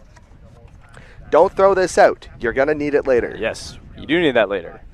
Multi-purpose instruction piece. Exactly. I guess it has 3 functions. The instructions, the guide, and then the secret third function, which will be revealed later on in the build process. If you stick around. Yes. And I'll give you a hint. Stick around is a hint. Yeah, it's related to the recovery. Yes. So, we have these marks. Remember how before I mentioned the door frame? We're going to take our 90-degree angle, we're going to line it up, and just make nice long marks alongside. These are so that we know where to line up all of our components. One on each side. Message from Sophia. When is the last salvo of the day typically on the advanced pad? So the advanced pad, runs by its own laws. It's the realm of Peter. He is the almighty God and King of the advanced pad. But usually the last launches will happen after about around 5 o'clock p.m. I don't think any launches usually happen after 5, maybe 6. If a team is really ready and they just have to wait for a fill of a nitrous tank or something. But yeah, if our stream is still up, there is still a chance of launches happening. If there's no more chances of any launches on any day, the stream will probably wind down and we'll pack things up for the next day. Yeah, we can't guarantee that there are going to be flights. Obviously, issues can always arise and weather can always arise. But yeah, I do expect that we will still see some more flights today. I think I might see UBC also at the inspection tent. So Manitoba and UBC might also be getting ready to be inspected.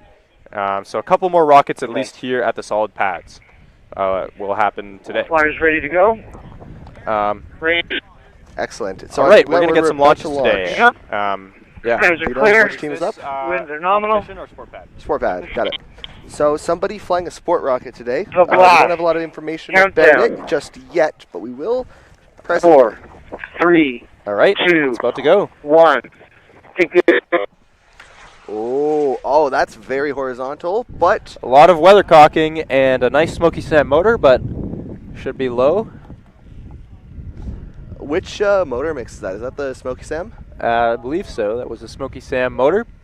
I haven't seen a sight of it, but yes, I see it. There it is. Way over here. The parachute is folded up a bit. There it is. Please it is descending under folded chute. And doesn't look like it. Unfortunate. It's probably in one piece as it's a pretty light rocket, but not quite a nominal descent on that sport rocket, unfortunately. Yes. All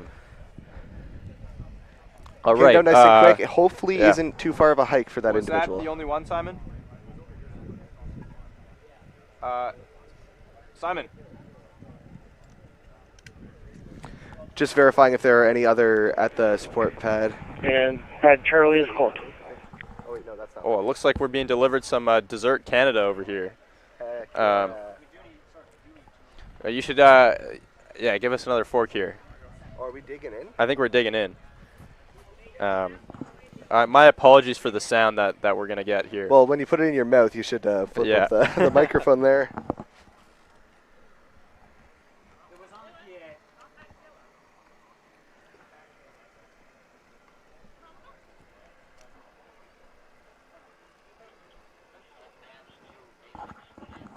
Thank you to our fellow commentator Nico for that delivery. That was that's very good.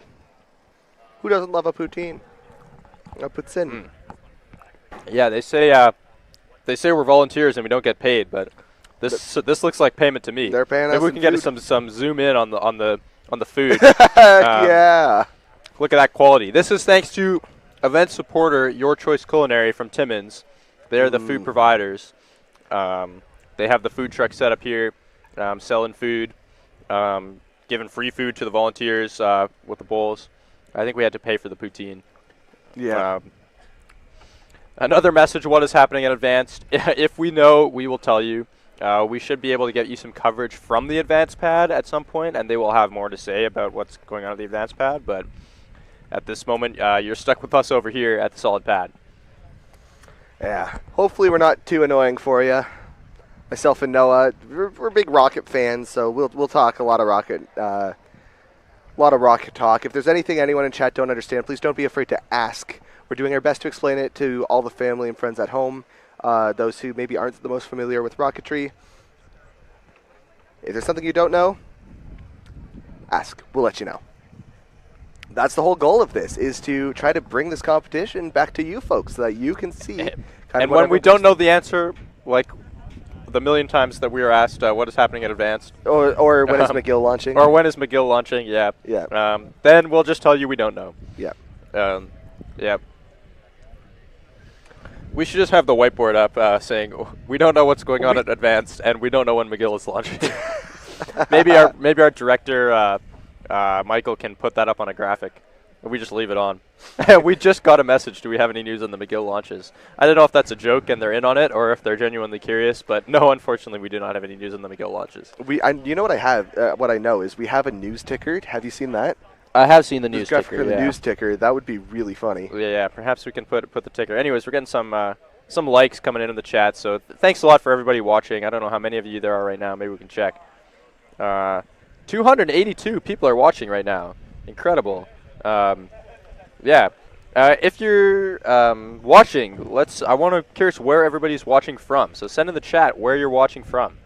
And hopefully we can shout out, as many places across the country and beyond as we can. Yeah, do you want to do the next step of the rocket? Let's go for it. Are we ready? Is the other part? We are moving. You think it's solid enough to attach?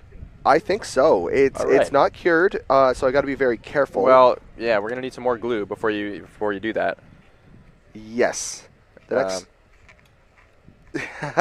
next step involves putting glue on the inside of here and gluing it in. Now, I'm a little worried because we don't have sandpaper that it might be... No, it's going to be fine. It's going to be fine. I'm worried about shearing it off because... Just use a lot of glue. Just use a lot of glue? Yeah, just use glue. Heck yeah, you're so right. I have this much. I have 532 milliliters of glue, and I'm going to use every last drop. I don't know if that's a great idea. All right, as Aaron does some glue, let's shout out some guys in the chat. Aiden from Manchester, New Hampshire, American viewer. Shout out Aiden watching Launch Canada from USA. We have Shale the Rock from Regina, Saskatchewan. I assume waiting for USAS to launch. JC from Montreal. Bender from Toronto. We have Olga from Vancouver shouting at UBC. I'm also a Vancouver native, so much love to Vancouver. Nick Mansour from RMC. Hello, Nick. Long time no see, buddy. I didn't know you were over there, but yeah. Susan from Canada. I guess Algonquin College is relatively nearby to Susan, and they're about to launch. Rose LeBlanc from Washago, Ontario. Simon is still here from Montreal. This might be Rose from ICOM. If that's Rose from ICOM, a shout out. Yeah, thank you very much to Rose from Washago. If that's you, where your radio system is serving us really well. We got these great radios, great communication all the way across. Someone from Timmins, a nice local viewer, awesome. Aiden from Ottawa. Emile Blais from Montmagny, I assume in Quebec. And we have Olivier from France. So, and another viewer from Paris, France. So we got a couple of French viewers. Amazing. Bienvenue à notre émission. There we go. We got Kingston, Ontario, Moose Jaw, Saskatchewan, Saint-Georges pour Chronos. Don't know if that's Quebec or France, assuming Quebec. Kitchener, Ontario. Yeah, keep it coming, guys. Glad to see such a fan base from all over the place. You even have someone from the country of Georgia. Wow, that's many, many time zones away from here. Yeah, way over in the Caucasus region. So, yeah. Anyways, I don't think I can even keep up with all of them coming in the chat now. But Aaron will be here back pretty soon, and we'll be able to build this. And I also note that the pad has gone yellow. So that means that Algonquin College, I believe, is arming their rocket, and they should be getting ready to go pretty soon. Yeah. So things are making, yes. And Rose, yes, Rose from ICOM, thank you very much. Thank you so much for all the help that you and ICOM have provided to Launch Canada. Yeah. Again, Chicoutimi, North York, Oakville, Victoria, BC, Barrie, Ontario. Yeah, thanks a lot, everybody. So cool to see all the viewers in the chat cheering on your friends, your family, your kids, relatives, or just watching for fun from all the way over in the country of Georgia. I mean, that's so cool that we have that kind of reach. So, yeah, Aaron is returning from a couple of administrative discussions, I believe. You know, everybody has to multitask here at a volunteer-run event like Launch Canada. But I think he's ready to do some gluing. Yeah, I'm back. So our last step, we installed our... I thought something just happened. I thought I heard something. Last step, we installed our motor mount inside of our tube.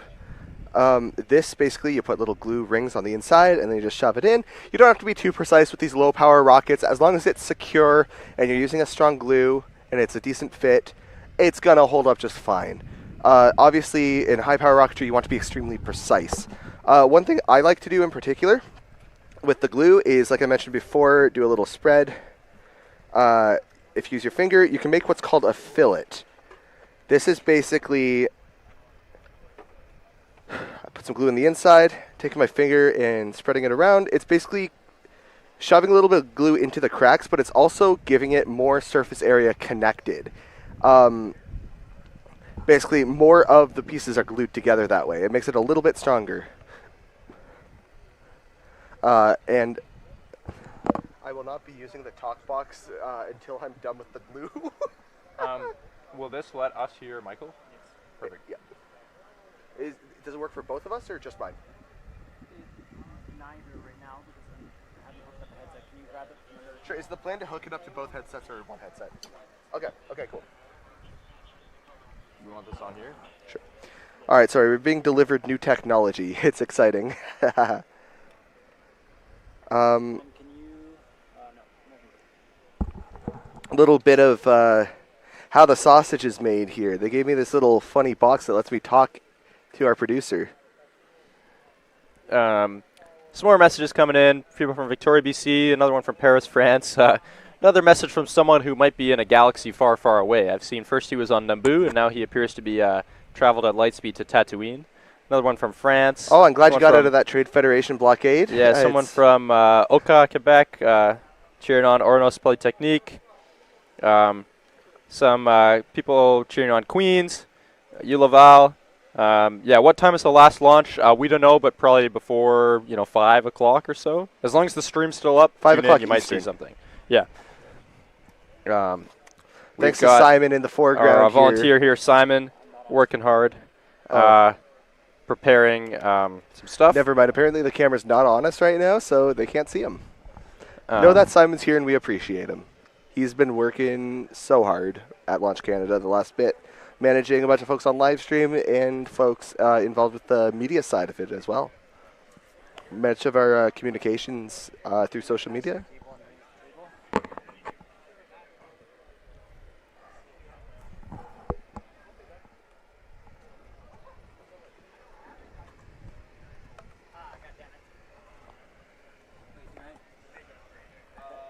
You want back? What am I pulling on here? You're pulling on talk back out. Okay, do you want to give me talk back out? Okay.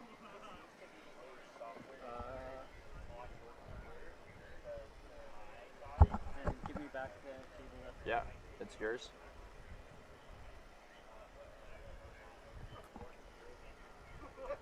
Plug this into talk back out.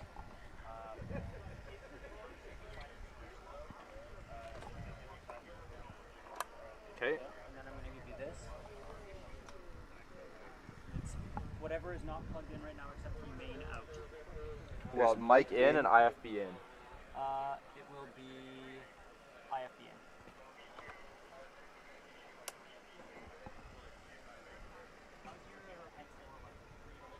in.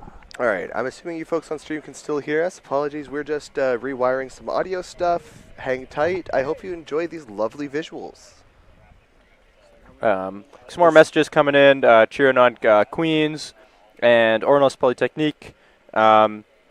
So someone asking what time University of Manitoba will launch. I still see the Manitoba rocket at the final safety inspection stand. So soon, but soon in Launch Canada terms could mean in an hour. But they will probably be one of the next rockets to launch.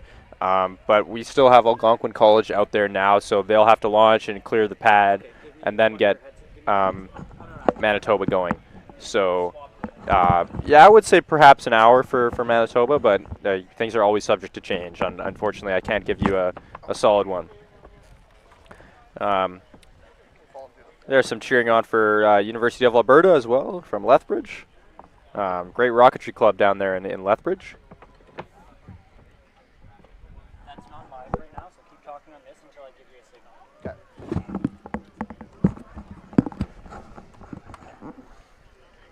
You can adjust your gains here. Thank you. Is it in and out? I don't actually know. Okay. Next possible advance launch is going to be at 4 Okay. We just got news that the next possible launch for the advanced pad will be at 4 p.m. So if you're here to watch any of the teams competing in advance, we're going to have to be waiting at least that long. I'm going to steal some more of this poutine here. Yeah, dude. Yeah, dude. All right, you can have the rest. I don't need the rest. I've already eaten, but it's important to stay well fed.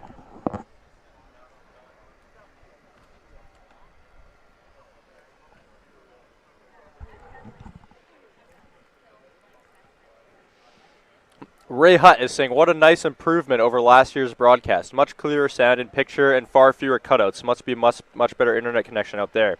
Thank you very much. There has been a ton of effort being put into the live stream. Not really by me. I'm just here to talk on air, but by guys like Aaron and a whole bunch of guys behind the scenes like Yuhan, Michael, Simon, Nick, Alec. Loads of people have put in effort all year. There's been a lot of financial support that we got too from, we got a bigger budget for the live stream side this year at Launch Canada. We were able to improve the equipment a lot. The networking setup between the advanced and here and the Starlink setup, the remote Wi-Fi, everything's been improved. It's been a massive improvement, and a lot of people have put in so many hours. So a huge thank you to all of the folks that improved the live broadcast, from last year, which was already, we thought it was pretty decent, and now this year has just, hopefully, it's blowing it out of the water. I mean, we even have, the graphics for this year I haven't really been watching the live stream yet because we've been busy, but from what I've seen, to go home the and watch it. the graphics have been insane. I mean, Yuhan, our graphic designer, and Michael, our TV director, they did some amazing work on this kind of stuff. So, yeah. We really appreciate the love because, a lot of people put in some serious amount of work for that. I cannot take any of the credit. I'm only tangentially involved, and I like to take a shift here on at the booth. Well, we with like some to of hear these from fun you. colleagues as well. You got experience from the judging side, so it's good to have your perspective. But more importantly, you are a big fan of constructing rockets, so I'm glad I got you here while we were building this Raven. Yes, exactly. I can't wait to do the next step. Still yellow flag out there for Algonquin. Yeah, I don't know if we have a camera on us right now. I'm going to assume we don't, but I'm going to continue anyways to just explain what we're doing. Well, let me get a couple more messages in the chat. What good. rockets are queued for advanced pad? I'm sorry, we don't know. And have any advanced rockets launched? Not yet. We had some that were ready to go. We expected Université Laval to be launching their 2-stage rocket, and right before that happened, there was a scrub at the whole advanced pad, which basically means that that salvo was canceled, and I'm not sure what issue caused that to happen. Not sure if it was something with Université Laval or with one of the other teams at advanced, or some external issue. But something has delayed the launches at advanced pad so far today. So perhaps around 4 o'clock p.m. We may be seeing some more action over there. And a message from Daryl. What instruments are in the rockets? So all the rockets have to know how high they are, and most importantly, when they stop going up and start going down, because that's the perfect moment to deploy the parachutes. That's called the apogee, the highest point above the Earth. So most teams use some altimeters, which include barometric pressure sensors, which can determine the altitude above the ground. And they often also include gyroscopes, accelerometers, and they take all that data and combine it to get a good sense of where the rocket is. And the other important one is a GPS position. So most rockets are, I think all rockets, also at least all the big competition rockets, some of the small personal rockets probably don't, but the big competition rockets all have GPS transmitters located on the rocket so that they can radio their exact position back to the teams on the ground, so that the teams know exactly where to go to recover the rocket afterwards. So yeah, altimeters and GPS locations are the most common instruments on the rocket. And there are also scientific payloads on some of the rockets, which might have any huge variety of instruments collecting those. And there's actually a whole payload challenge that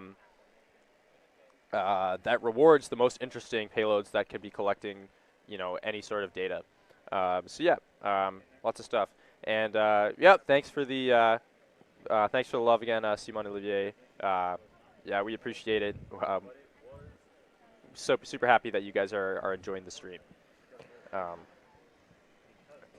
Again, yeah, not sure if we have the camera on us to continue building the Estes rocket, but Aaron has attached one of the fins. Yep, attaching the fins. Now we're waiting for the glue to dry a little bit before we attach some of the other ones, because we don't want to, turn the rocket over and have a fin fall off. Exactly.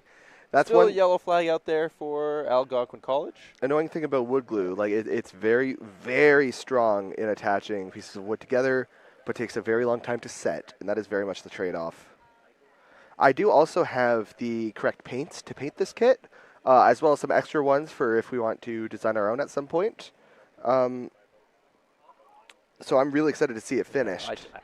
I need the red spray paint. I have it. Yeah, okay. I'm pointing at it. Beautiful. Yep.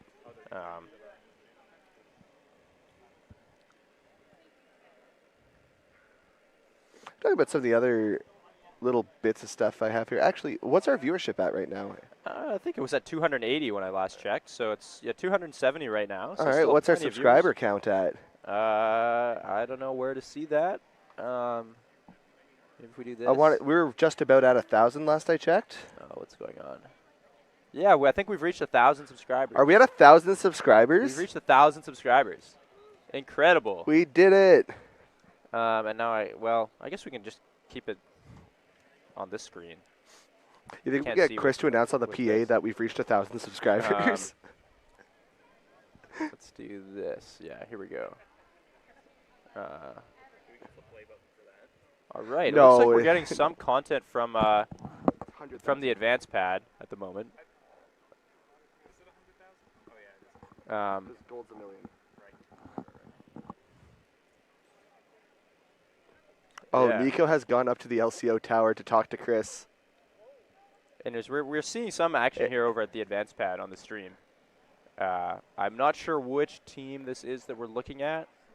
This might be Arbalest Rocketry, I believe. They were wearing red shirts with the white hard hats.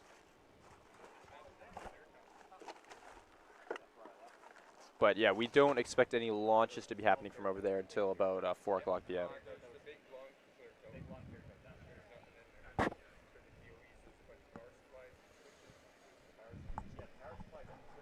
I am curious, from the folks in chat, is there anyone watching who isn't from the area or doesn't know anyone on the teams and just happened to stumble across the stream? I want to know what you think of it so far. We have officially hit 1,000 subscribers. Yeah, I mean, we did have some subscribers.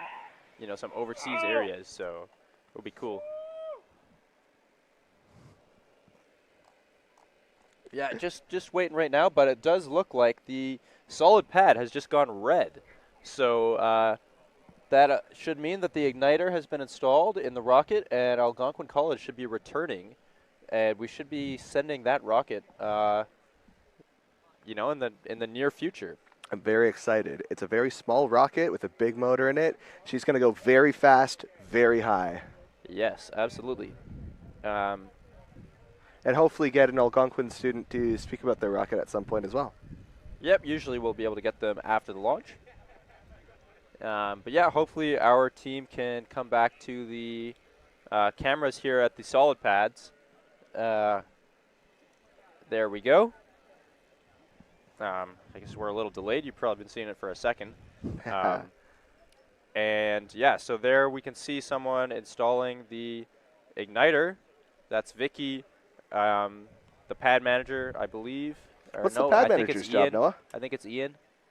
It's hard to tell on the screen. It might even be Shane. I think it's Ian. What does the pad manager do? But the pad manager is they manage the pads, so they're the ones who help the team set their rockets up on the rail and keep them safe, make sure they're following their checklists, and make sure they're at the appropriate safe distances when installing the igniter. They're the ones managing the launch control system. So there's a Wilson FX system, which is basically an electrical box that has a radio link to Chris, who's our launch control officer, and Chris will then be able to use that system to send a signal down to the pads, which actually ignites the rocket. So the pad managers are managing the installation of the ignition system into the rocket. But yeah, I see some members on their way back from the pads walking down the road. And yeah, the pad is red, so hopefully that graphic should update on the screen.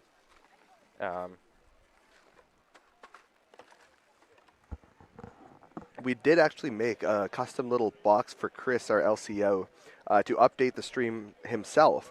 Unfortunately, it's not working at the moment, but we're going to get that to him tomorrow, so that way even Chris will have input to the live stream.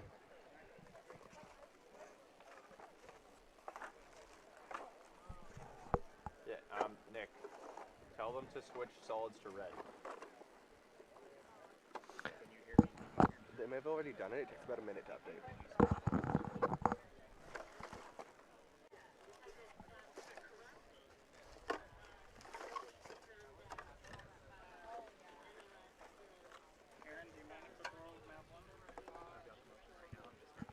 Wait, what for, Nico? What for?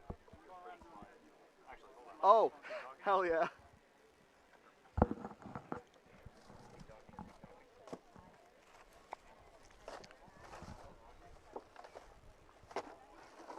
All right.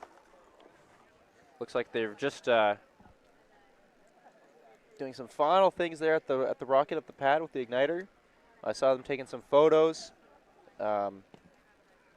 and everything should be looking all good. It looks like some last photos being taken by one of the team members.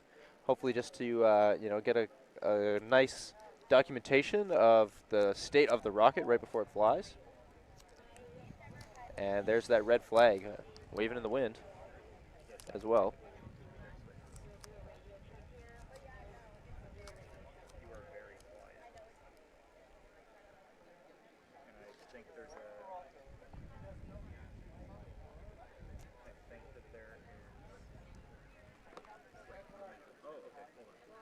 Yep, and they're done with the photos, and they appear to be moving back.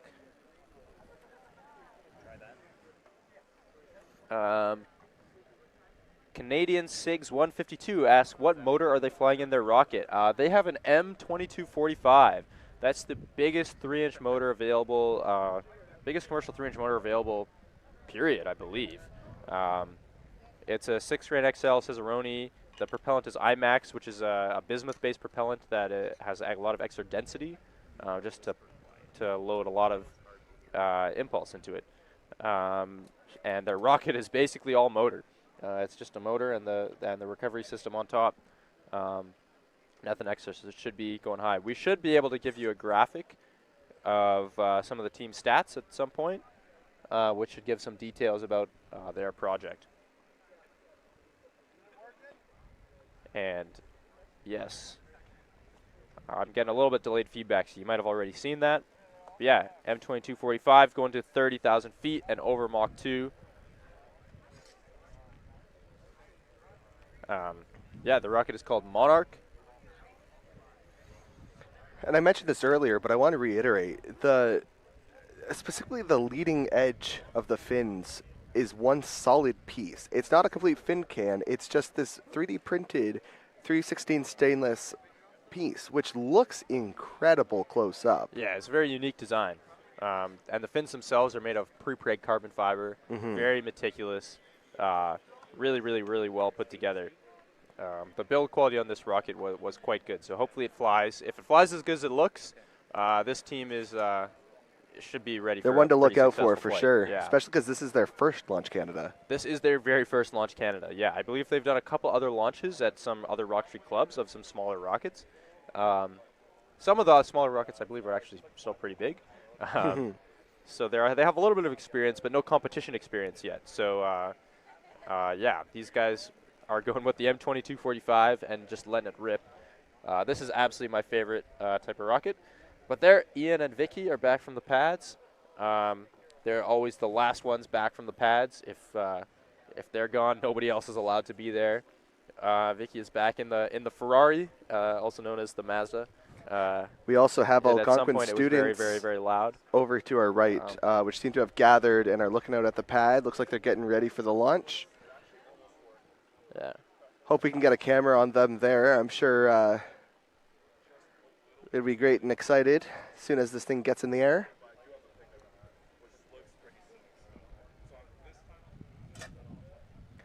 Yeah, so you should have got some nice close-up shots there of the Monarch rocket. You can see the aluminum tip. You can see the really nicely swept back fins, the bright orange paint job, and you can see that it's relatively small. It's hard to tell without someone standing there beside it, but it's only 3 inches in diameter, so really minimizing the drag. Going for that maximum height. Should be reaching over 30,000 feet. With a 3-inch rocket is a pretty impressive thing. Ready to go? For the fucking man.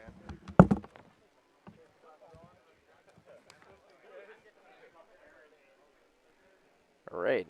Co-presenter Aaron here has just received a new headset that should allow him to receive instructions directly from our director. Affirmative, I got you, Simon. But we'll see if that's working or not. And it is. So I still can't hear the director, but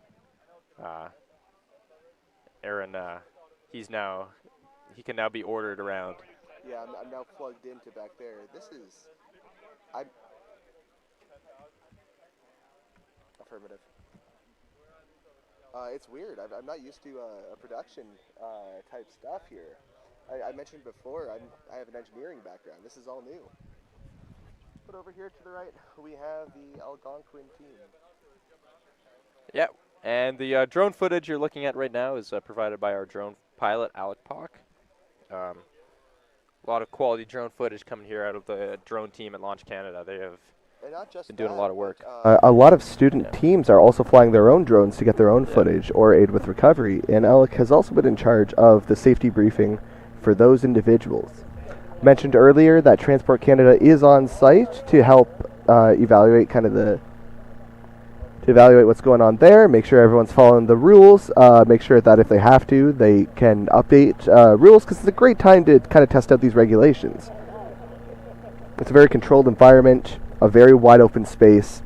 There aren't a lot of better opportunities for these organizations to really test run these new regulations. And drones are still an emerging technology. If you're talking, you're facing away from me, I literally can't hear anything that you're saying with headphones on. Okay, cool. So if you want to face this way, maybe rotate the opposite direction so we're both kind of... That's a really good idea. Yeah. I was rambling about Transport Canada. Yeah, okay. Yeah. But if we want to walk, I'd maybe rotate. That's very smart. Right. Chris, the LCO, is just talking to the team now about the last final details of the rocket, and he should be getting ready to go. I'm not sure if we have Chris's PA voice plugged into the stream. Aaron, do we know if we will hear Chris on the stream? We do have Chris on the PA. He is talking out loud, though, so we can't hear him right now. When we have the countdown, Aaron and I will shut up, and you'll hear the lovely voice of Chris Hobbs, the official Launch Canada Launch Control Officer. Yeah, for the solids pad. Yes. For the advanced pad, hopefully we'll be able to give you the sweet, sultry tones of Peter Tarley. But we haven't had one of those launches yet, so ideally we get that soon. I'd also like to point attention to the lovely shotgun mic we have out in front of us. I really hope the audio sounds pretty good on your folks' end, but we're trying to capture the sound of a launch because there's really nothing like it, and it's something we haven't really been able to properly capture and send. It's one of the only things. So I really hope that ends up sounding okay, because the sound of a rocket launch is so cool. Let us know after this launch that's coming up in a few minutes. Let us know how it sounds. Can you hear the rocket motor sound on the stream? And if you can, that's great. And if you can't, maybe we have some work to do with our microphone locations, but that's a new thing for this year.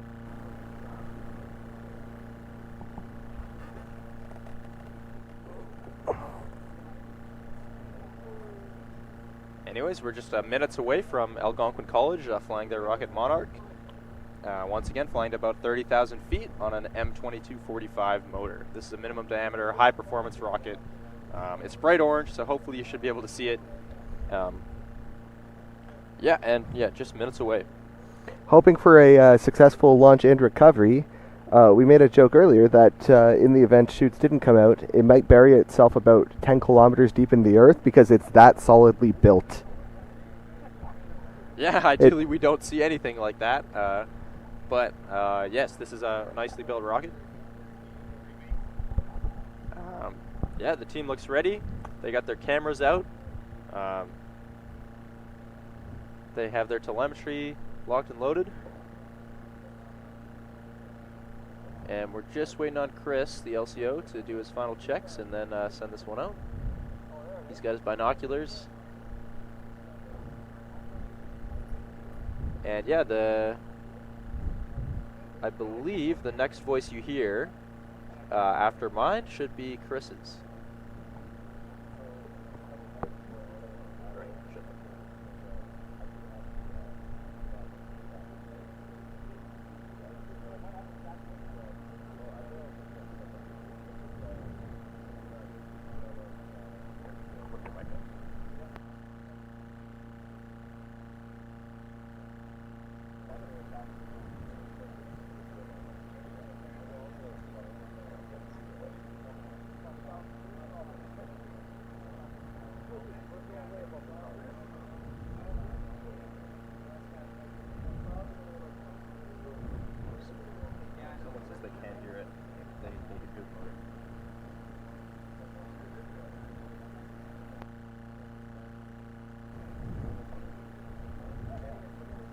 Right, we're just holding on just a minute, but Chris should be doing the countdown pretty soon.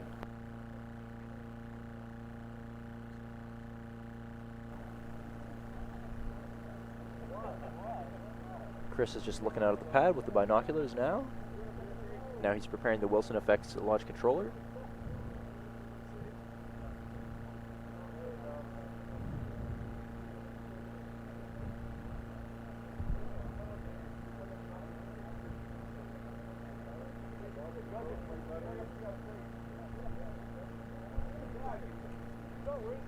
Lots of excitement from the team coming through.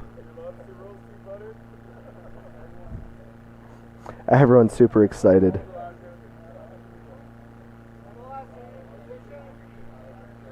Right, Chris is doing his final checks, making sure everyone's in position.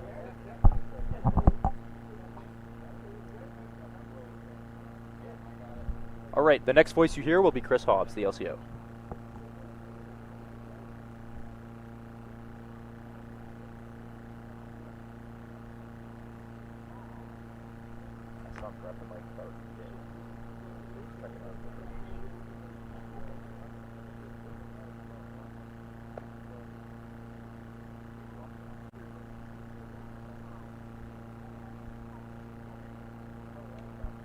Post-launch, I'm going to bring one of them on.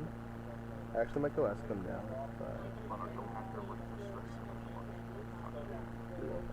Good point. Time after lunch, like after lunch is no rush. Yeah, you're so right. I just wanted to get a name because it takes like a couple of minutes to get it up, but fair, real. Simon says we have 2 drone feeds right now.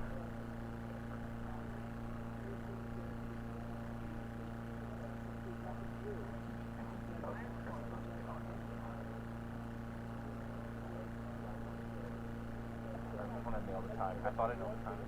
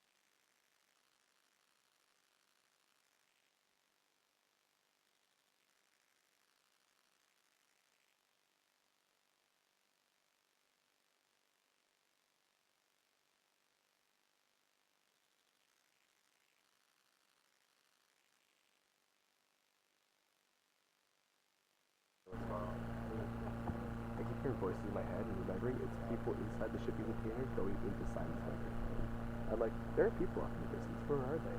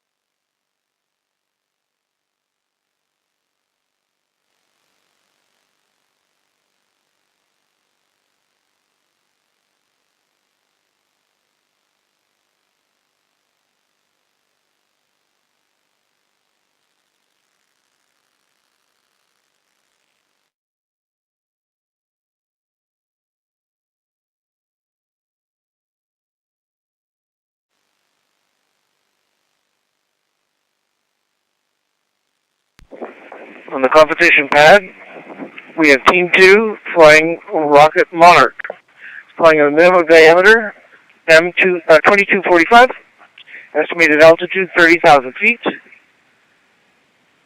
Road indicates go for launch, team is go for launch, RSO go for launch, flight tracker go for launch. So looking up, all good, winds are nominal, and we're go. Monarch, countdown in 5, 4, 3, 2, 1, ignition.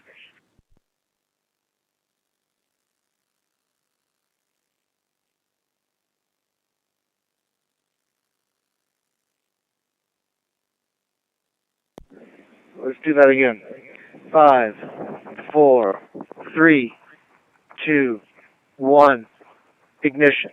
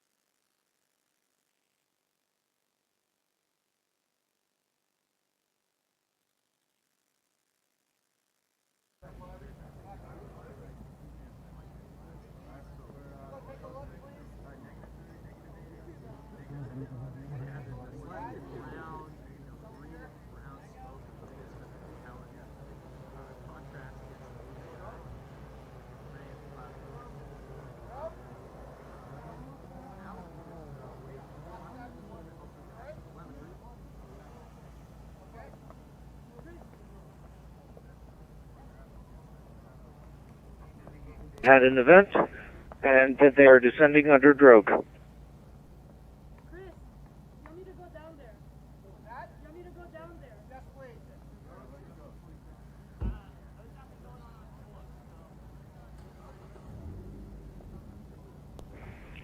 Competition pad is cold.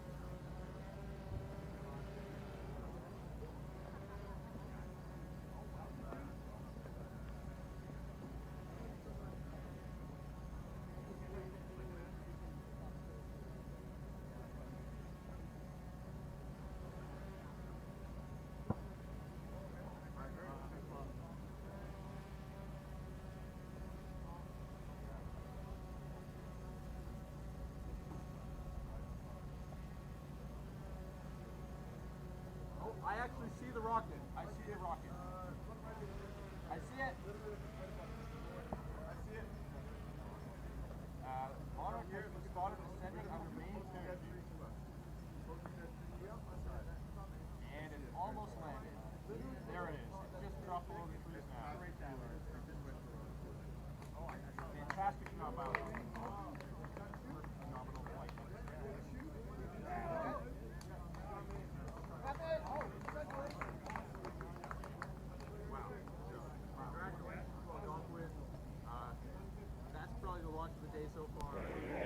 Congratulations on what appears to be a fully nominal flight.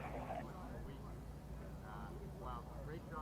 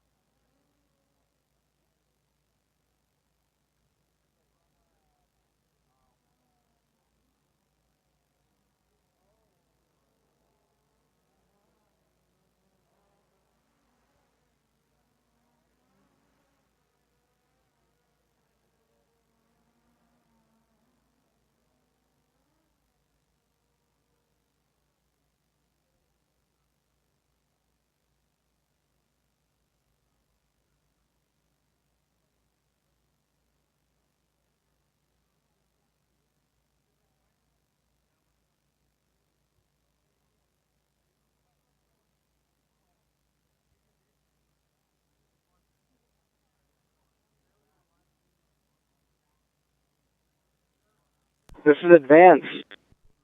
We're wishing to fly in the 4 p.m. salvo in about 10 minutes. It'll be 3 p.m. and votes are due.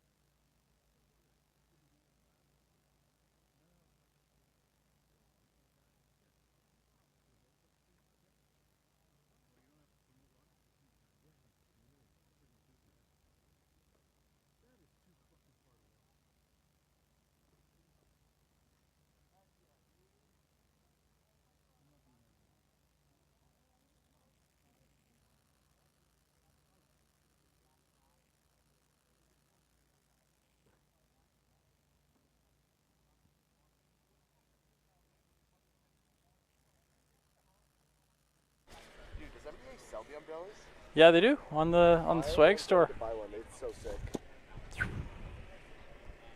I need some umbrella. Yeah. Under my umbrella, Ella, Ella, eh, eh, eh. Under my umbrella, Ella, Ella, eh. Oh, that's where they are. Yes, please. I cannot hear nobody. I wanna dance with somebody. I wanna feel the heat with somebody. Oh, we're live. Okay, maybe I should stop singing, eh? Heck yeah. With somebody that loves me. Alright, so we're live again, is what I'm told. Yeah. Now, we have some folks from Algonquin over here a second ago. We're going to ask them about their rocket, but they wanted to go out on recovery and get their rocket back, and that is the most important thing. Staying live, staying live. Staying alive.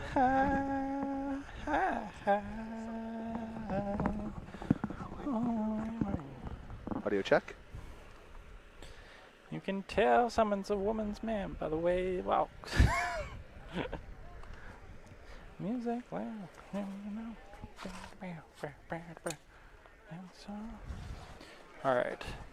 All right.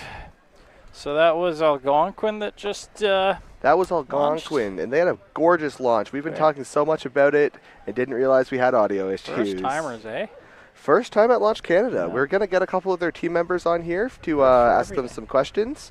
They have departed to go recover their rocket, though, so we'll hopefully get one of them back in here later to talk a little bit more about it. That'd be good. That'd be great. Nika, what have you been up to? You've been gone for about an hour and a half. Yeah, you know, before I was yanked off stream, you know. Yeah. Or not before, but after I was yanked off stream, you know, made sure to get some lunch, hydrate a little bit. It's important.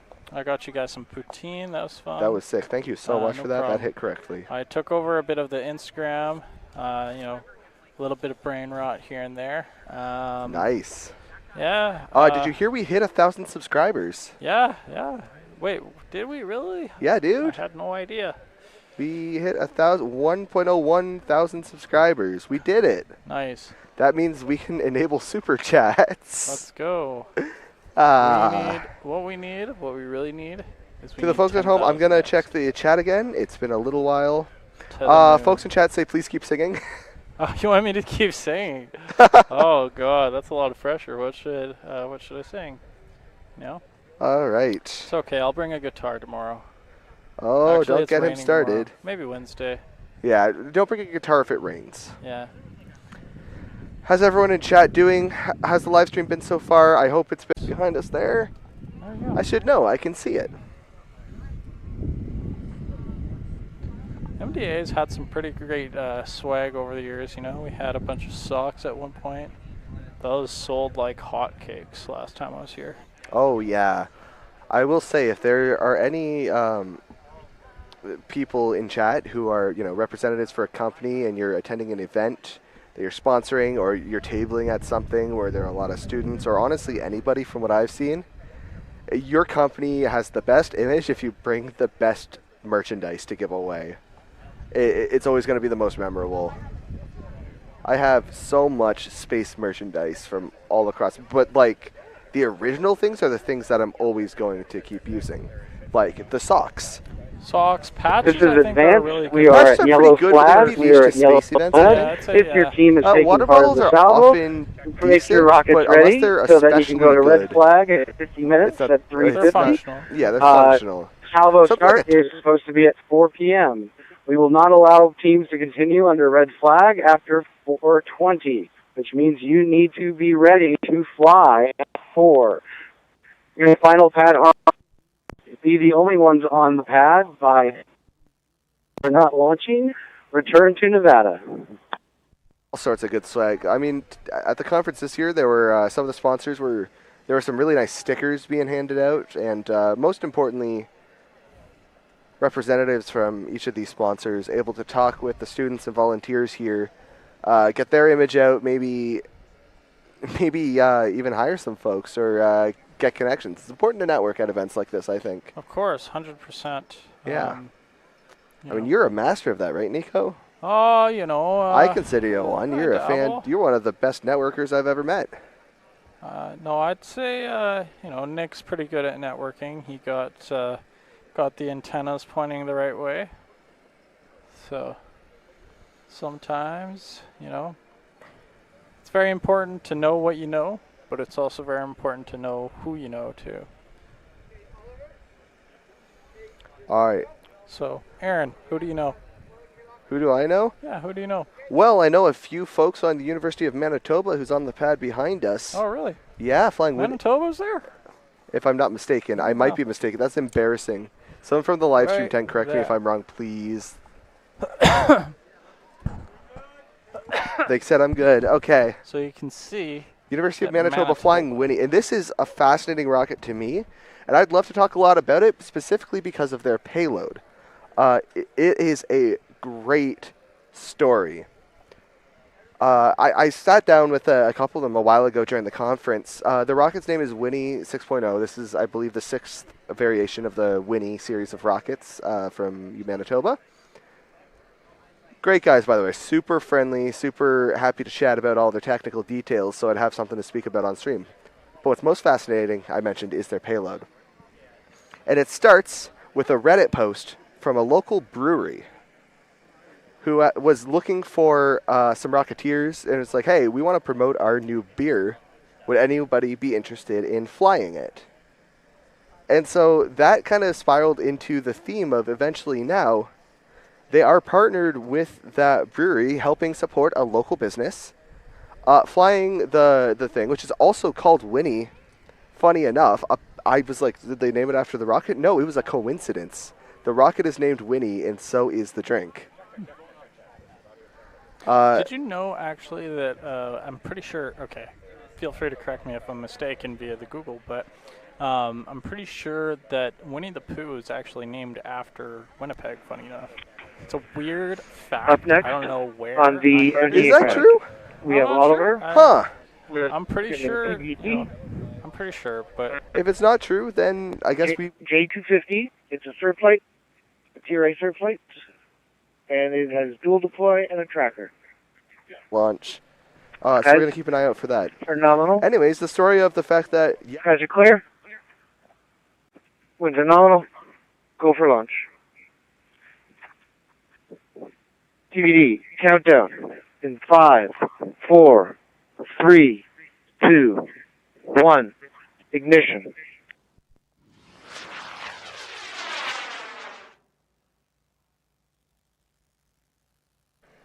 There goes one of the sport launches. A straight launch, veered off a little bit to the side into the range, as that sounded like an event. Have we heard enough of the event? The drogue went out. Yep. I believe it's just a single stage deployment, but we do have visual on the shoot.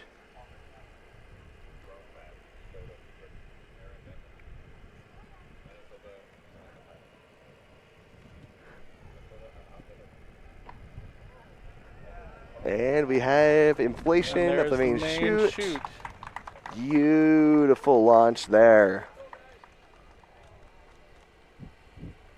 Beautiful descent as well. I remember 2 years ago there was a rocket that beautifully descending under main. Took off. Congratulations nice on what appears to be a fully nominal flight. Also, to Reese Penner in chat from U of Manitoba, feel free to give input.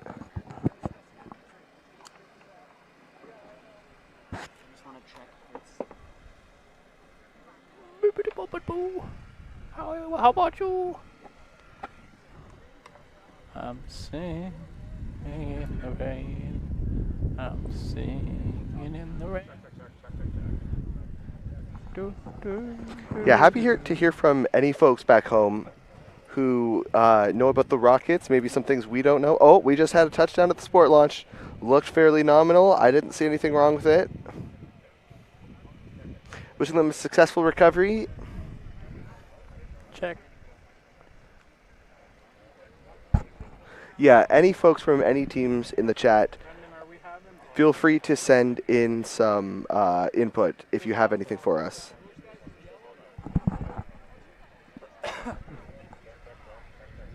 Beautiful. Hey, Brendan, that mic's muted.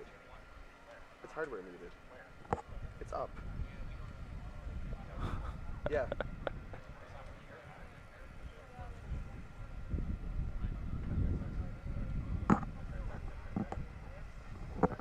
Testing our audio equipment here at Launch Canada.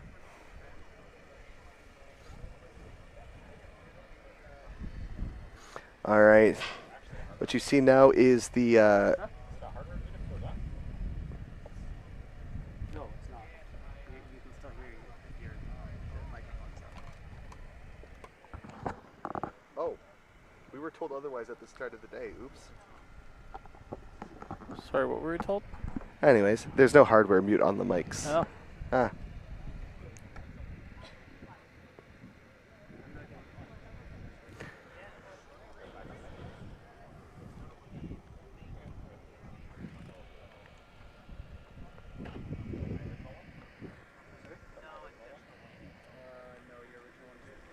All right, looks like one of the teams is bringing in their drone, landed it into the drone pad. We'd love to give you folks some more footage of what's going on the ground here.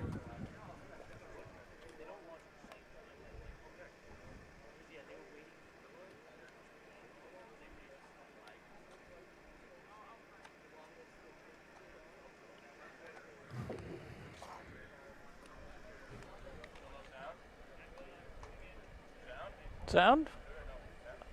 Sounds good. Yeah. Just trying to get our third mic setup going. Brent. Hey, Aaron, what is the next chat? What's going on in the chat? Yeah, let's see what's going on in chat. Lots of folks from Manitoba here. Fun fact time, flying a 355 milliliter beer on an N5600 class motor. When it's 11.45 feet long, 6-inch diameter. SRAD carbon pre-preg airframe, very nice. Max velocity about Mach 1.3. Max altitude about 14,600 feet. Yes. Yeah, we had a spreadsheet with all of this information, and I lost it, so that's on me. But it was great talking to the team yesterday when I got a chance. Super great story. We spent our saying it's been really awesome working with one great city brewing company on this project. They have been really supportive and helpful with the project. That is awesome to hear.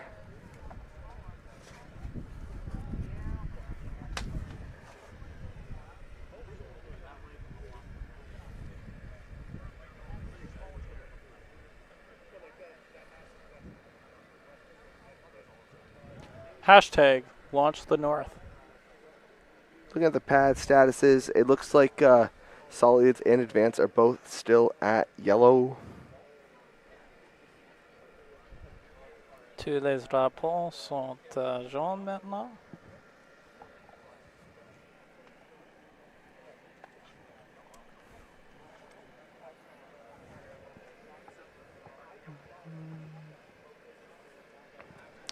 C'est vraiment chaud ici dans le Timmins. It's quite hot here, folks. Right in the middle of the day. It's the most important time to make sure everybody is staying hydrated. Drink lots of water. Most importantly, look out for each other. Make sure your friends are drinking water because, oh boy. Yeah, heat exhaustion, not as much of a problem here as some of the other launches I've been to, but still something you want to be aware of. And certainly you're not working your best if you haven't had sufficient water. Amen to that. I remember back in 2019 when I went down with See You in Space, Carlton's rocket design team. Just about nearly passed out. Turned almost as white as a ghost. Needed to sit down, get some water, and that was also in the early hours of the morning. So. And the thing is, anything related to heat and dehydration, it's difficult to notice it yourself. Yep. You need to look out for the people around you. 100%.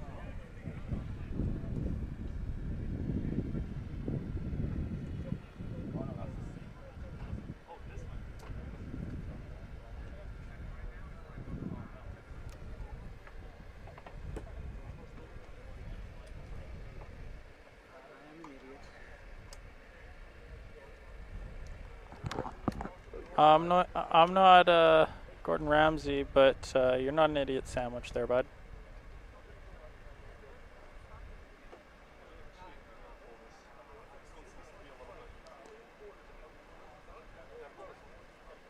All right.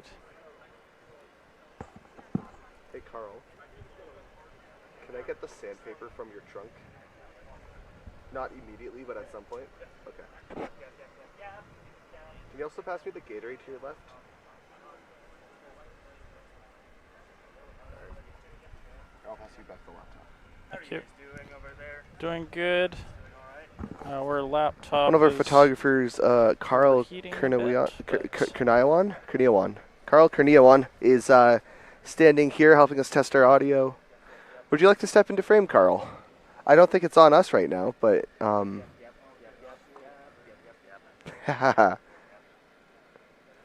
another one of our lovely volunteers here at Launch Canada. Everyone's super happy to be here. It's day one of launches. Everyone's excited. Everyone's already tired, but we're excited to see more launches. We've had I guess to recap, I think 3 competition launches so far today. A couple scrubs from the advanced side, but the ones that we have seen were absolutely gorgeous. Plenty of sport launches as well. I don't think we've had a significant non-off-nominal flight yet, so I am looking forward to see more.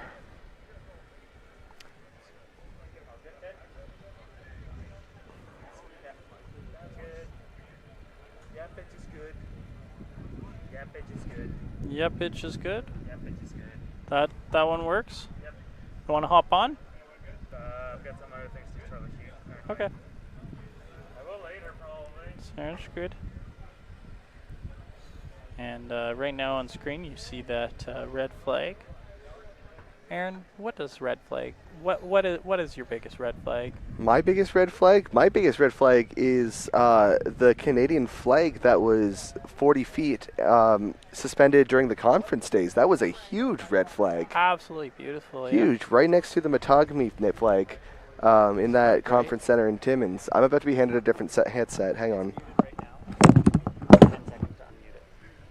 I will tell you. Sweet, I get 10 minutes all to myself, just yapping here. Peanut galleries. That's what we are. That's what we do. 75 XP, what does that mean?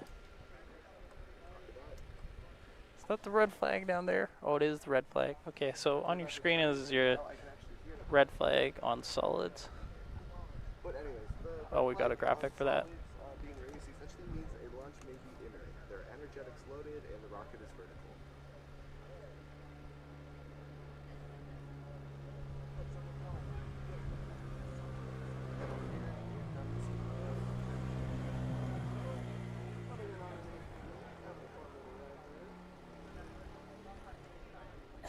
I want to drive that thing. Aaron, are there teams getting ready for the advanced pad? We have no information on the advanced pad right now, and unfortunately that is the tune of how it's been so far. Honestly, the last 20 minutes, half hour, we've had issue getting audio from this table to 20 feet that way. Again, in the wilderness, it's difficult to kind of build up this infrastructure for communications. What we do know is that the advanced pad is not ready yet, so there are not teams launching imminently, but it is yellow, which likely means there are teams filling. Who it is, we're not sure at the moment. There are several teams on the pad. We know that Laval was vertical previously with their 2-stage solid. We know a couple other teams are also on site, but we'll let you all know as soon as we know.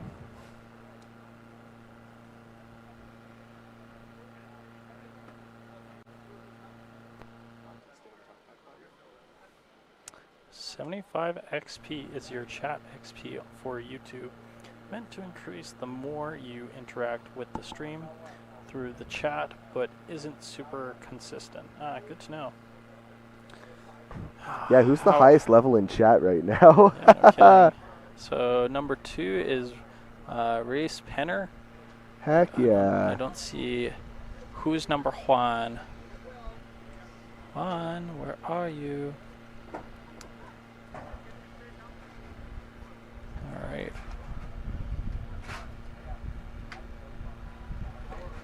Yeah, hopefully following the launch we can get some folks from Manitoba on the stream and ask them some questions about the process of this rocket and maybe their payload as well. But whatever they want to talk about.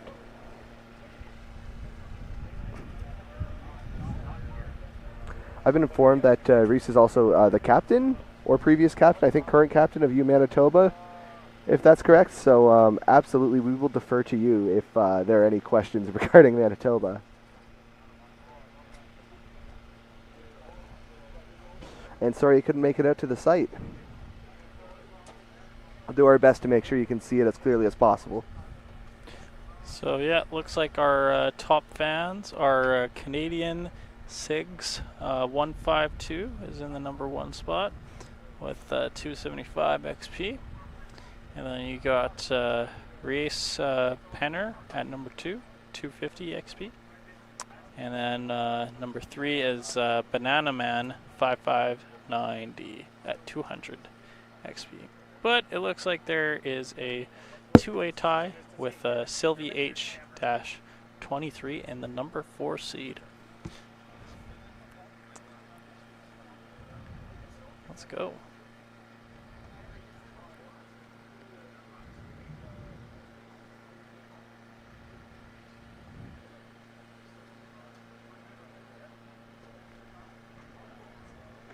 Well, with this pause for the time being, while we wait, I'm going to continue building that Raven kit we started earlier.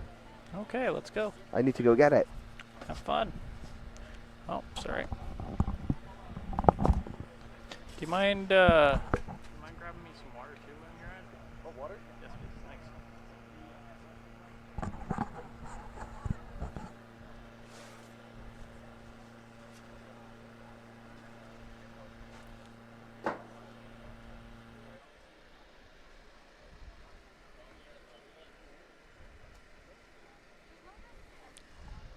Somewhere over the rainbow, way up high. I think he was waving to me. There's no one behind me.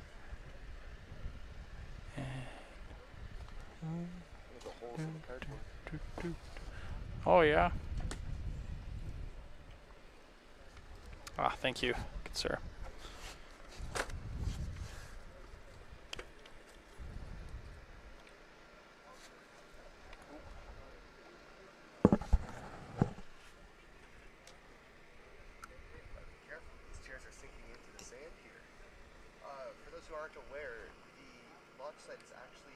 Of a boreal forest, which I learned firsthand that apparently means there's a big layer of sand, which is a little bit crazy because I never thought about forests growing on sand. Yep, and I'm pretty sure that this sand right here is from the Arctic watershed. I've been told that is not a feature of boreal forests. Well, no, but I thought that it was just like this specific location. Because it's not normal that like sand is growing underneath, no? Okay, specifically what's going on here is glacial till. Our, I guess, kind of director, Simon Galla, worked for Parks Canada, is a big, he knows a lot about forestry. Yep. Specifically what's going on here is glacial till, resulting in this really, really fine sand. Rocks. It's so great to actually have a voice in my head to tell me if I say something incorrect. Yes, he is a rock star. I don't have, you know, I don't have anything going on up here, you know. So. Let's continue this low power rocket while we wait. Yes. While we were cut off of camera, I installed 3 of the fins. I'm going to install the 4th now. Essentially, what you're doing is just putting a line of glue, fixing it. It's an art with this kind of pencil line that we drew earlier. You can align it with that and just look down the center, kind of close one eye, look, and say it looks pretty straight. You can 3D print or even purchase little plastic guides that kind of help you. But because we're not being especially careful and because I'm not expecting this to fly, and just because I'm doing a demonstration, we won't be too precise. Alright, Chris is currently informing University of Manitoba. We can see them on the other side of the tent there. Unfortunately, not in range of any of our cameras. They're all standing a little bit far back.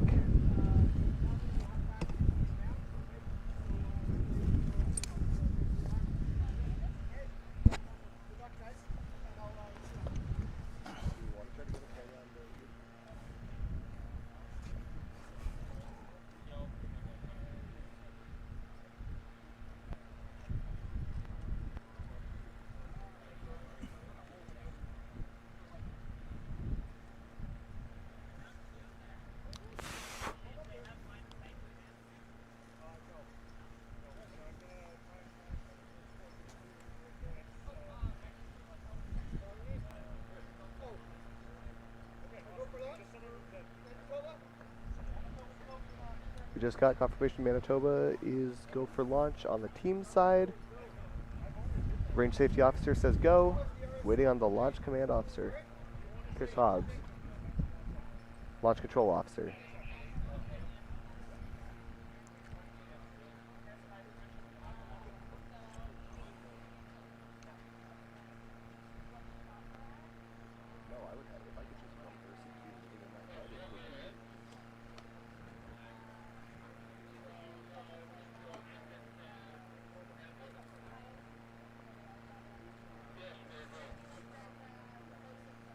Should hear Chris over the PA shortly.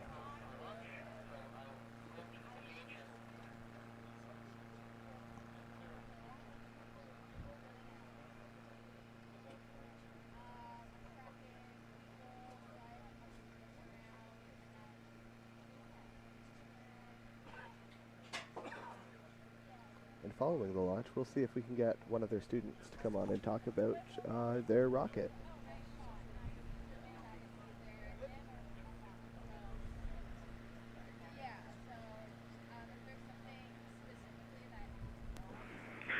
Flight 12 of the day. This is University of Manitoba with Winnie 6.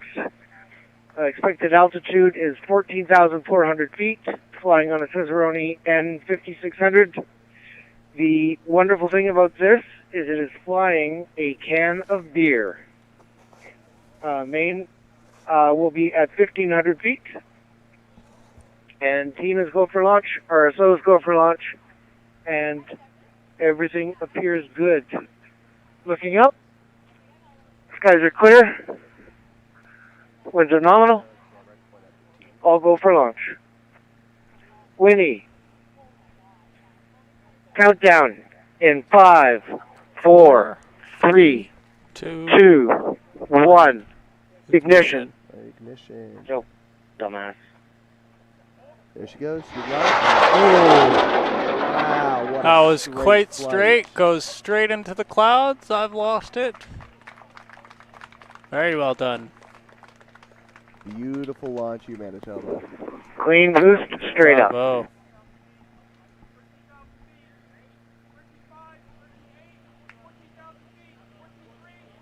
Sounds like Getting telemetry callouts. they've made it 15,000 feet.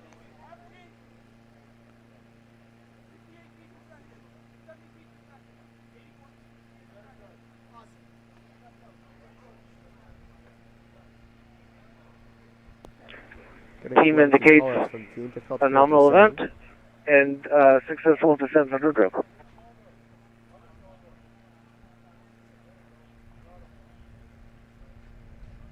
Sorry you're unable to see them. They're on the other side of that tent there.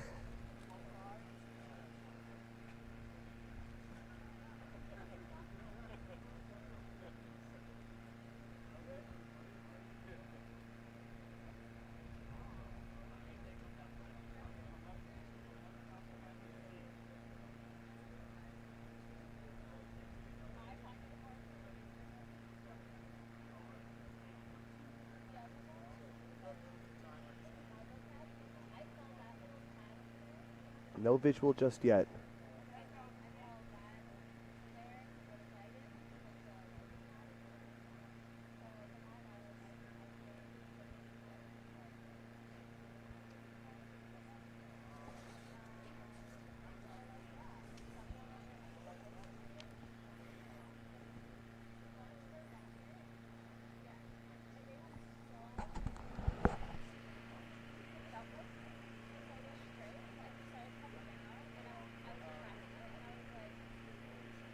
University of Manitoba, after a gorgeous descent, still looking in the skies for their rocket.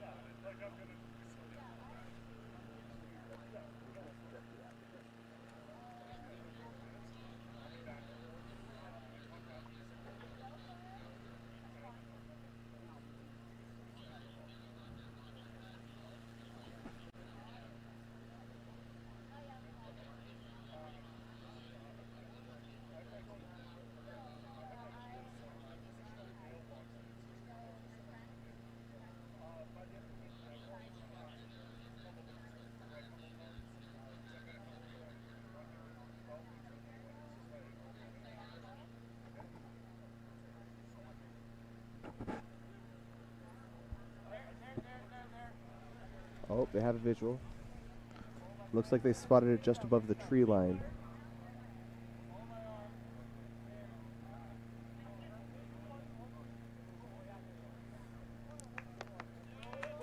So they got it.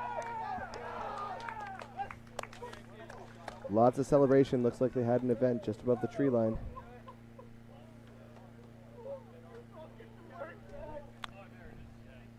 Congratulations, Manitoba. Sounds like a nominal launch based on the cheers from the Manitoba crowd.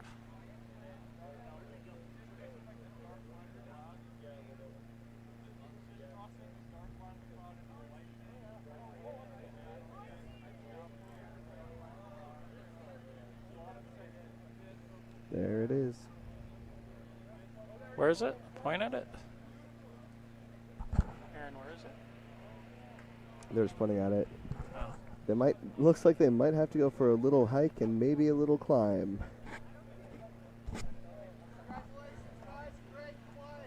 That was a beautiful flight from the University of Manitoba.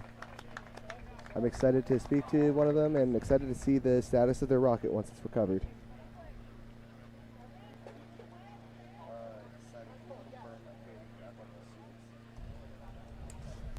Congratulations, University of Manitoba, on what is a fully nominal flight. So the rocket did in fact get caught in a tree. A confirmation of that now. Have to go for a bit of a climb.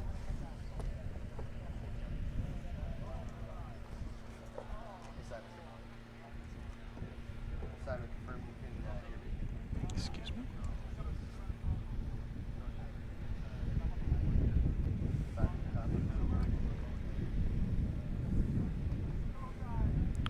Got a lot of people in the chat saying let's go summer. I thought the name of the rocket was Winnie. Hey Simon, confirm you can hear me? Guessing Summer's a person on the Manitoba team. Okay.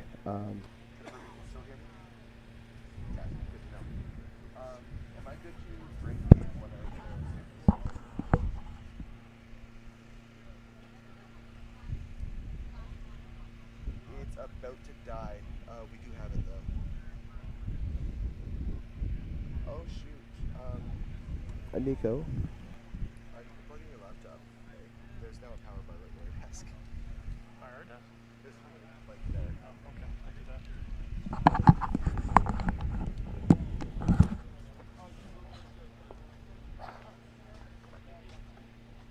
Copy. I can go do that now.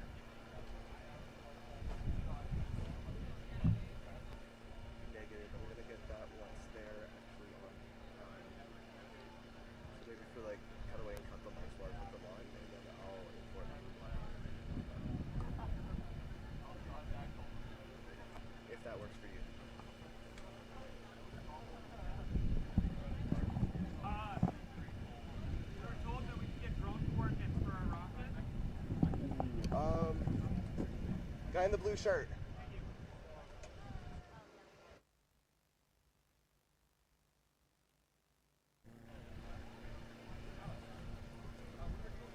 In the meantime, I am going to continue building this low-power rocket.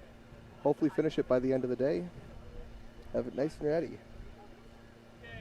Just waiting for University of Manitoba to send some folks who are able to come talk on stream.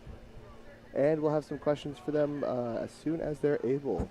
Feel free, folks, if you have any questions for the team coming on, to send them in chat.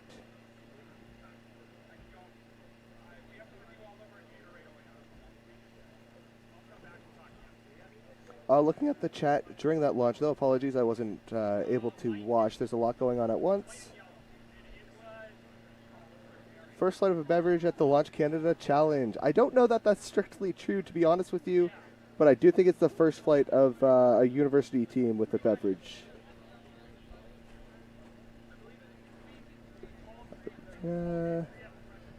Shout out to Summer, the avionics lead. Excellent. Yeah, fantastic work from all of you.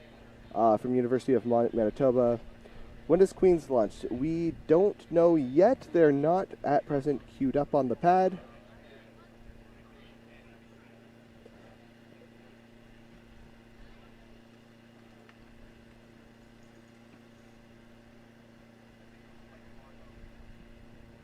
Oh, I'm being told that we actually have 4 teams vertical on the advanced pad. We have McGill, Sherbrooke, Queens, and Waterloo, all 4 of them vertical. So hopefully we see something from them. I'm being corrected.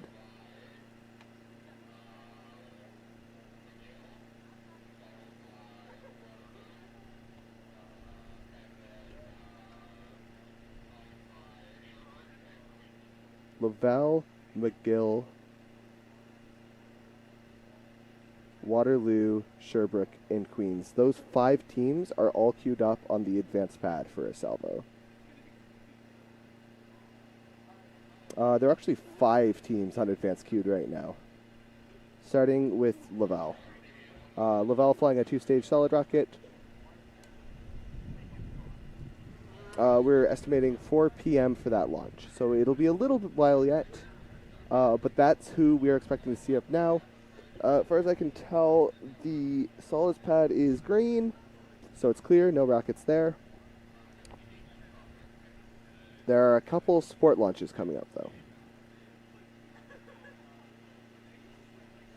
It would be great if I could have a voice in my head telling me the right answers every second of the day. A little bit of how the sausage is made for you folks at home. What's going on at Statics? Maybe kind of calling the pad manager on the radio. Do we know what's happening at Statics?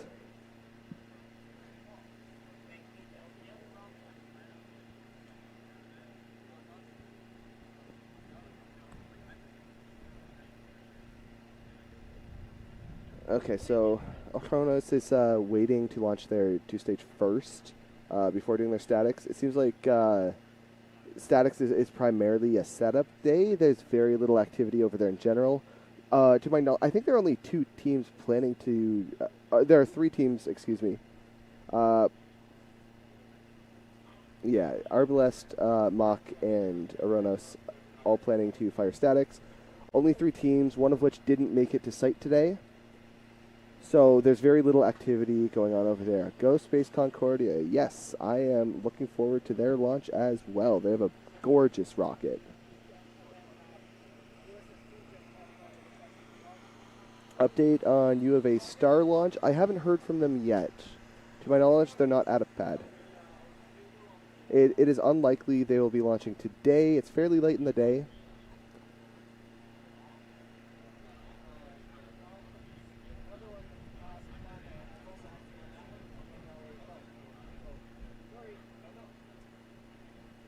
What are launch opportunities for today and the next few days looking like?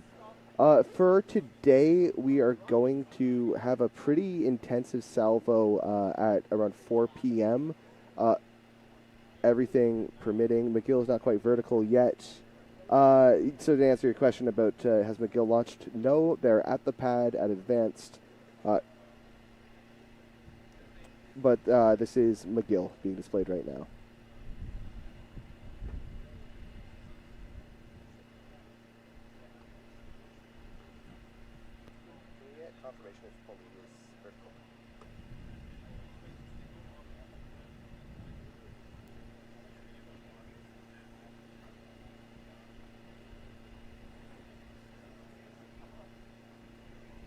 So what you should be able to see now is where I believe Waterloo is setting up. Waterloo vertical with a liquid rocket, the second launch of their liquid, I believe.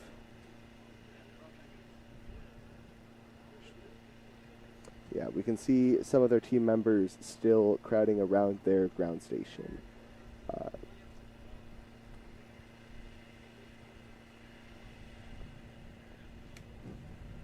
Now you should be able to see the porta potties. Let's not zoom in too much there. There's the trailer, and there's Puli.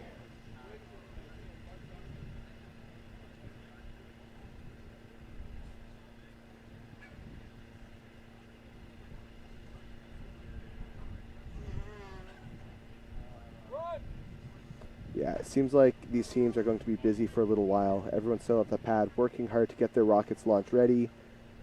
Might be a little while for launch. Still waiting until at least 4 p.m. before the next salvo. Good luck, Waterloo. Yes, they have an incredibly advanced, technically complex rocket. Liquid rockets are nothing to scoff at. They're very difficult feats. So to Waterloo and U of T, I believe are the only two liquid attempts right now. Incredibly impressive.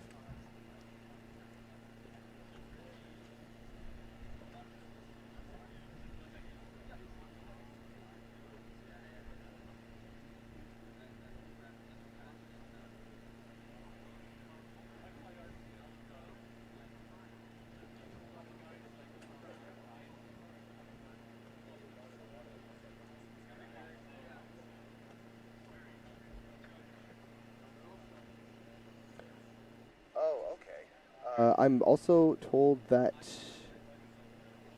Mock wants to hotfire after the advanced salvo.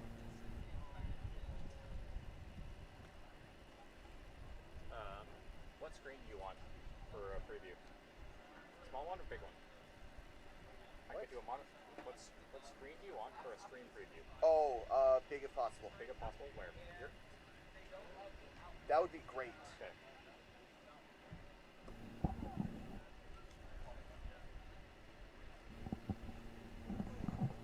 All right, I might be about to receive a preview of the stream, so I can actually tell what's going on as well.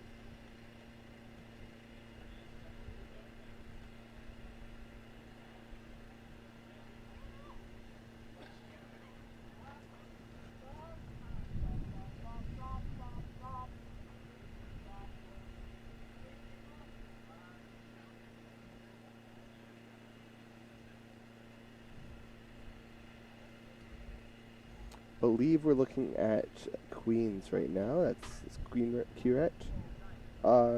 Waterloo. Which pad is Waterloo? Yeah, it's difficult to tell who is at which pad. We know they're set up at advanced, but we do know they are flying a white rocket.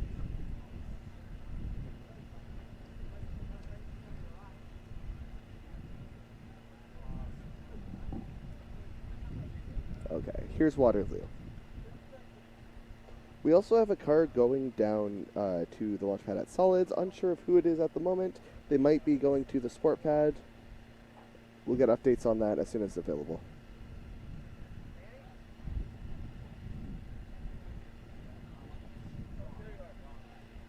Just gonna let them pass, and then we'll send you. Sounds good.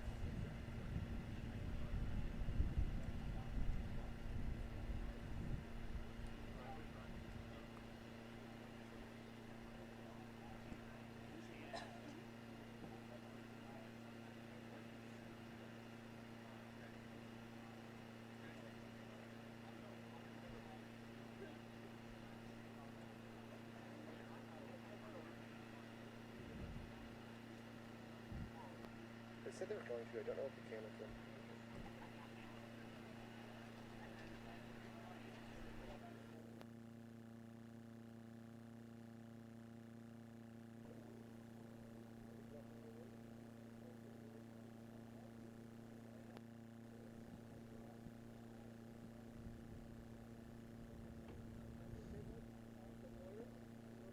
Alright, this team setting up should be Aronos.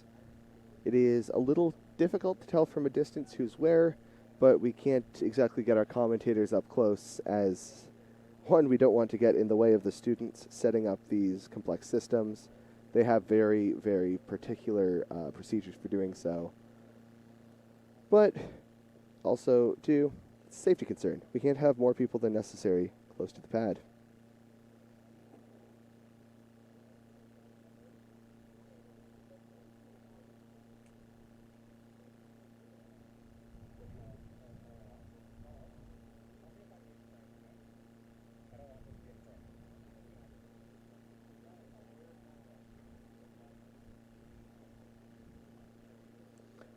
I'm having a monitor delivered to me so I can see what's on stream.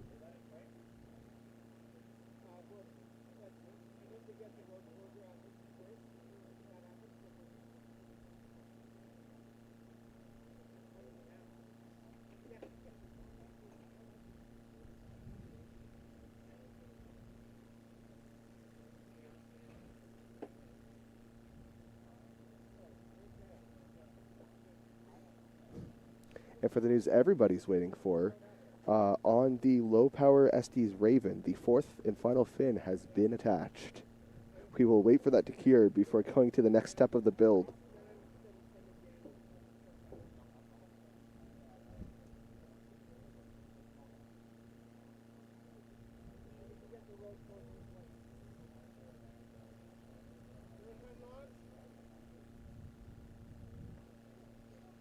Advanced pads have gone to red. Next up is Danny on the sports pad.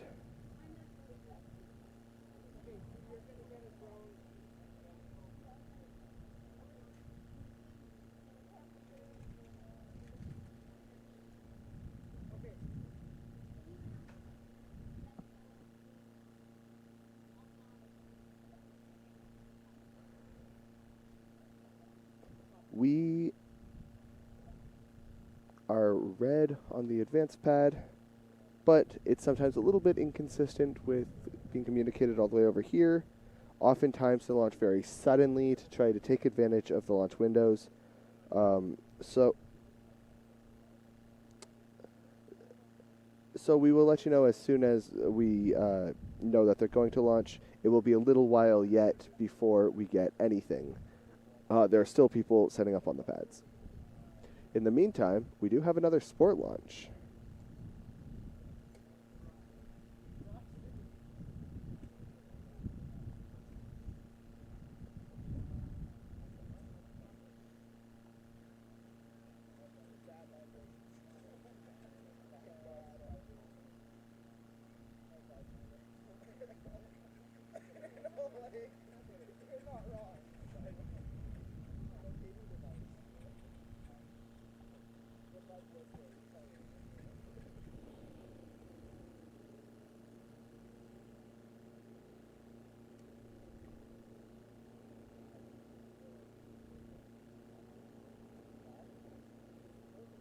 Yes, the pad is red for Oronos, Sherbrooke, Waterloo, Queens, and McGill.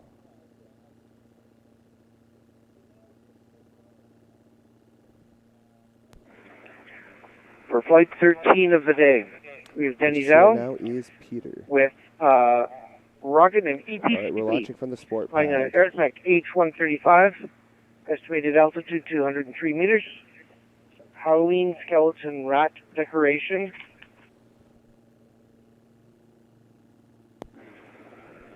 And this is on pad 2. We have continuity. Flyers ready to go. Alright, so looking up.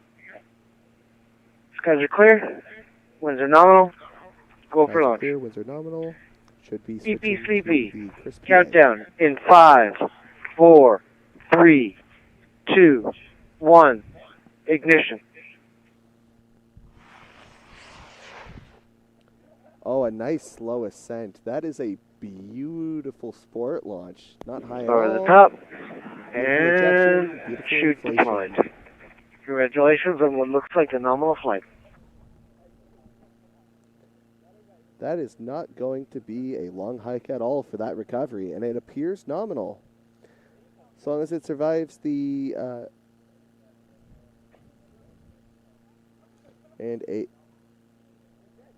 that was Danny from our actual from our media crew there, and gorgeous flight, and a very quick recovery that's going to be.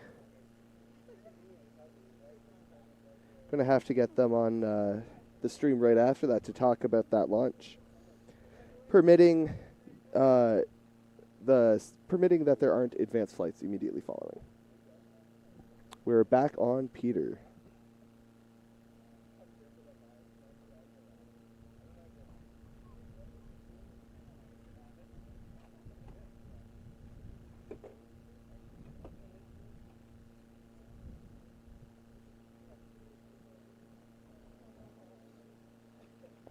Hope you all enjoy this viewing of the Launch Control Officer at Advanced, Peter Tarley.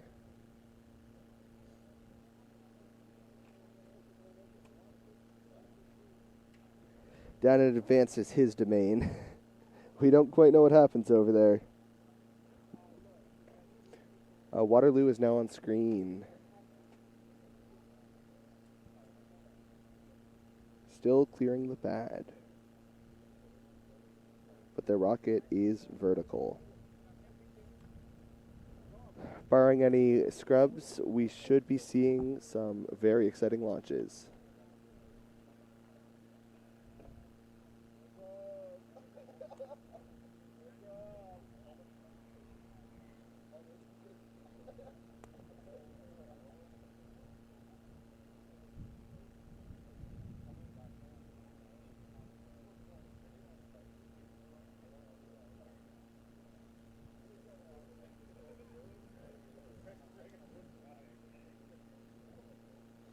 We seem to be back on the Peter cam. One of our drone operators locked onto him as he saunters down the road of Nevada.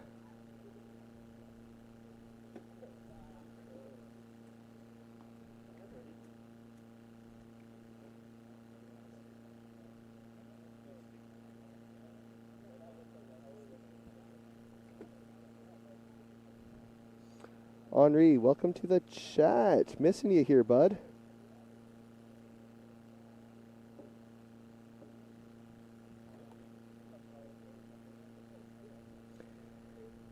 Wished you were here. Thanks for your translation services. We grabbed you a t-shirt, don't worry.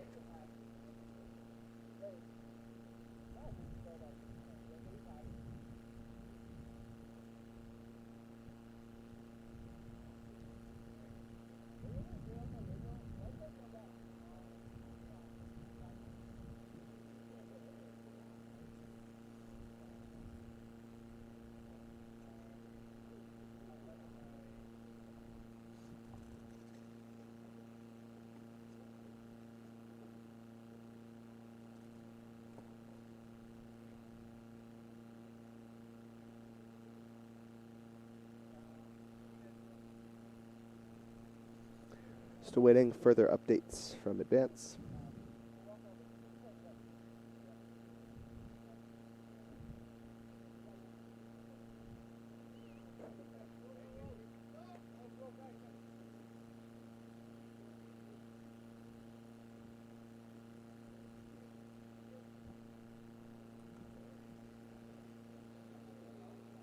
All right, here's the Advanced setup. We're going to lose drone footage in just a second, but that's what the facility at the Advanced pad kind of looks like as the drone comes into land at the drone land site.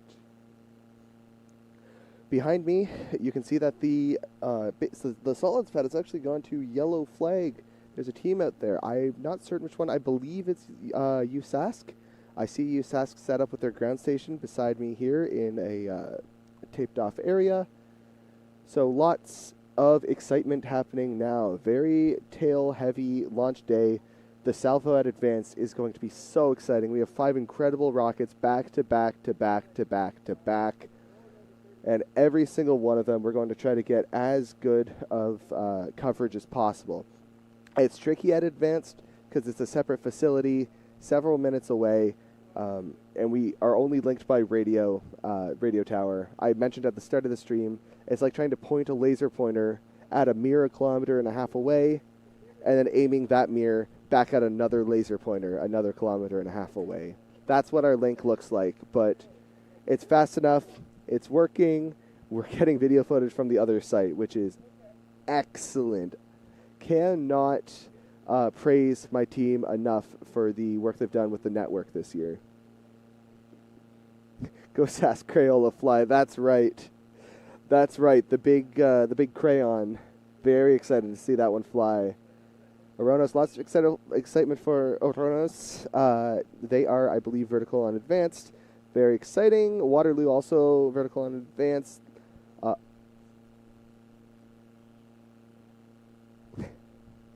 I should mention, I'm being told by the voice in my head, some team members, when signing the waiver, listed your team as Ornos, so as Ornons.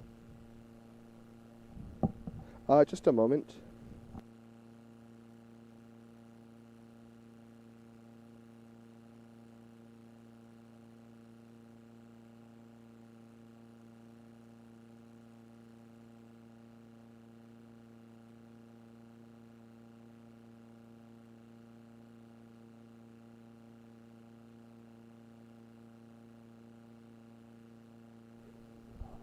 All right, in the meantime, while we wait for the launches at Advance, we're going to get Danny after that beautiful certification flight.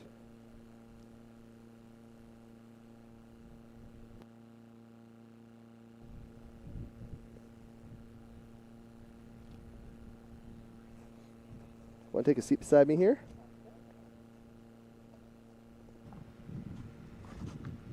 And just take this one here.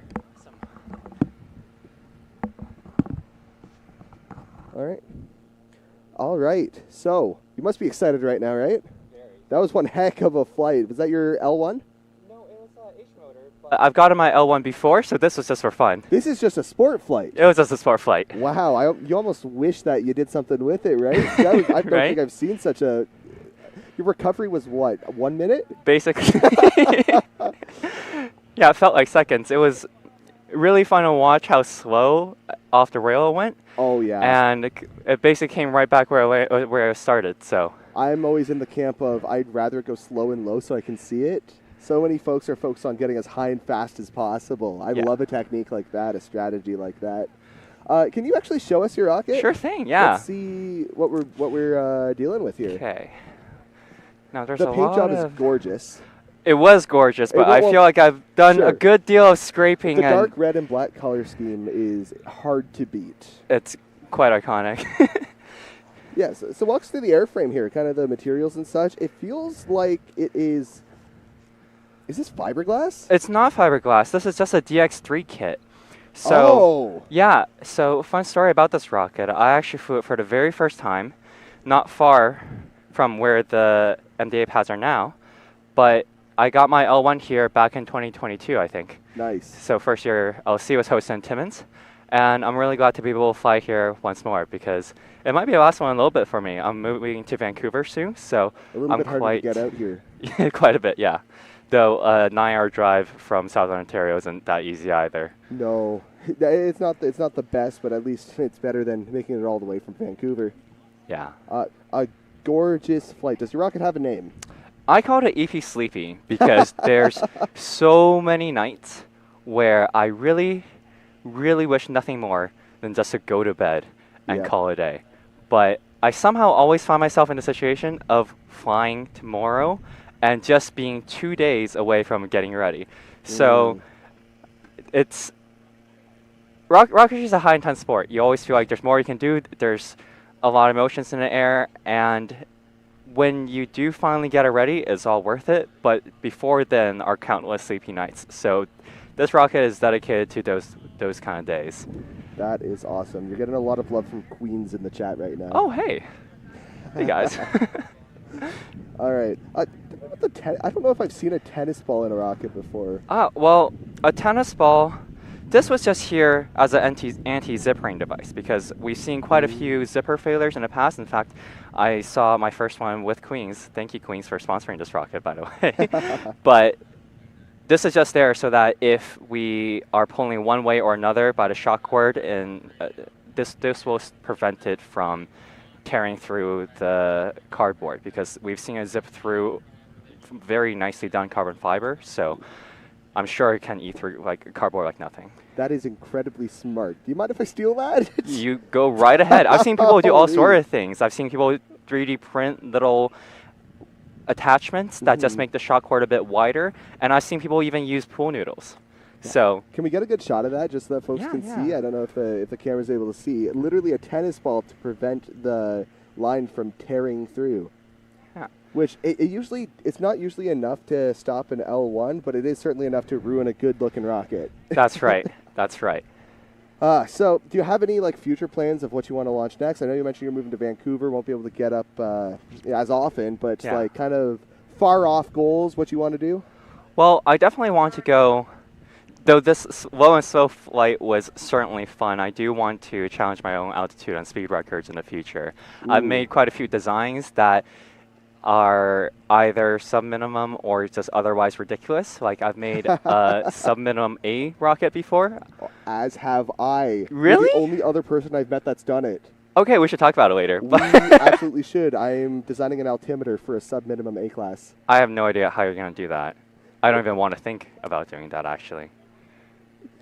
Oh, I'll show you. I'll sketch up later what I'm thinking of doing. Sounds good. We'll talk. We'll talk. But yeah, I have a G125 that I've owned for years and just have yet to fly. But my next flight will probably be very soon, actually. I have another rocket just somewhere behind the trailers there. Oh, ready to go at Launch Canada. Not quite ready. Not quite ready. Not quite ready, but almost there. Almost there. Hopefully we'll be seeing it flying on a G78 Mojave Green at some point. And what's the goal with that one? That one's just for fun. I built it with my girlfriend over the summer, and it's been a while, and we haven't had the chance to fly yet. She's unfortunately not able to be here, so I've gotten her permission to fly.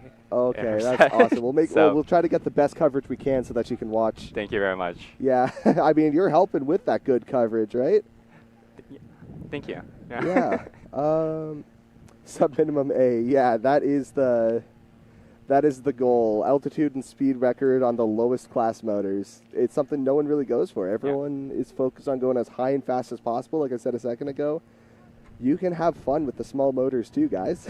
And they're so much cheaper. Oh my gosh. Oh yes. Yeah, that's the reason I wanted to do a sub-minimum A in the first place, is because I don't have a job to support H flights all the time. So exactly. Is that a Super DX3? That is a Super DX3. Yeah. And in fact, shout out to Curette for letting me use and build this kit for my L1, 4 years ago now? So it was weeks before Launch Canada, and we had this laying around, and they said, hey, do you want to build a kit with it? And of course I did. Of course you do. It was very daunting, because that was the second rocket I ever built. The other one was a kit rocket this big, so this was quite a step up. But it's been through many, many flights from here at LC to Potter Field, and yeah, thank you, Curette, for making it all possible, as well as the memories over the past 4 years. All right. I don't want to keep you too long if you want to be somewhere. However, you are welcome to stay and help commentate if you do want to, but I don't want to keep you too long. I'm not gonna lie, this is my first time commentating on anything. Oh yeah. Well, I don't believe you. You're doing way too well for that to be the case. I just want you to know that. Thank you. I appreciate it. I don't know if you've heard the. Advanced pad is red, and they have 5 incredible rockets lined up to go. If you want to stick around for that and watch, you're welcome to. Sure, yeah, I'll stick around for a minute. That is awesome. So who's all on the pad? On the pad, Simon, can you read them out for me again? I know first up is, we have Sherbrooke, Laval, Waterloo, Oronos, and McGill, all on the pad. Okay, wow. Quite a volley. It is one heck of a salvo. Yeah. And it's going to look cool. You know what I'm really excited for, though, is how cool it's going to sound. I know. That's one of the aspects of rocketry that's just really hard to describe for people that have never been to an event like this before. You just never hear a sound like it before in your life. It feels sharp, but also all around you. It feels completely immersive. Yeah. And I don't know. I haven't found quite a sound like it.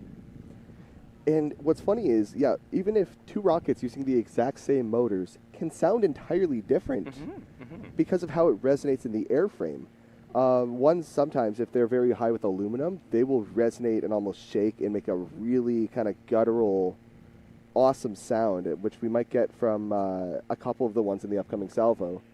That'd be awesome. A lot of the lower power ones, you get the more aerodynamic, like, which also sounds cool in an entirely different way. Yeah. And with all the different types of, well, all the different combinations of airframe design, material in the airframes, as well as all the different propellant types. Yeah. I love seeing all the different propellant types. They're so fun. Do you have a favorite one? Oh, I haven't flown enough high power to actually have a favorite propellant. The ones I've seen, I forget what it's called. It's the super bright one. It's like sparky. Is it a Cicerone skid mark? I think the skid mark. Yeah. The skid mark is really pretty. That it is. But we've seen a lot of smoky Sims though today, and it's growing on me because they're so easy to track. That and the red line is probably one of my top favorites as well. It's just this gorgeous bright red. Oh, they catch me off guard every time. I'm never expecting a red line when I see it, and when it goes, it's just clean. Right. But I have to agree with you completely that the skid mark or the metal storm, any of the Sparky motors, to be honest, any of the Sparky ones, is just such a showstopper. You can't take your eyes off it, though you probably should. It's really darn bright. You really should. Yeah. So I see that someone commented. Yes, Queens is on the pad. Okay, very nice. Confirm. J420 is the red line. Yep. And we see that Gabriel Jasson said, love the tennis ball idea. I used the fiberglass tape to wrap around the mouth of the aft body tube. Yeah, I've seen that too. And the reason I forwent that idea was because I don't have any fiberglass. And a tennis ball is $3, guys. $3 at Walmart, not sponsored. Oh, heck yeah. I love these restrictions that are not strictly the engineering, like altitude or speed requirements, but building it around trying to make something as cheaply as possible or something funny like as small as possible. Hey, Nico, just get someone to tell me over the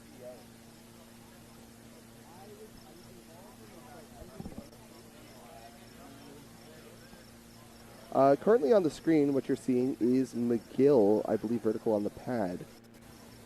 The rocket is called Luminor. Right next to it, a bright red flag waving in the wind, indicating the pad is red. Yes, God bless Chimera. Chimera is Queens' hybrid rocket this year. And I know Queens has been working on the hybrid propulsion. It has existed as a sub-team for, I think, 8 years now. But over the past few years, through the honestly unbelievable efforts of the team leads, Queens has their hybrid on the pad for, I think, the first time in team history, yeah. Okay. I will just answer a couple questions in chat very, very quickly. So we'd love to have all the teams on right after they launch. We try to, but we don't want to get in the way because sometimes they want to go immediately on recovery. That's one. 2, what order are the teams launching? I'll get back to you on that. 3, I'm also informed that there are 2 students from the University of British Columbia who would love to come on before their rocket launches, which is the team currently on the solids rail. So it might be actually great if we could get them on in order for that. So Danny, it's been fantastic. Come back anytime, seriously. Give yourself more credit. You're very good at this. Thank you for having me on on screen, on camera. It's yeah, been a fun absolutely. experience. Well, we got 4 more days after this one, True. so plenty True. of time to get on here. The rocket was gorgeous. I'm excited for your next flight. Thank you. Okay, I'll hand it over to UBC team. Thanks for having me again. Hey, thank you.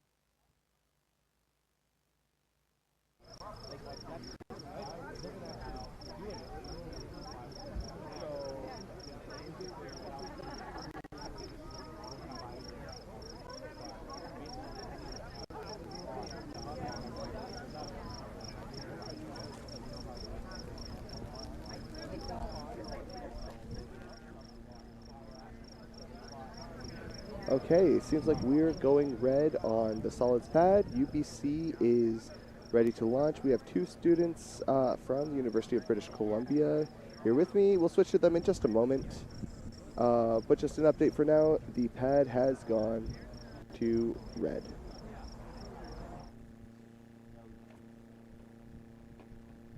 Oh wait, did it still green? What does that mean? Did we disarm our rocket? Never mind. The pad has gone to green. This might indicate a scrub. We are at this time not quite sure, but the pad has returned to green status.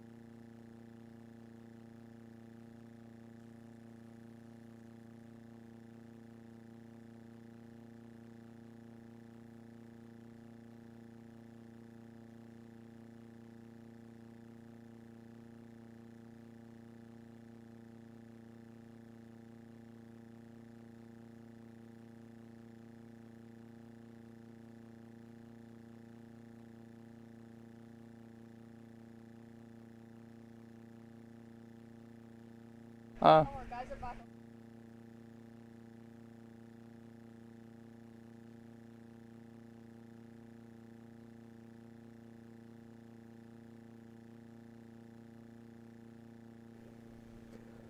right, we are back here at the live stream booth with a couple students from the University of British Columbia. Can you folks introduce yourselves, please? I'm Misha. I'm my second year going into third, and I'm on UBC Rocket, and I do sponsorships.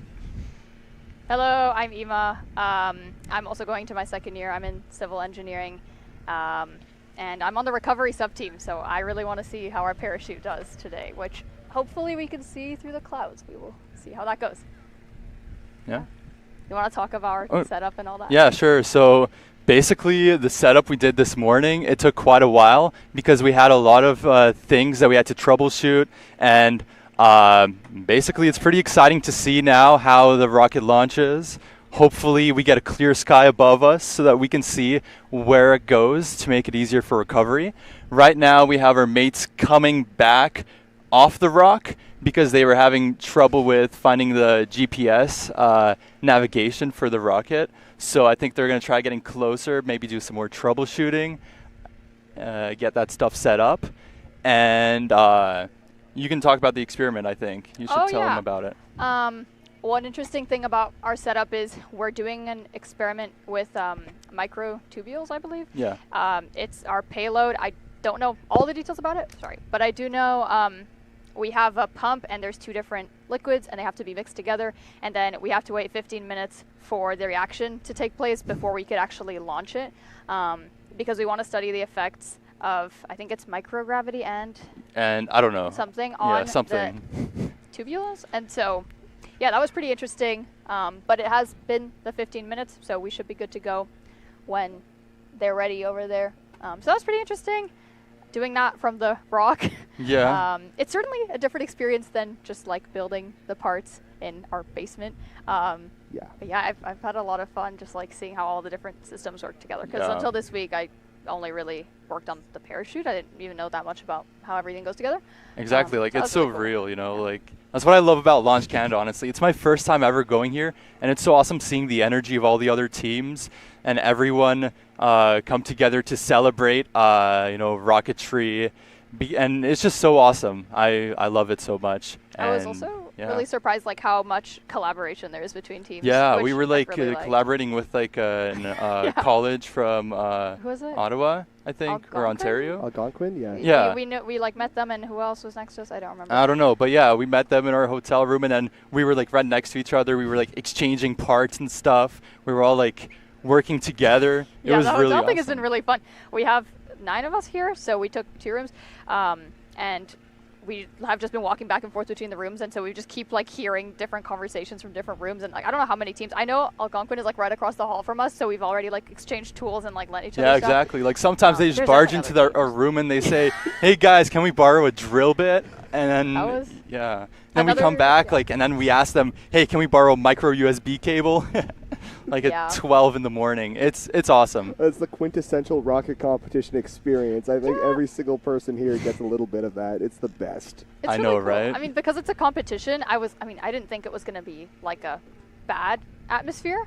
But I was like expecting it to be, I don't know, some kind of animosity, and we're all just like trying to win. But like, no, it's just been really chill. Everyone's like really nice. Everyone wants to see everyone else's rockets fly too. We're just really happy to like see everyone's rockets launch. Yeah, I think we might be back and going later. I don't actually know what's going on. Do you know? I don't know. I don't think so. I wish I knew. I think I just saw Edward, who is. Yeah, best I can tell, we don't have any information from the pad yet. So. Okay. Well, it looks like we disarmed it, which is cool to know. In theory, we knew we could do that, but I don't know if we've actually had to test that before. So, hey, our disarm checklist works. That's good. So, yeah, I think we're going back later. I'll go ask them what's going on. Our guys on the rock are also gone. So, do we have anything else we want to talk about? No. It's just been fun. It's awesome. And yeah. Thank you for letting us talk a bit. Yeah. Well, you guys have been awesome. I didn't even have to say anything that whole time. You just kind of took it away. That was perfect. Do you have questions and things we should discuss on here? Hey, I just want you guys to talk about whatever you want. Well, what's been you know, if there's anyone back home you want to shout out or anything. Hello. I don't know if they're watching the live stream. I was like... Well, you can tell you what. But anyway, if you guys are watching the live stream, hello. Send them a video clip of that part of the live stream. I'll send yeah, come back awesome, later. yeah. And say, hey, look Hello, at this. Mom, I was Dad, on the live stream and you weren't even watching. Hi, guys, if they you're might watching. actually be watching, though. But that's why I was like, they're probably really confused because we were like going to go after Manitoba, and then they did the CERT rocket, and then now we don't know what's going on, so this will be entertaining to find out. Well, I don't want to keep you guys too long. You probably want to go catch up with your team to figure out what you're doing. Discover what's going on. All right. Thank you guys so much. Yeah, thank you for having us on here. That was really cool. This was really exciting. It's been a pleasure. Yay!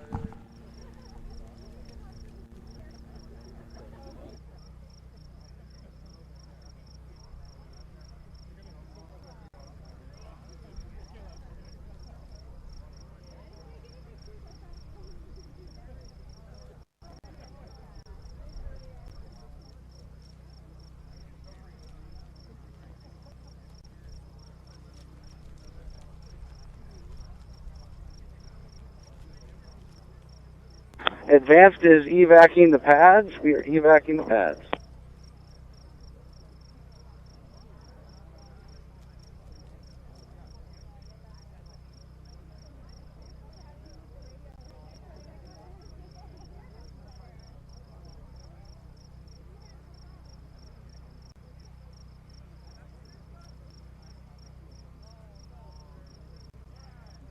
Seems to be evacuating the pads at the moment.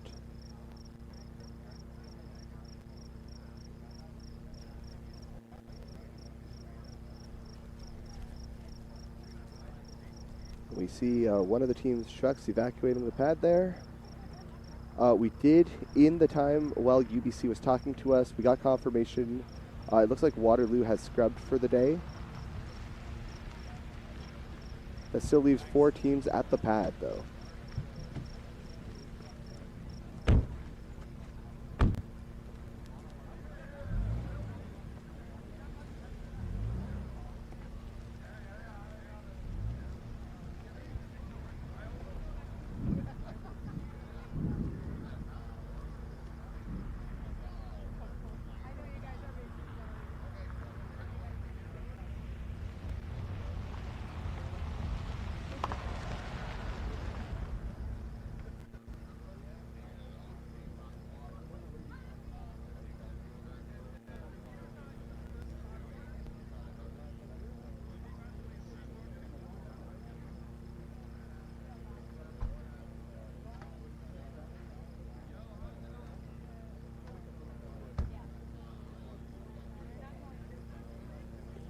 All right, we're just given an order of launches. There appear to be 4 teams on the pad at advanced at present.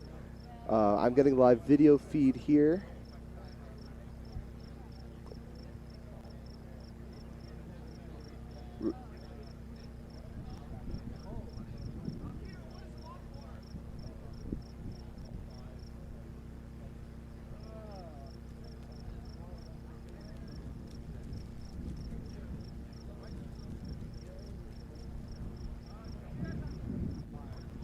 Okay, this is advanced. Our launch order is as follows.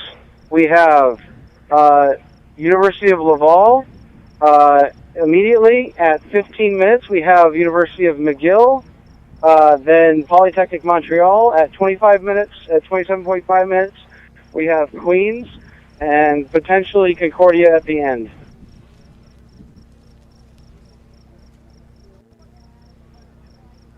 Okay, so we have some information on the launching teams at the moment. First up is going to be University Laval, followed by McGill, then Oronos, followed by... Range safety at advanced. Go to the tent of the filling teams.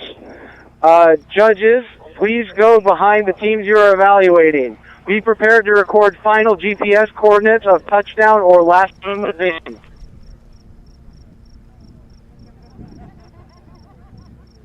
Gabe to McGill, Andrew to Oronos, and Matthew to Curet, Queens.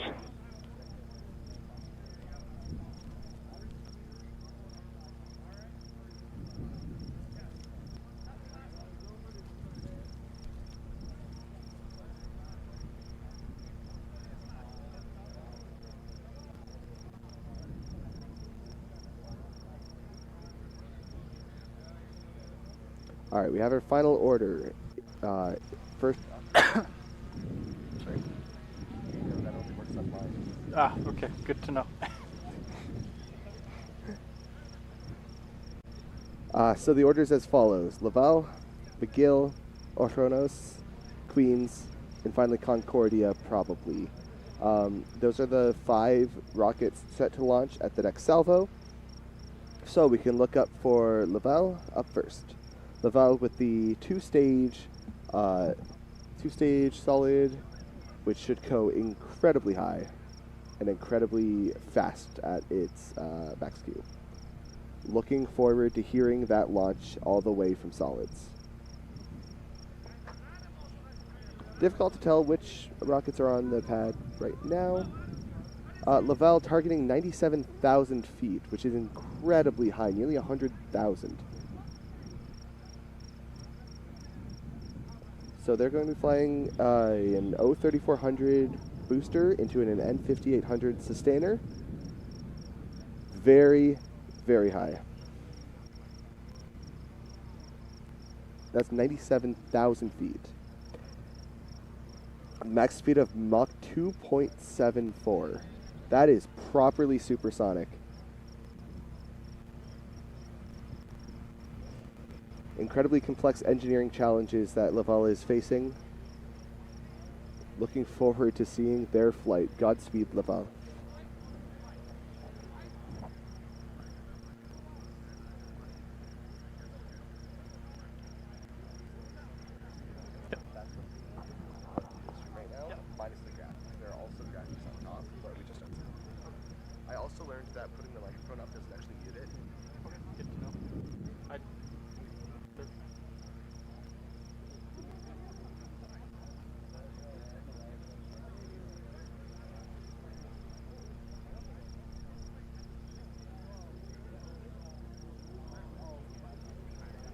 Is there 3 hours left? We're operating on Eastern time at the moment. The range likely is going to close or the stream end at around 6 p.m. Pending playing it by ear. We will see when we get to that point. However, this next salvo I think is going to be the highlight of the day. A lot of really intense rockets back to back to back.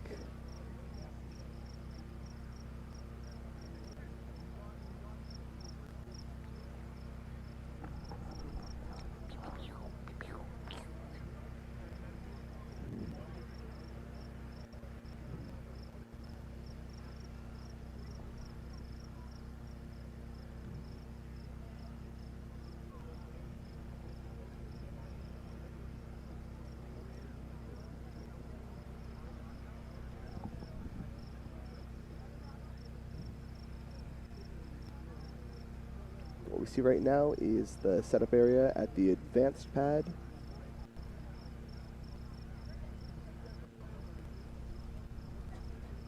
Yeah. Should be able to see Peter Tarley walking around in his white cowboy hat and his signature Hawaiian shirt. Aloha. Haha. All right, lots of excitement in the chat. Would love to see what teams everyone here is here to support. If anyone here is just tuning in for fun and just wants to see some rockets launch, that's awesome too. But we've got some great teams lined up. To remind everyone, the order coming up in the salvo at the advanced pad is Laval, McGill, Ochronos, Q-Ret, and finally Concordia. We have some great rockets.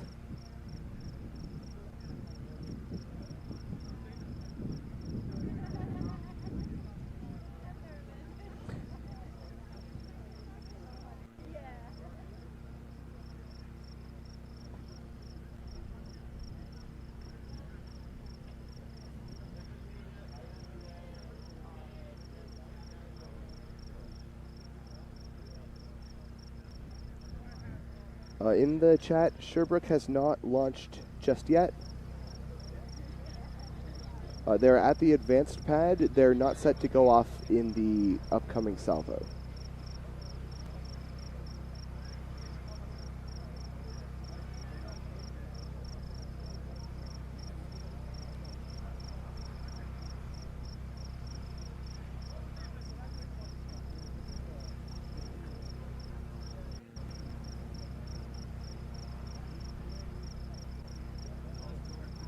Yes, we have a little bit of time before the launches, but when they do creep up on us, it will be very, very sudden.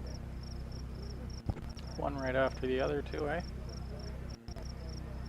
Potentially. Yes, so I've been reminded that, and just to clarify for everybody, because we're dealing with liquid propellants here, we don't want to wait around with pressure in the tank. It can just complicate things. So Peter, the LCO at the advanced pad, is going to give them go for launch as soon as they are filled, regardless of the time between the launches, which is passed.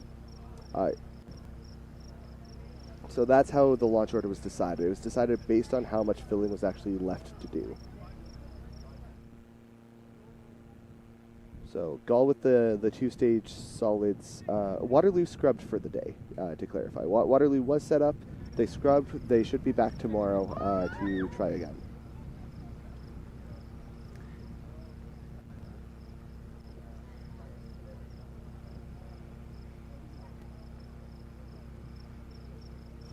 You're looking at an aerial view of what Peter Charlie has named Nevada. It is a section that has been cleared out for the advanced pads to make sure we give our teams enough space so that they can safely supply and support their rockets. I still think we should call it Saskatchewan. I agree. We should call it Saskatchewan. Nice and flat.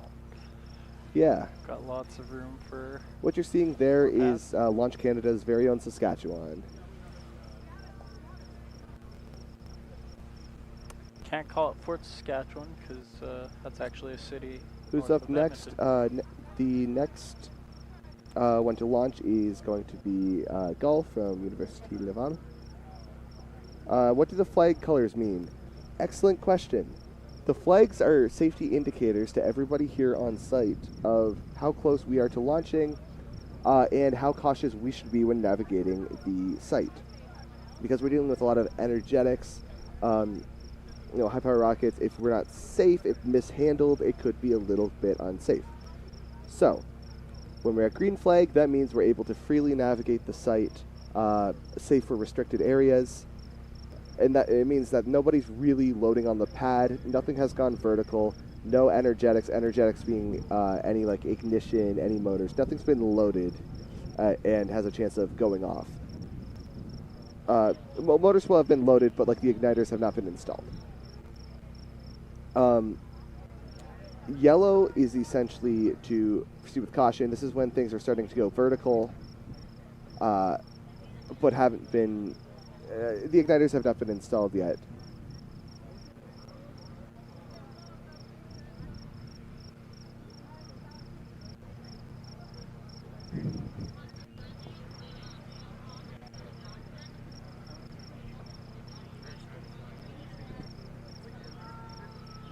I do believe we are on camera. I do believe we caught that. That's excellent. And then red flag is, of course, energetics have been loaded and the recovery systems as well are armed, and it's essentially go for launch. Red flag is essentially telling us that launch is going to be imminent, so stay where you are. You can't move between the sites. You can't leave and go on recovery. If you're already on recovery, meaning you're out in the woods searching for a rocket, you need to hold until yeah. So in this view, you should be able to see the red flag at advance, basically indicating that launch is going to be imminent. When is Waterloo? Yeah, Waterloo unfortunately scrubbed for the day. They should be back tomorrow. What's wrong with the University of Sherbrooke? I am not sure. I don't think there is necessarily anything wrong. They're just not in the current salvo. How I wish I was in Sherbrooke right now. So these two rockets are Laval and Concordia. Laval, Gall on the left, Concordia on the right. How can you see that? When is McGill? McGill's launch will be following Gall's launch. So they will be the second launch from the advanced pad.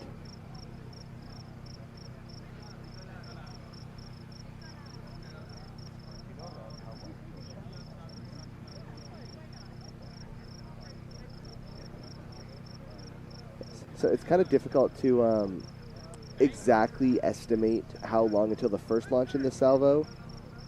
We don't get incredibly frequent communications from the advanced pad, so as soon as we know is when you folks will know. It is likely going to be within 10 minutes from now. We were told 15 minutes around 5 minutes ago. Just to remind everyone, the launch order in around 10 minutes, give or take, is going to be starting with Gall, which is University of Laval, followed by McGill University, followed by Orhonos, which is Poly, followed by Queens, which is Curette, and then finally, I believe, Concordia. Curette is Queen's University in Ontario, in Kingston, Ontario.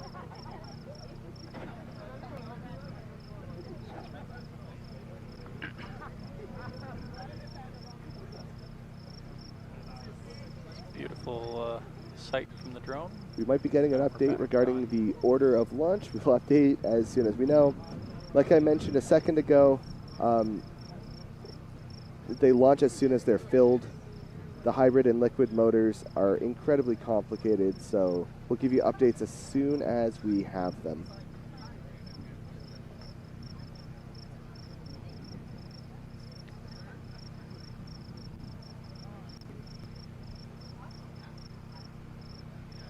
Aaron, correct me if I'm wrong, but that's Laval on pad 2 there, and is that on pad 1?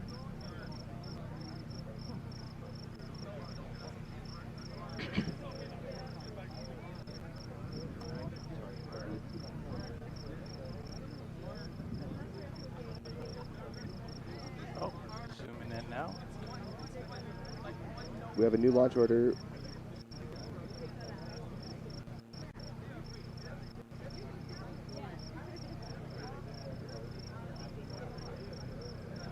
We just got information that Queen's University, that's QRET, have unfortunately scrubbed, which likely means we're going to be revisiting them tomorrow.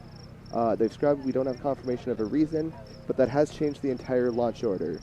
So we're still going to be starting with Laval, followed by Orhonos, that's Poly, followed by Concordia, and McGill will be finishing up the salvo. It's possible that McGill and Concordia will be swapping places on short notice. We will be providing updates as we learn more.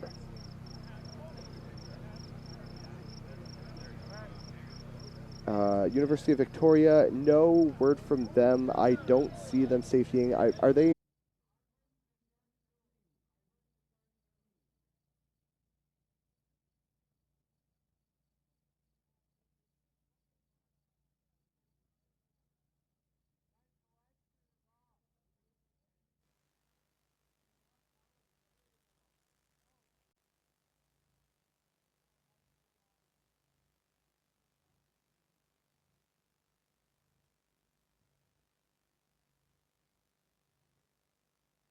We're back up. We're back up. Back it up. Back it in. Let me begin. Yes. Hi, folks. We want to apologize so much. We just lost power on the live stream. The generator went off and power to the entire facility at Solids was cut. Poor the time. Second that happened, Gall had their launch. We are sorry we couldn't have coverage of it. We're going to talk to our drone folks, see if he got footage potentially. Unfortunately, we weren't able to cover Gall's ascent. What we can promise is that it was gorgeous, straight as an arrow, straight up into the cloud cover, and that they maintained telemetry best we could tell. There have not been any updates since then, but it is a launch that Laval should be proud of, nonetheless. Excellent launch. It's a shame. Well, hopefully we got some of that. We're working on our best to restore the live stream, restore coverage, but everything in our box has to be rebooted for a moment. All hands are on deck right now, working on getting coverage back.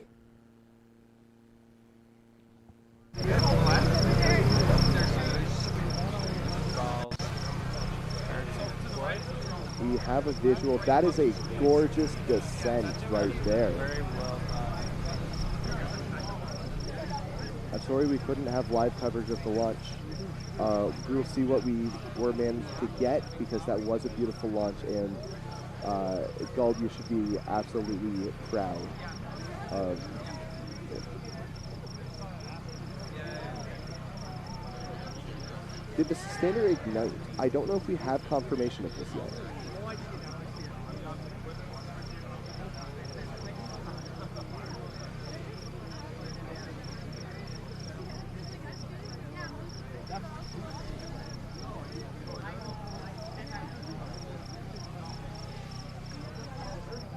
Bravo, mesdames et messieurs de Laval. Bravo.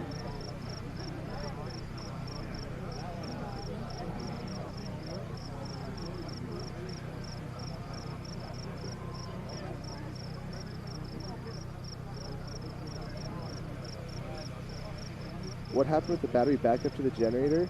We are working on diagnosing it right now. Everyone, save for Nico and I, are hands on deck right now, restoring everything. Yep. Is McGill still going next?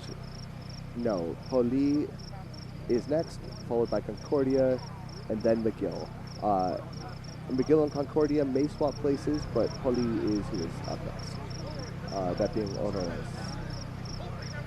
Ontario Tech has not launched yet. I haven't seen them on site yet today.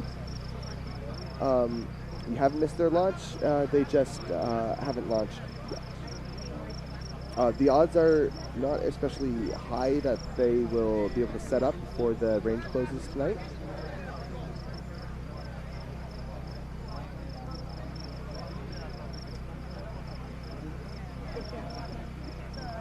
Correct. Laval has launched. What we just saw on the stream, we don't see it anymore, was their recovery, their descent. It was a beautiful launch. Unfortunately, our generator went out, and we lost power to the live stream and all the cameras on our site just as they launched. We have a second satellite group over at Advanced. Do you have any info on why? No, we don't. The order is determined by how filled the tanks are. They'll be sent as soon as they're filled up. So it just so happens that McGill is going to be a little bit longer before their tanks are full than the other teams, is what's most likely. Concordia is likely going to be following Poli or following McGill.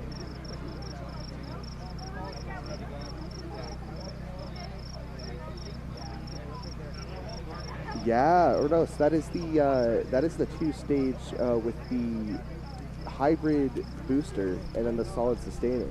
I don't know that I've ever seen a two-stage hybrid rocket anywhere, even outside of Canada. That's quite impressive. Quite impressive. To the best of my knowledge, it's the first of its From kind. the MDA Sport Pad. Incredibly exciting. On Pad 2, we have Lamar. We are going to be very quickly having a sport launch from the MDA Sport Pad. Let's turn to that very quickly. Have a look at what's going on. I-280. Estimated altitude is 1143 meters. There you go. There's a nice view of the MDA Space Sport Pad. And we have continuity on the pad. Got a rocket there on Pad 3. Looking up, skies are clear. Winds are nominal. Skies are clear, winds are nominal. Flyers go for launch. RSO go for launch. All go for launch. Okay, we have Lamar flying precision. Countdown in 5, 4, 3, 2, 1. Ignition. Oh, that was one heck. Oh, keep your eyes on it. It flew directly overhead the Straight up. area.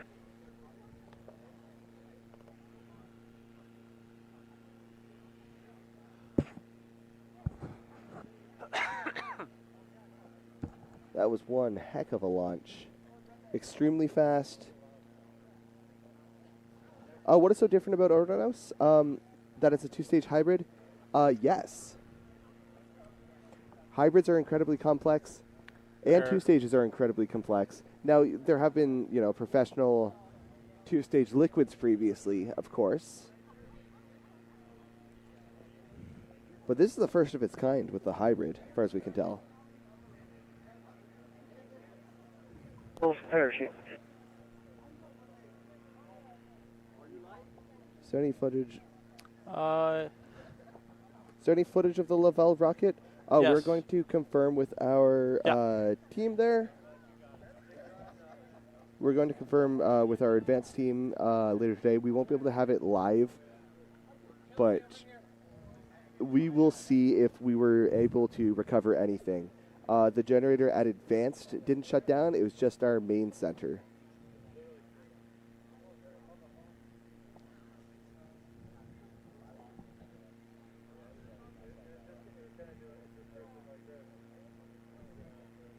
oh, there it is. Seems we have a visual. Looks there like the she drone is. deployed. Yeah, it looks like the main has come out. What a launch. Yeah. It's fast and furious.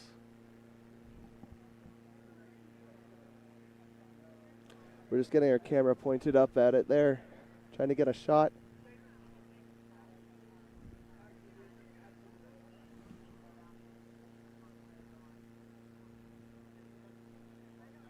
You'll notice whenever there's a launch, we point at it. That's to make sure everyone around us is aware of where the rocket is. Make sure everybody's paying attention to where it is going to end up. No, both of Aronis' stage are not hybrid, just the booster is, meaning the first stage. The second stage, or sustainer, is a solid motor.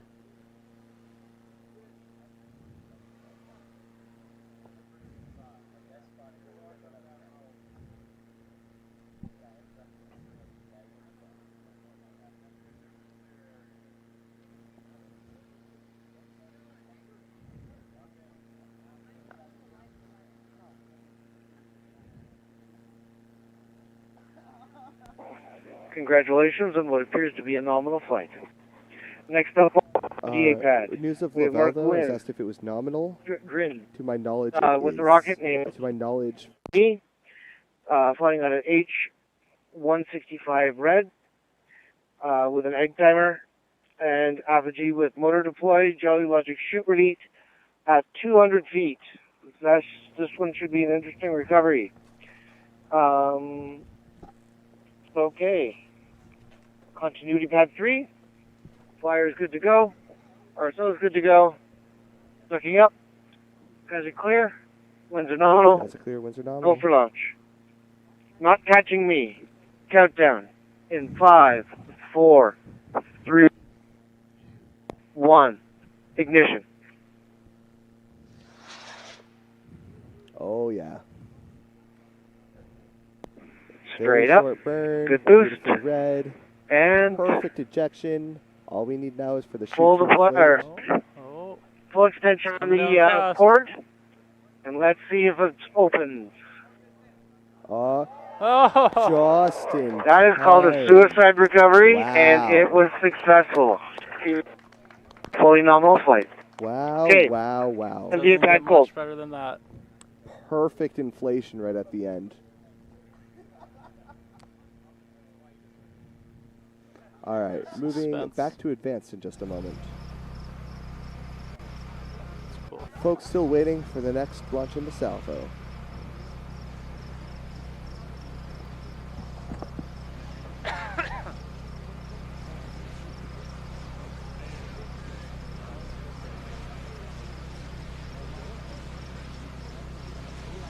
Okay, I'm told that Gull actually did two hybrid solid 2 stages around 20 years ago or so.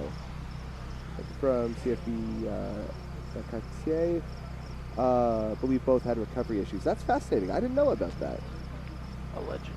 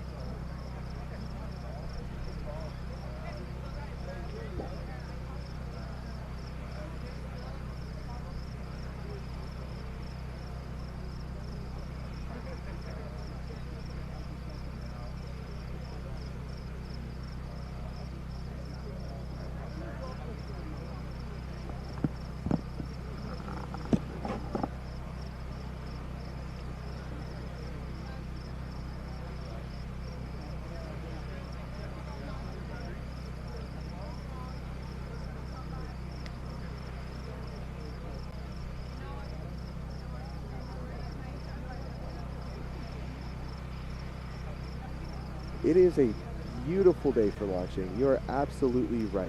All of us here in the Timmins region have been worried about rain all week, and there's been a little bit of rain off and on. Today, I was very worried about the cloud cover, but I don't believe we could have asked for much better. Coming up next, the next launch from Advanced is going to be Poli. Oh, I am looking at the drone shot now. Look at those clouds. Wow. At the Advanced site, I believe, this is either, I believe this is Yuhan piloting, if I'm not mistaken. It is a gorgeous frame right there.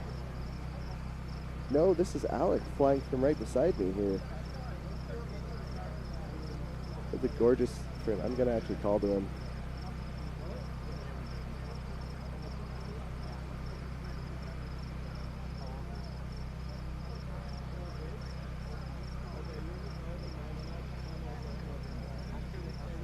Seeing once again, Saskatchewan, as we've begun to call it.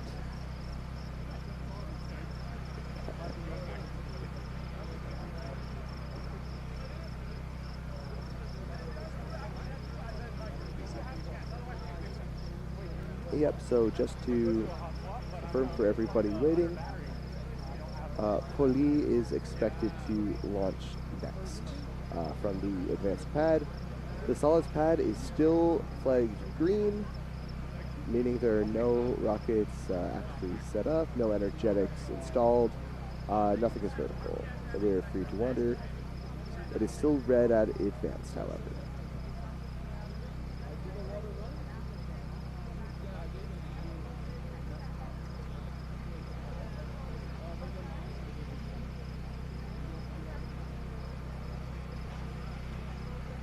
Lots of love to Orhonos. We will see if our advanced crew can get any of them on the live stream and ask some questions and respond to some folks back home. We also see it looks like you Sask headed out to the solids pad.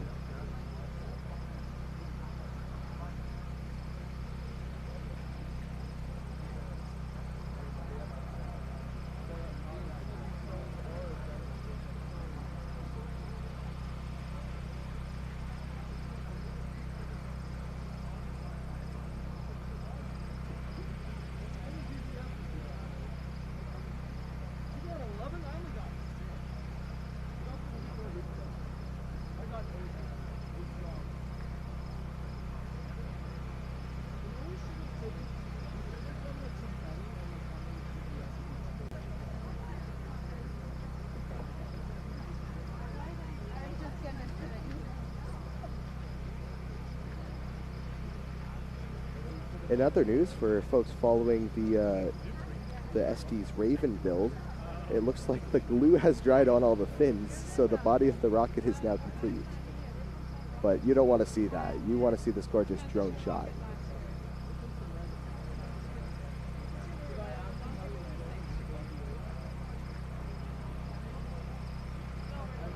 McGill is about 5 minutes from launch.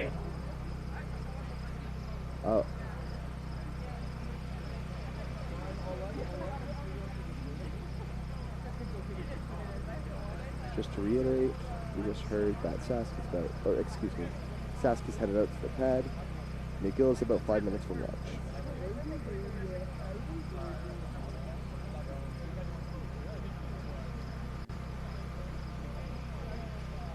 So it looks like you might be getting McGill next. We will provide updates as we receive them.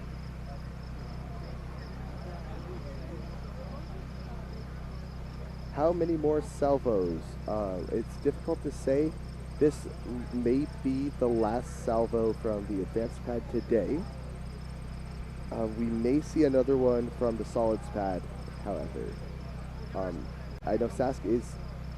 they're just confirming.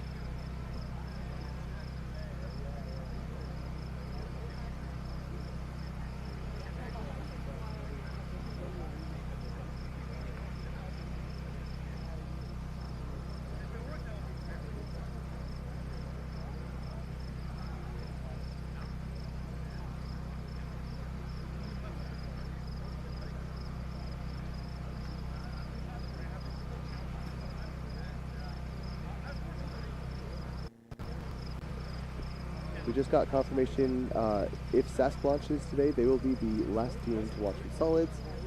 So a salvo from solids will be consisting of just them. So that means the remaining teams who will attempt launch today are McGill, Poli Orgenos, Concordia, and USask.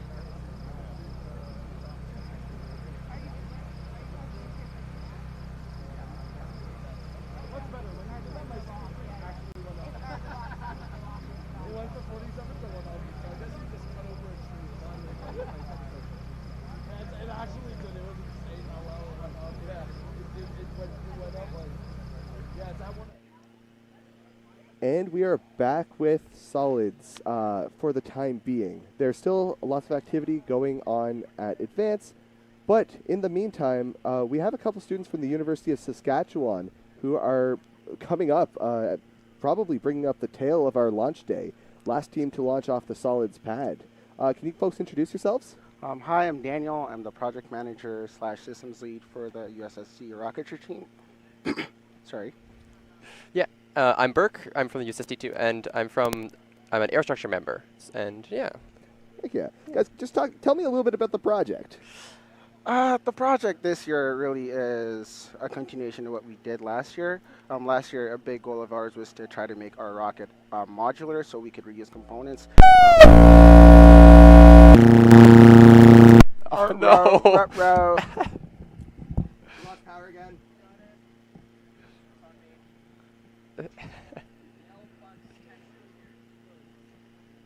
Is stream still up? Okay. All right. Oh, I was scared. Okay. Sorry about that, folks. I heard the power get cut again and had a panic attack. That would have been the second time today. No, the stream is still live. All right. Just our end got cut off. But we're still here. Sorry, guys. You want to continue talking back about, to myself, I suppose. Right. So the rocket we're going to be launching this year is a rocket called Theseus, named after the myth of Ship of Theseus again, because we are relaunching a lot of the components from last year. Last year, a big goal of ours was to try and make stuff modular so we could easily reuse components, again, to save on costs for future projects. And that seems to have been a very, very effective use of our time, I suppose. A lot of the components from the fiberglass tubings on the rocket to the inner motor tubes and stuff are also reused, I guess, from last year's rocket. One thing we did change on the rocket was the fin cage design. Last year we had an aluminum fin, all, what's the word now? Like a solid aluminum fin? Yes, a solid aluminum fin, essentially all fabricated as one piece, but this year we kind of have a different design where we have a carbon fiber component clamped with two L clamps, and then that is then mounted to our fin cage centering ring. So again, a bit of design changes here to provide newer members opportunities to kind of learn and experience. I'm going to cut you off here. Design and rocketry stuff. We're about to get launches from Pulley and McGill. All right. Back to back. Would you guys like to stay on the call as they launch? Sure. That's fine. Help me call out what they're doing? That is fine. Okay. That is fine. That is fine. Before we get too far, I was also told that your rocket has another name. Oh. Yes, that is true. The other name for a rocket is up to down. The year before we named our rocket up, and it did go up, but it did not come down the way we wanted it to. The recovery was not nominal. We had some problems with our main parachute deployment, and so we named it up to down with the expectation that it does come down the way we want it to. So hopefully, knock on wood, a nominal recovery. But then again, we kind of had to change the name for sponsorship reasons, so we had something a bit more professional to present on the sponsorship front, but internally we still do call it up to down as like a gag between the team members. Well, our director Simon's in my ear telling me he approves. That is right. That is right. That is right. Yeah. So where are they going to be launching from? This is advanced, so right? the advanced pad is McGill is starting their final launch checklist. They're starting their final launch checklist, just announced over the PA. McGill's rocket Luminor is slated to go to 11,544 feet. They have an orthopedic bones experiment flying on an O-class SRAD motor. Yeah, we're just getting announcements from the LCO at Advanced on the status of McGill. McGill is about to launch.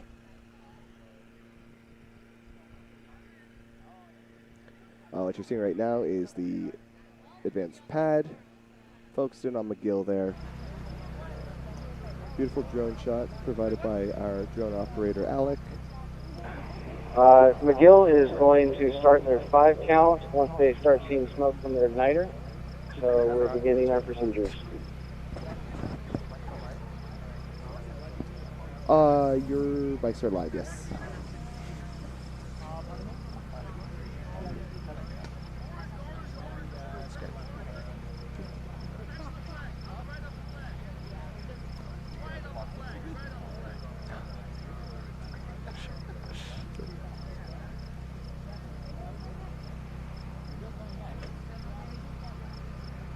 All right, live stream team coming on out of the tent there so they can watch this launch with us. That is fun. All right.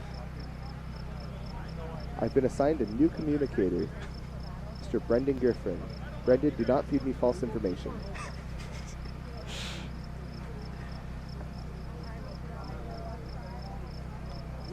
Hopefully I can track this time.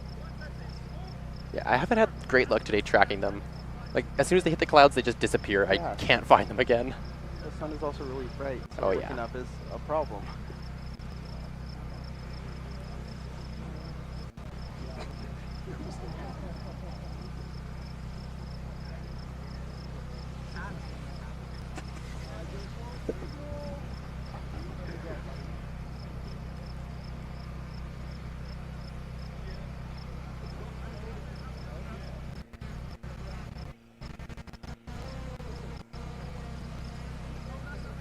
LA McGill. We've been confirmed there is there's gas venting from their rocket. They are likely going to enter their countdown. Umbilical arm is very retracted exciting from the for field. McGill. Their fill arm has retracted.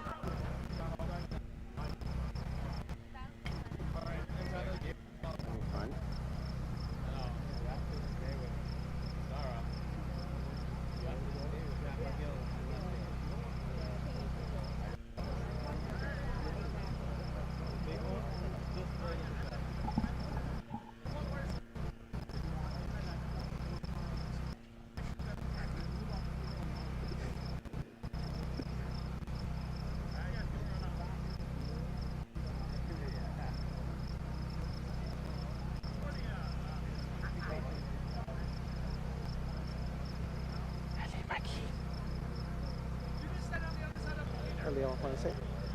No way. This we can finish. Yeah.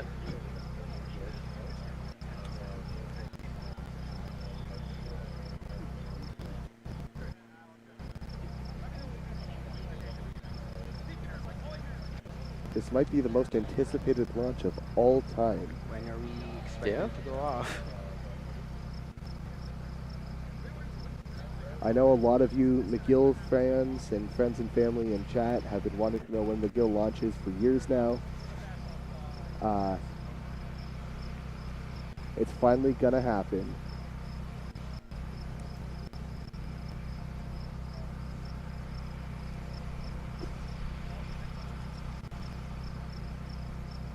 I am almost as excited as you at home, I am.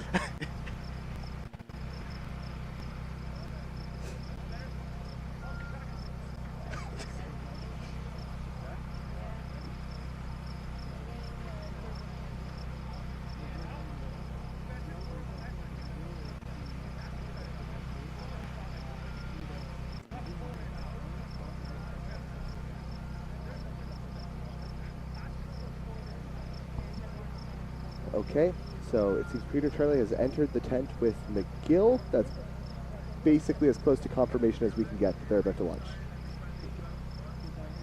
McGill's igniter is arming.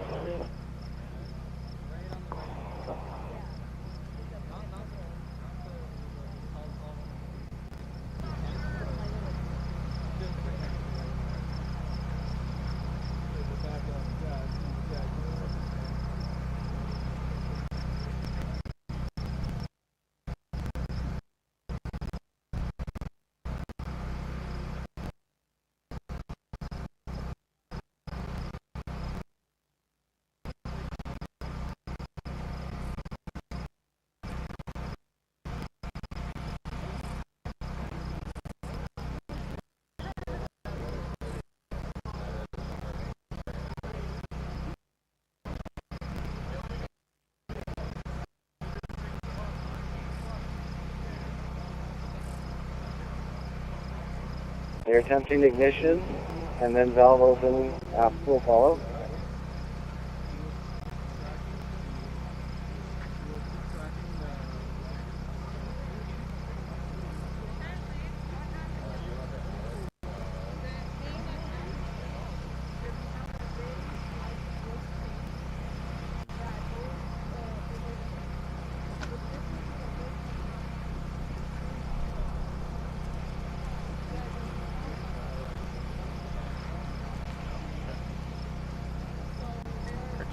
Coordinates are only flat.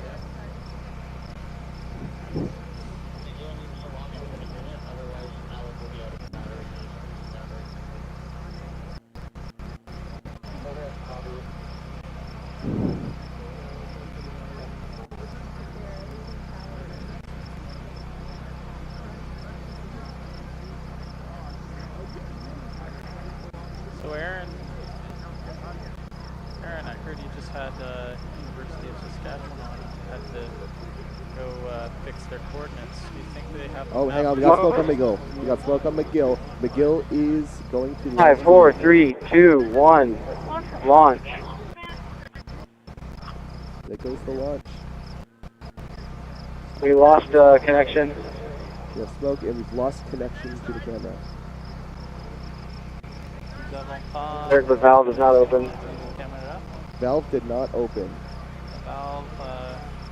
We have losses. Unfortunate, we're likely going Trying to visually disrupt them again. launching.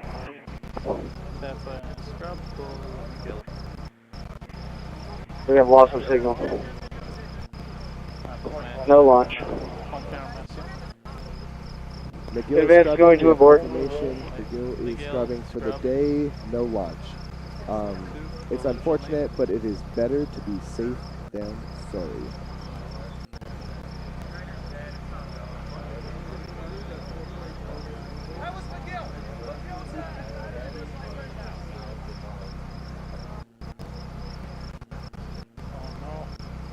Holla PTSD.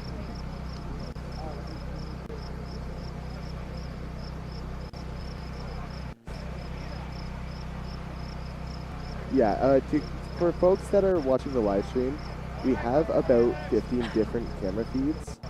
So we're zoomed in as they're about to launch, but we're going to switch feeds to a different one so that you can see the launch as it ascends as well. Don't worry. We have a lot more than one camera.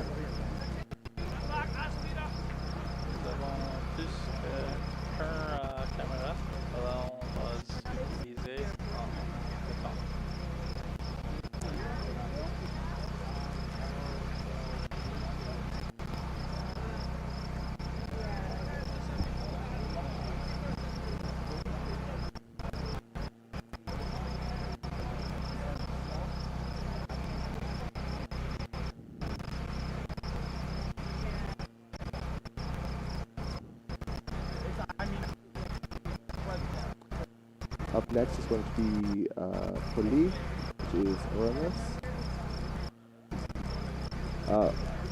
We're just waiting on an update from the advanced pad, waiting for confirmation there.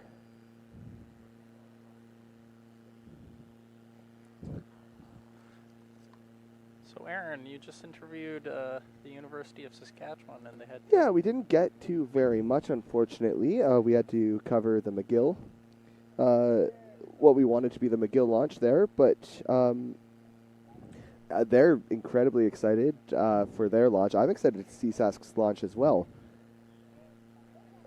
Big fan of the solids pad right behind us. Oh, we're getting PA updates.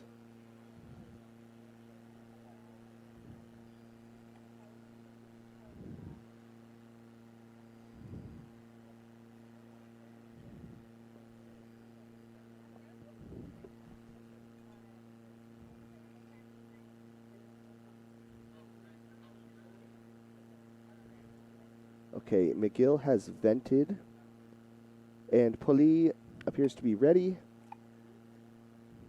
though updates are a little bit spotty from the advanced. What happened, McGill, their valve failed to open on launch, so they had to scrub. Any more salvos after this one? Yes, there is a single rocket firing from the solids pad. It is going to be USask. Université de Saskatchewan sur les solides. Et aussi, Okay, all the hybrids and liquids are safe. We are sending the pad arming teams back to close bottles, and then we will go to green flag so you can pack up for the day. Sounds like we're going to be scrubbing all hybrids and liquids for the day. They're Send pad arming teams, send pad arming teams to disarm your We're scrubbing all liquids and hybrids on the advanced pad today, unfortunately. Tout le monde se scrub sur les advanced pad. Alors, tout le monde a du temps de pack up.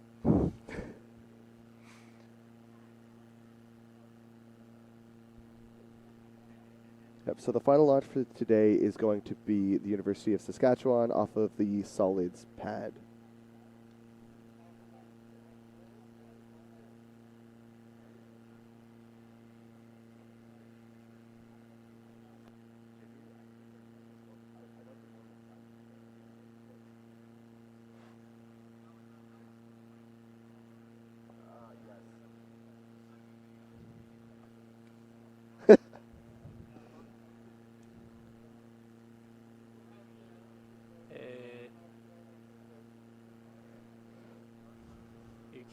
While we wait for the next launch, unfortunately... You can see Tent City there. Yeah, the tent's over at Advanced. Team's ready to go out and save the launch vehicles. It's unfortunate we do have to vent SAS. Ici, c'est le McGill.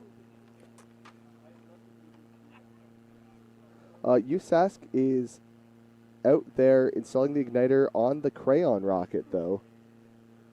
And the red flag has risen. The pad is going to red.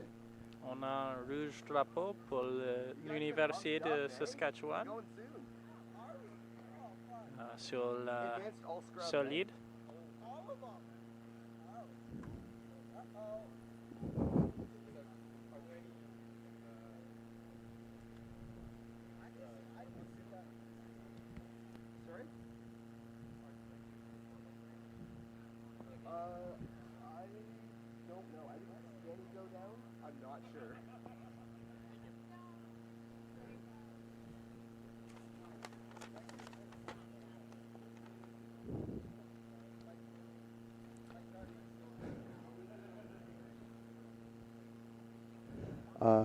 How many tomorrow for salvos?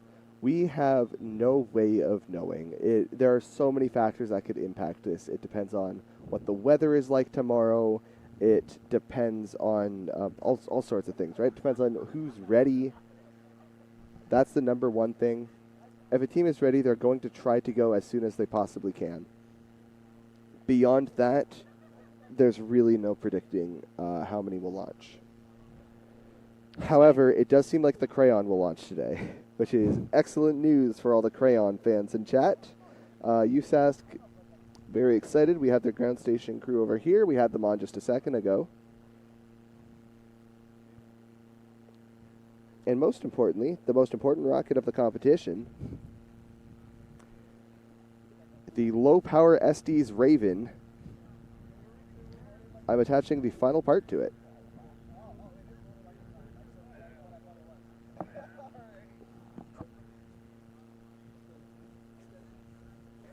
The launch lug, which keeps it seated on the launch rail as it ascends. The weather looks okay for tomorrow? I do hope so, and so do all the teams. But really, there's no telling.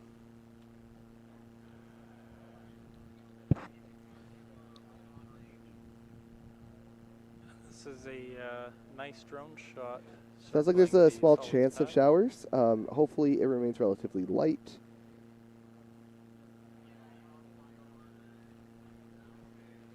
All right, we have several cameras pointed at this last launch. We have our tracking camera, operated by Carl Kerniawan.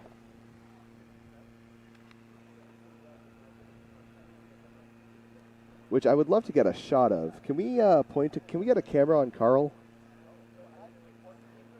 Yeah, can we get a camera on Carl? Can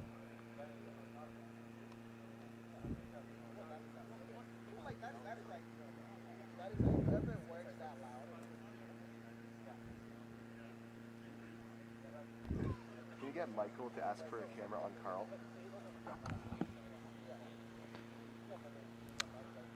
Oui, Polytechnique scrub pour aujourd'hui. Yes, Polytechnic has canceled for today. They may come back another day. On va voir si Université Polytechnique va rejoindre demain ou une autre journée.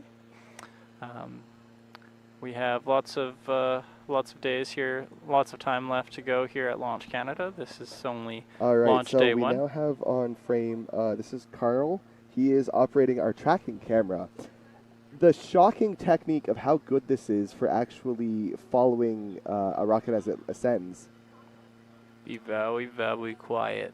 He's hunting wabbits. Rockets. He's hunting rockets. Rockets. Les fusées, ouais. USask returning in their minivan. Université de Saskatchewan revient du pad. Solide. Carl tracking the minivan with the camera rifle.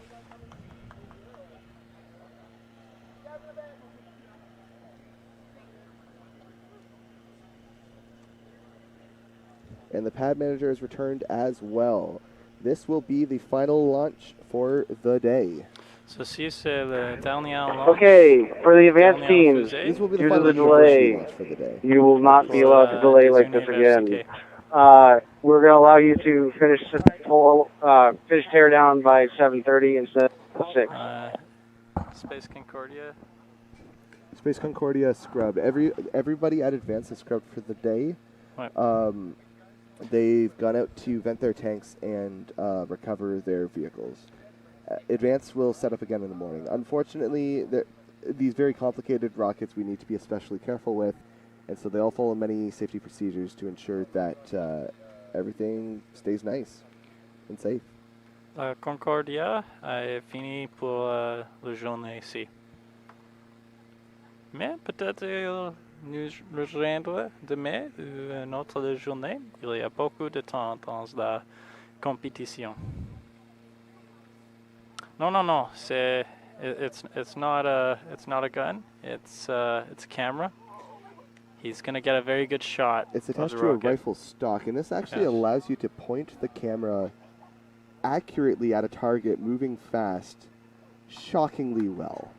It's better than any electronic tracker we're able to use.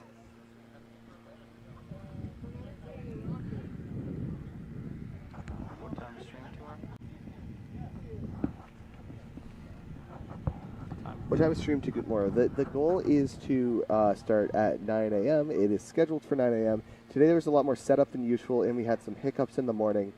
We're going to get it as early as possible, though, starting at around 9 o'clock in the morning Eastern time.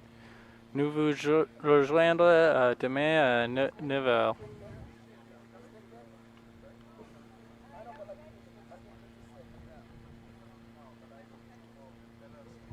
So check your local time zone conversion. In British Columbia, is it Pacific time or Mountain time? I think it's Pacific time. Pacific in BC. And then that is 6 a.m. In Mountain time, it's 5 a.m. Wait, no, excuse me, 7 a.m. It's going backwards. C'est 6 heures dans le temps pacifique et c'est 7 heures dans le temps du montagne. Et c'est 8 heures pour le... correction, 8 o'clock. 8 o'clock Eastern is when the range opens. Okay. We will begin coverage as soon as we are able. So, nous essayons de vous rejoindre à 8 heures. Mais on va voir qu'est-ce qu'on peut faire.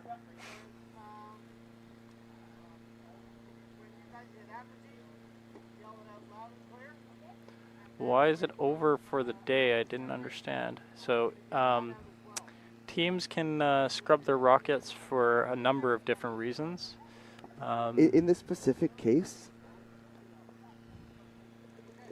in this specific case, we only have a certain number of hours of daylight, and we need to ensure that the rockets are fully launched with a certain amount of daylight remaining so that everyone can safely recover it or safely evacuate the pad. If by evacuate, I mean discharge it, take everything down, and safely pack it away for tomorrow. And we're just kind of past the last opportunity for them to be able to do that by the time around 6 o'clock when the range closes. Because McGill had to vent because the valve didn't open. Because their valve didn't open, it for our last flight of the day. meant that they had to essentially they didn't have. Oh, USASC is about to launch. Université de Saskatchewan. Flying 3400, estimated altitude 12,800 feet. Rocket, which should make it nice and easy to find in the floor.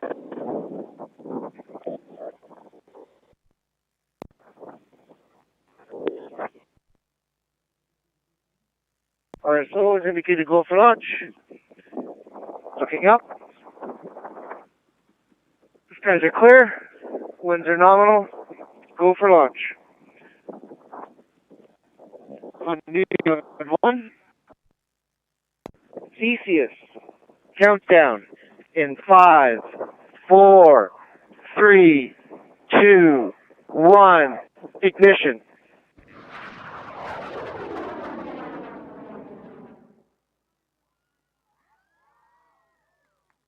Straight up, clean boost. That crayon was using a ruler, I'll tell you what. That was straight up. I don't know about you, Aaron, but I can't color my coloring book right now because I've lost a crayon in the sky. It's gone so far up.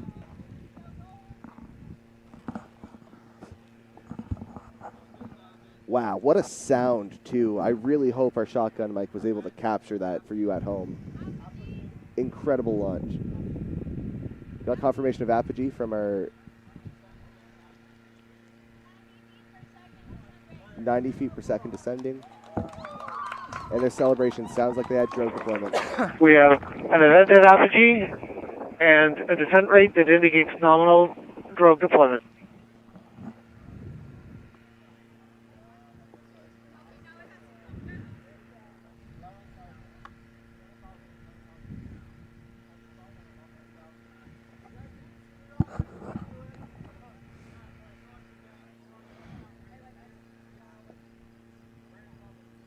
Still looking for a visual, but it sounds like nominal descent.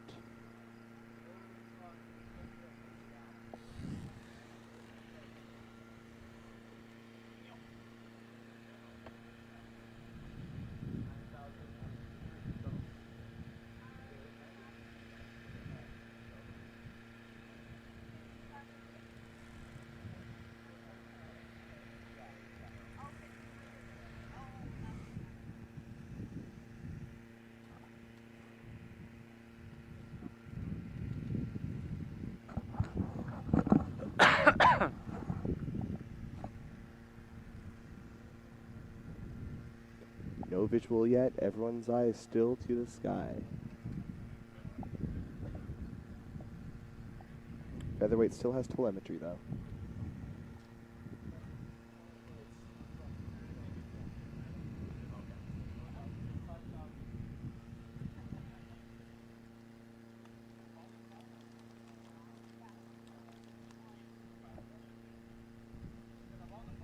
Sounds like about 4,500 feet. They're waiting for main ejection, where it will become easier to spot.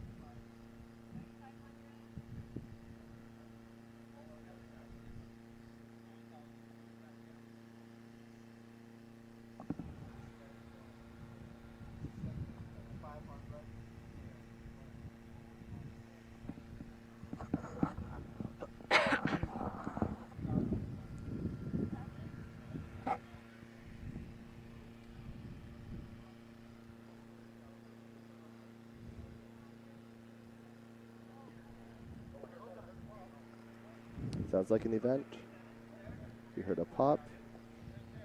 And the team has a visual on their rocket.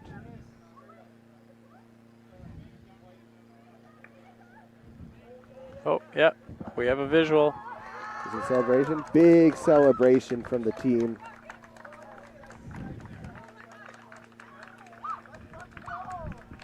Very excited. Seems like a nominal chute deployment right at the end there. Huge news for USask. Very exciting launch for all of them. Looks like a gorgeous nominal flight. Congratulations, University of Saskatchewan, on what appears to be a fully nominal flight. 2026. And with that, it is the end of our launching for the day. Everybody pack up and safe home. And we look forward to seeing everybody either tomorrow or Wednesday, depending on the weather. For, today. Range is cold.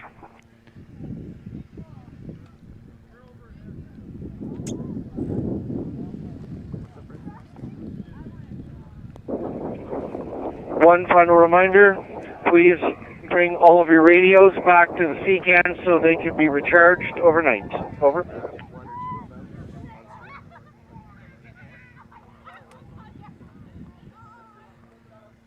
Brendan, come in. Can I grab one or two of them to come on the stream? Okay.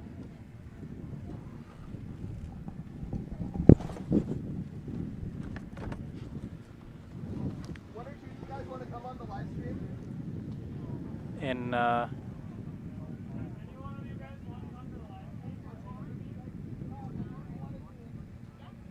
a couple moments here, folks, we'll have University of Saskatchewan team members getting interviewed on the live stream.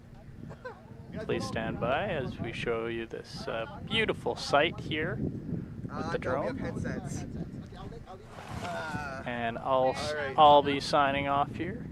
Okay, so they're gonna cut the mics. Reminder to cut the mics so I can get these guys set up. So please stay.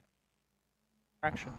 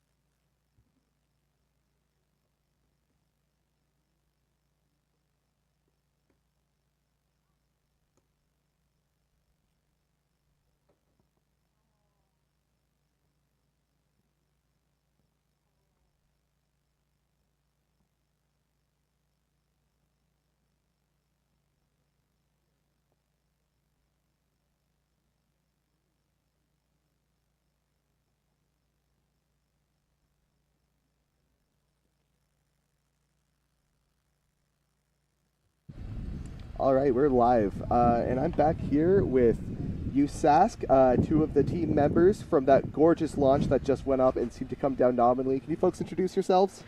Yeah, of course. Hi, my name's Erica. I am the project manager for the University of Saskatchewan. We just launched our third rocket, and this is... I'm Ren. I'm a member on the team, the University of Saskatchewan team. I do recovery and finances. All right, guys, that was one heck of a launch. Tell me about the rocket. Tell me about the flight. Tell me about how recovery's going to go. Just don't stop talking because I know you're all really excited. Sounds good. Well, first of all, I have to say that it was a really, really hard day.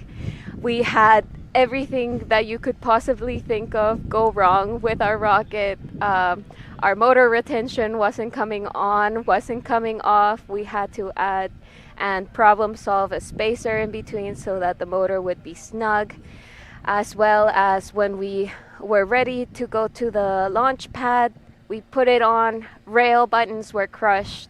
We had to come back immediately, look around for people to help us find new rail buttons. We got that fixed in the matter of maybe 30 to 40 minutes. Thank goodness for University of Manitoba, they saved us. So yes, and so many other people that just helped us out. It's been incredible.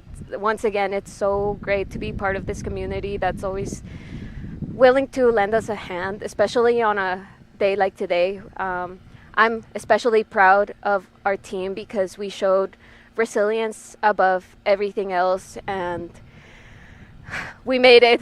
We launched, and guys, everything is possible. You just gotta want it really hard. And I'll pass it on to Ren for some additional comments. Yeah, I am very happy with how our recovery went. I'm very happy to see both chutes flew, that they happened at the right time because I was the one packing the charges, so it would have been my fault if not. So really glad to see that it looks nominal so far, and I'm really, really proud of how we did today.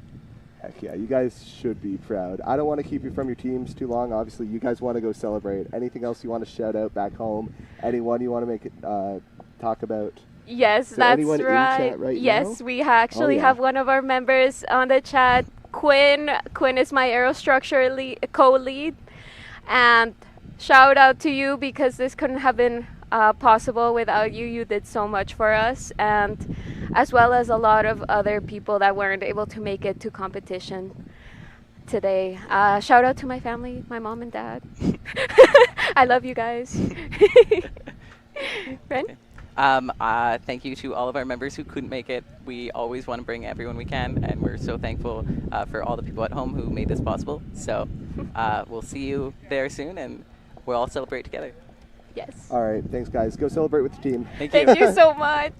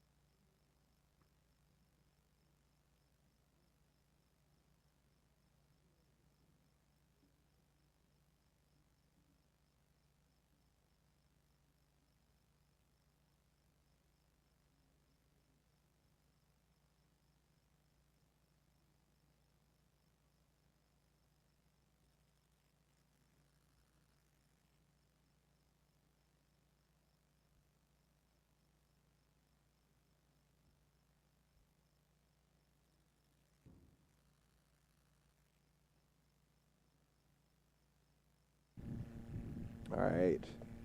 Back for a little more commentary right at the tail end of the day. What an incredible first day of launches. Nearly every single one entirely nominal. I don't know if I've ever seen that before, including the sport launches. What an incredible day, guys. So, it's my job to wrap it up. Everyone around me is tired. Many of the folks competing on teams have already left and gone up. The LCO is packing up. It's the end of day one. Day one of 5 of these launches here. I cannot wait to see the launches in the coming days. I know some folks are a little bit disappointed about the scrubs, but it does happen. It's important to be safe. We'll come back tomorrow. We'll do it again. It'll be exciting. The teams are exhausted, so we want to make sure they rest up, they get everything they need. Before I close up, I just want to thank a few different folks. Thanks again to any donators. I'd like to go through and thank our sponsors as well, in particular our presenting sponsor, MDA Space. I want to go again and thank the additional support from both the City of Timmins and the Matagami First Nation. You folks have been endlessly kind in sharing your land and your home with us, and we're so thankful for the help. Thank you all for watching the stream as well. You've been super encouraging. You've been a lot of fun. Who else should I thank? The teams, all the volunteers that are here. Thank the Academy. Importantly, I want to thank my mom. Hi, Mom. Happy birthday. Guys, it's my mom's birthday. Everyone around me is saying happy birthday, Aaron's mom. So that's a good way to close out the day, I think. Thank you, folks. Hopefully you see me tomorrow. Do we interview University of Manitoba? No, they went on recovery. We'll get them when we can. All right. Thanks, folks. Hopefully you come back tomorrow. Thanks for subscribing. We hit 1,000 subscribers today. Big achievement. All right. Thank you, folks.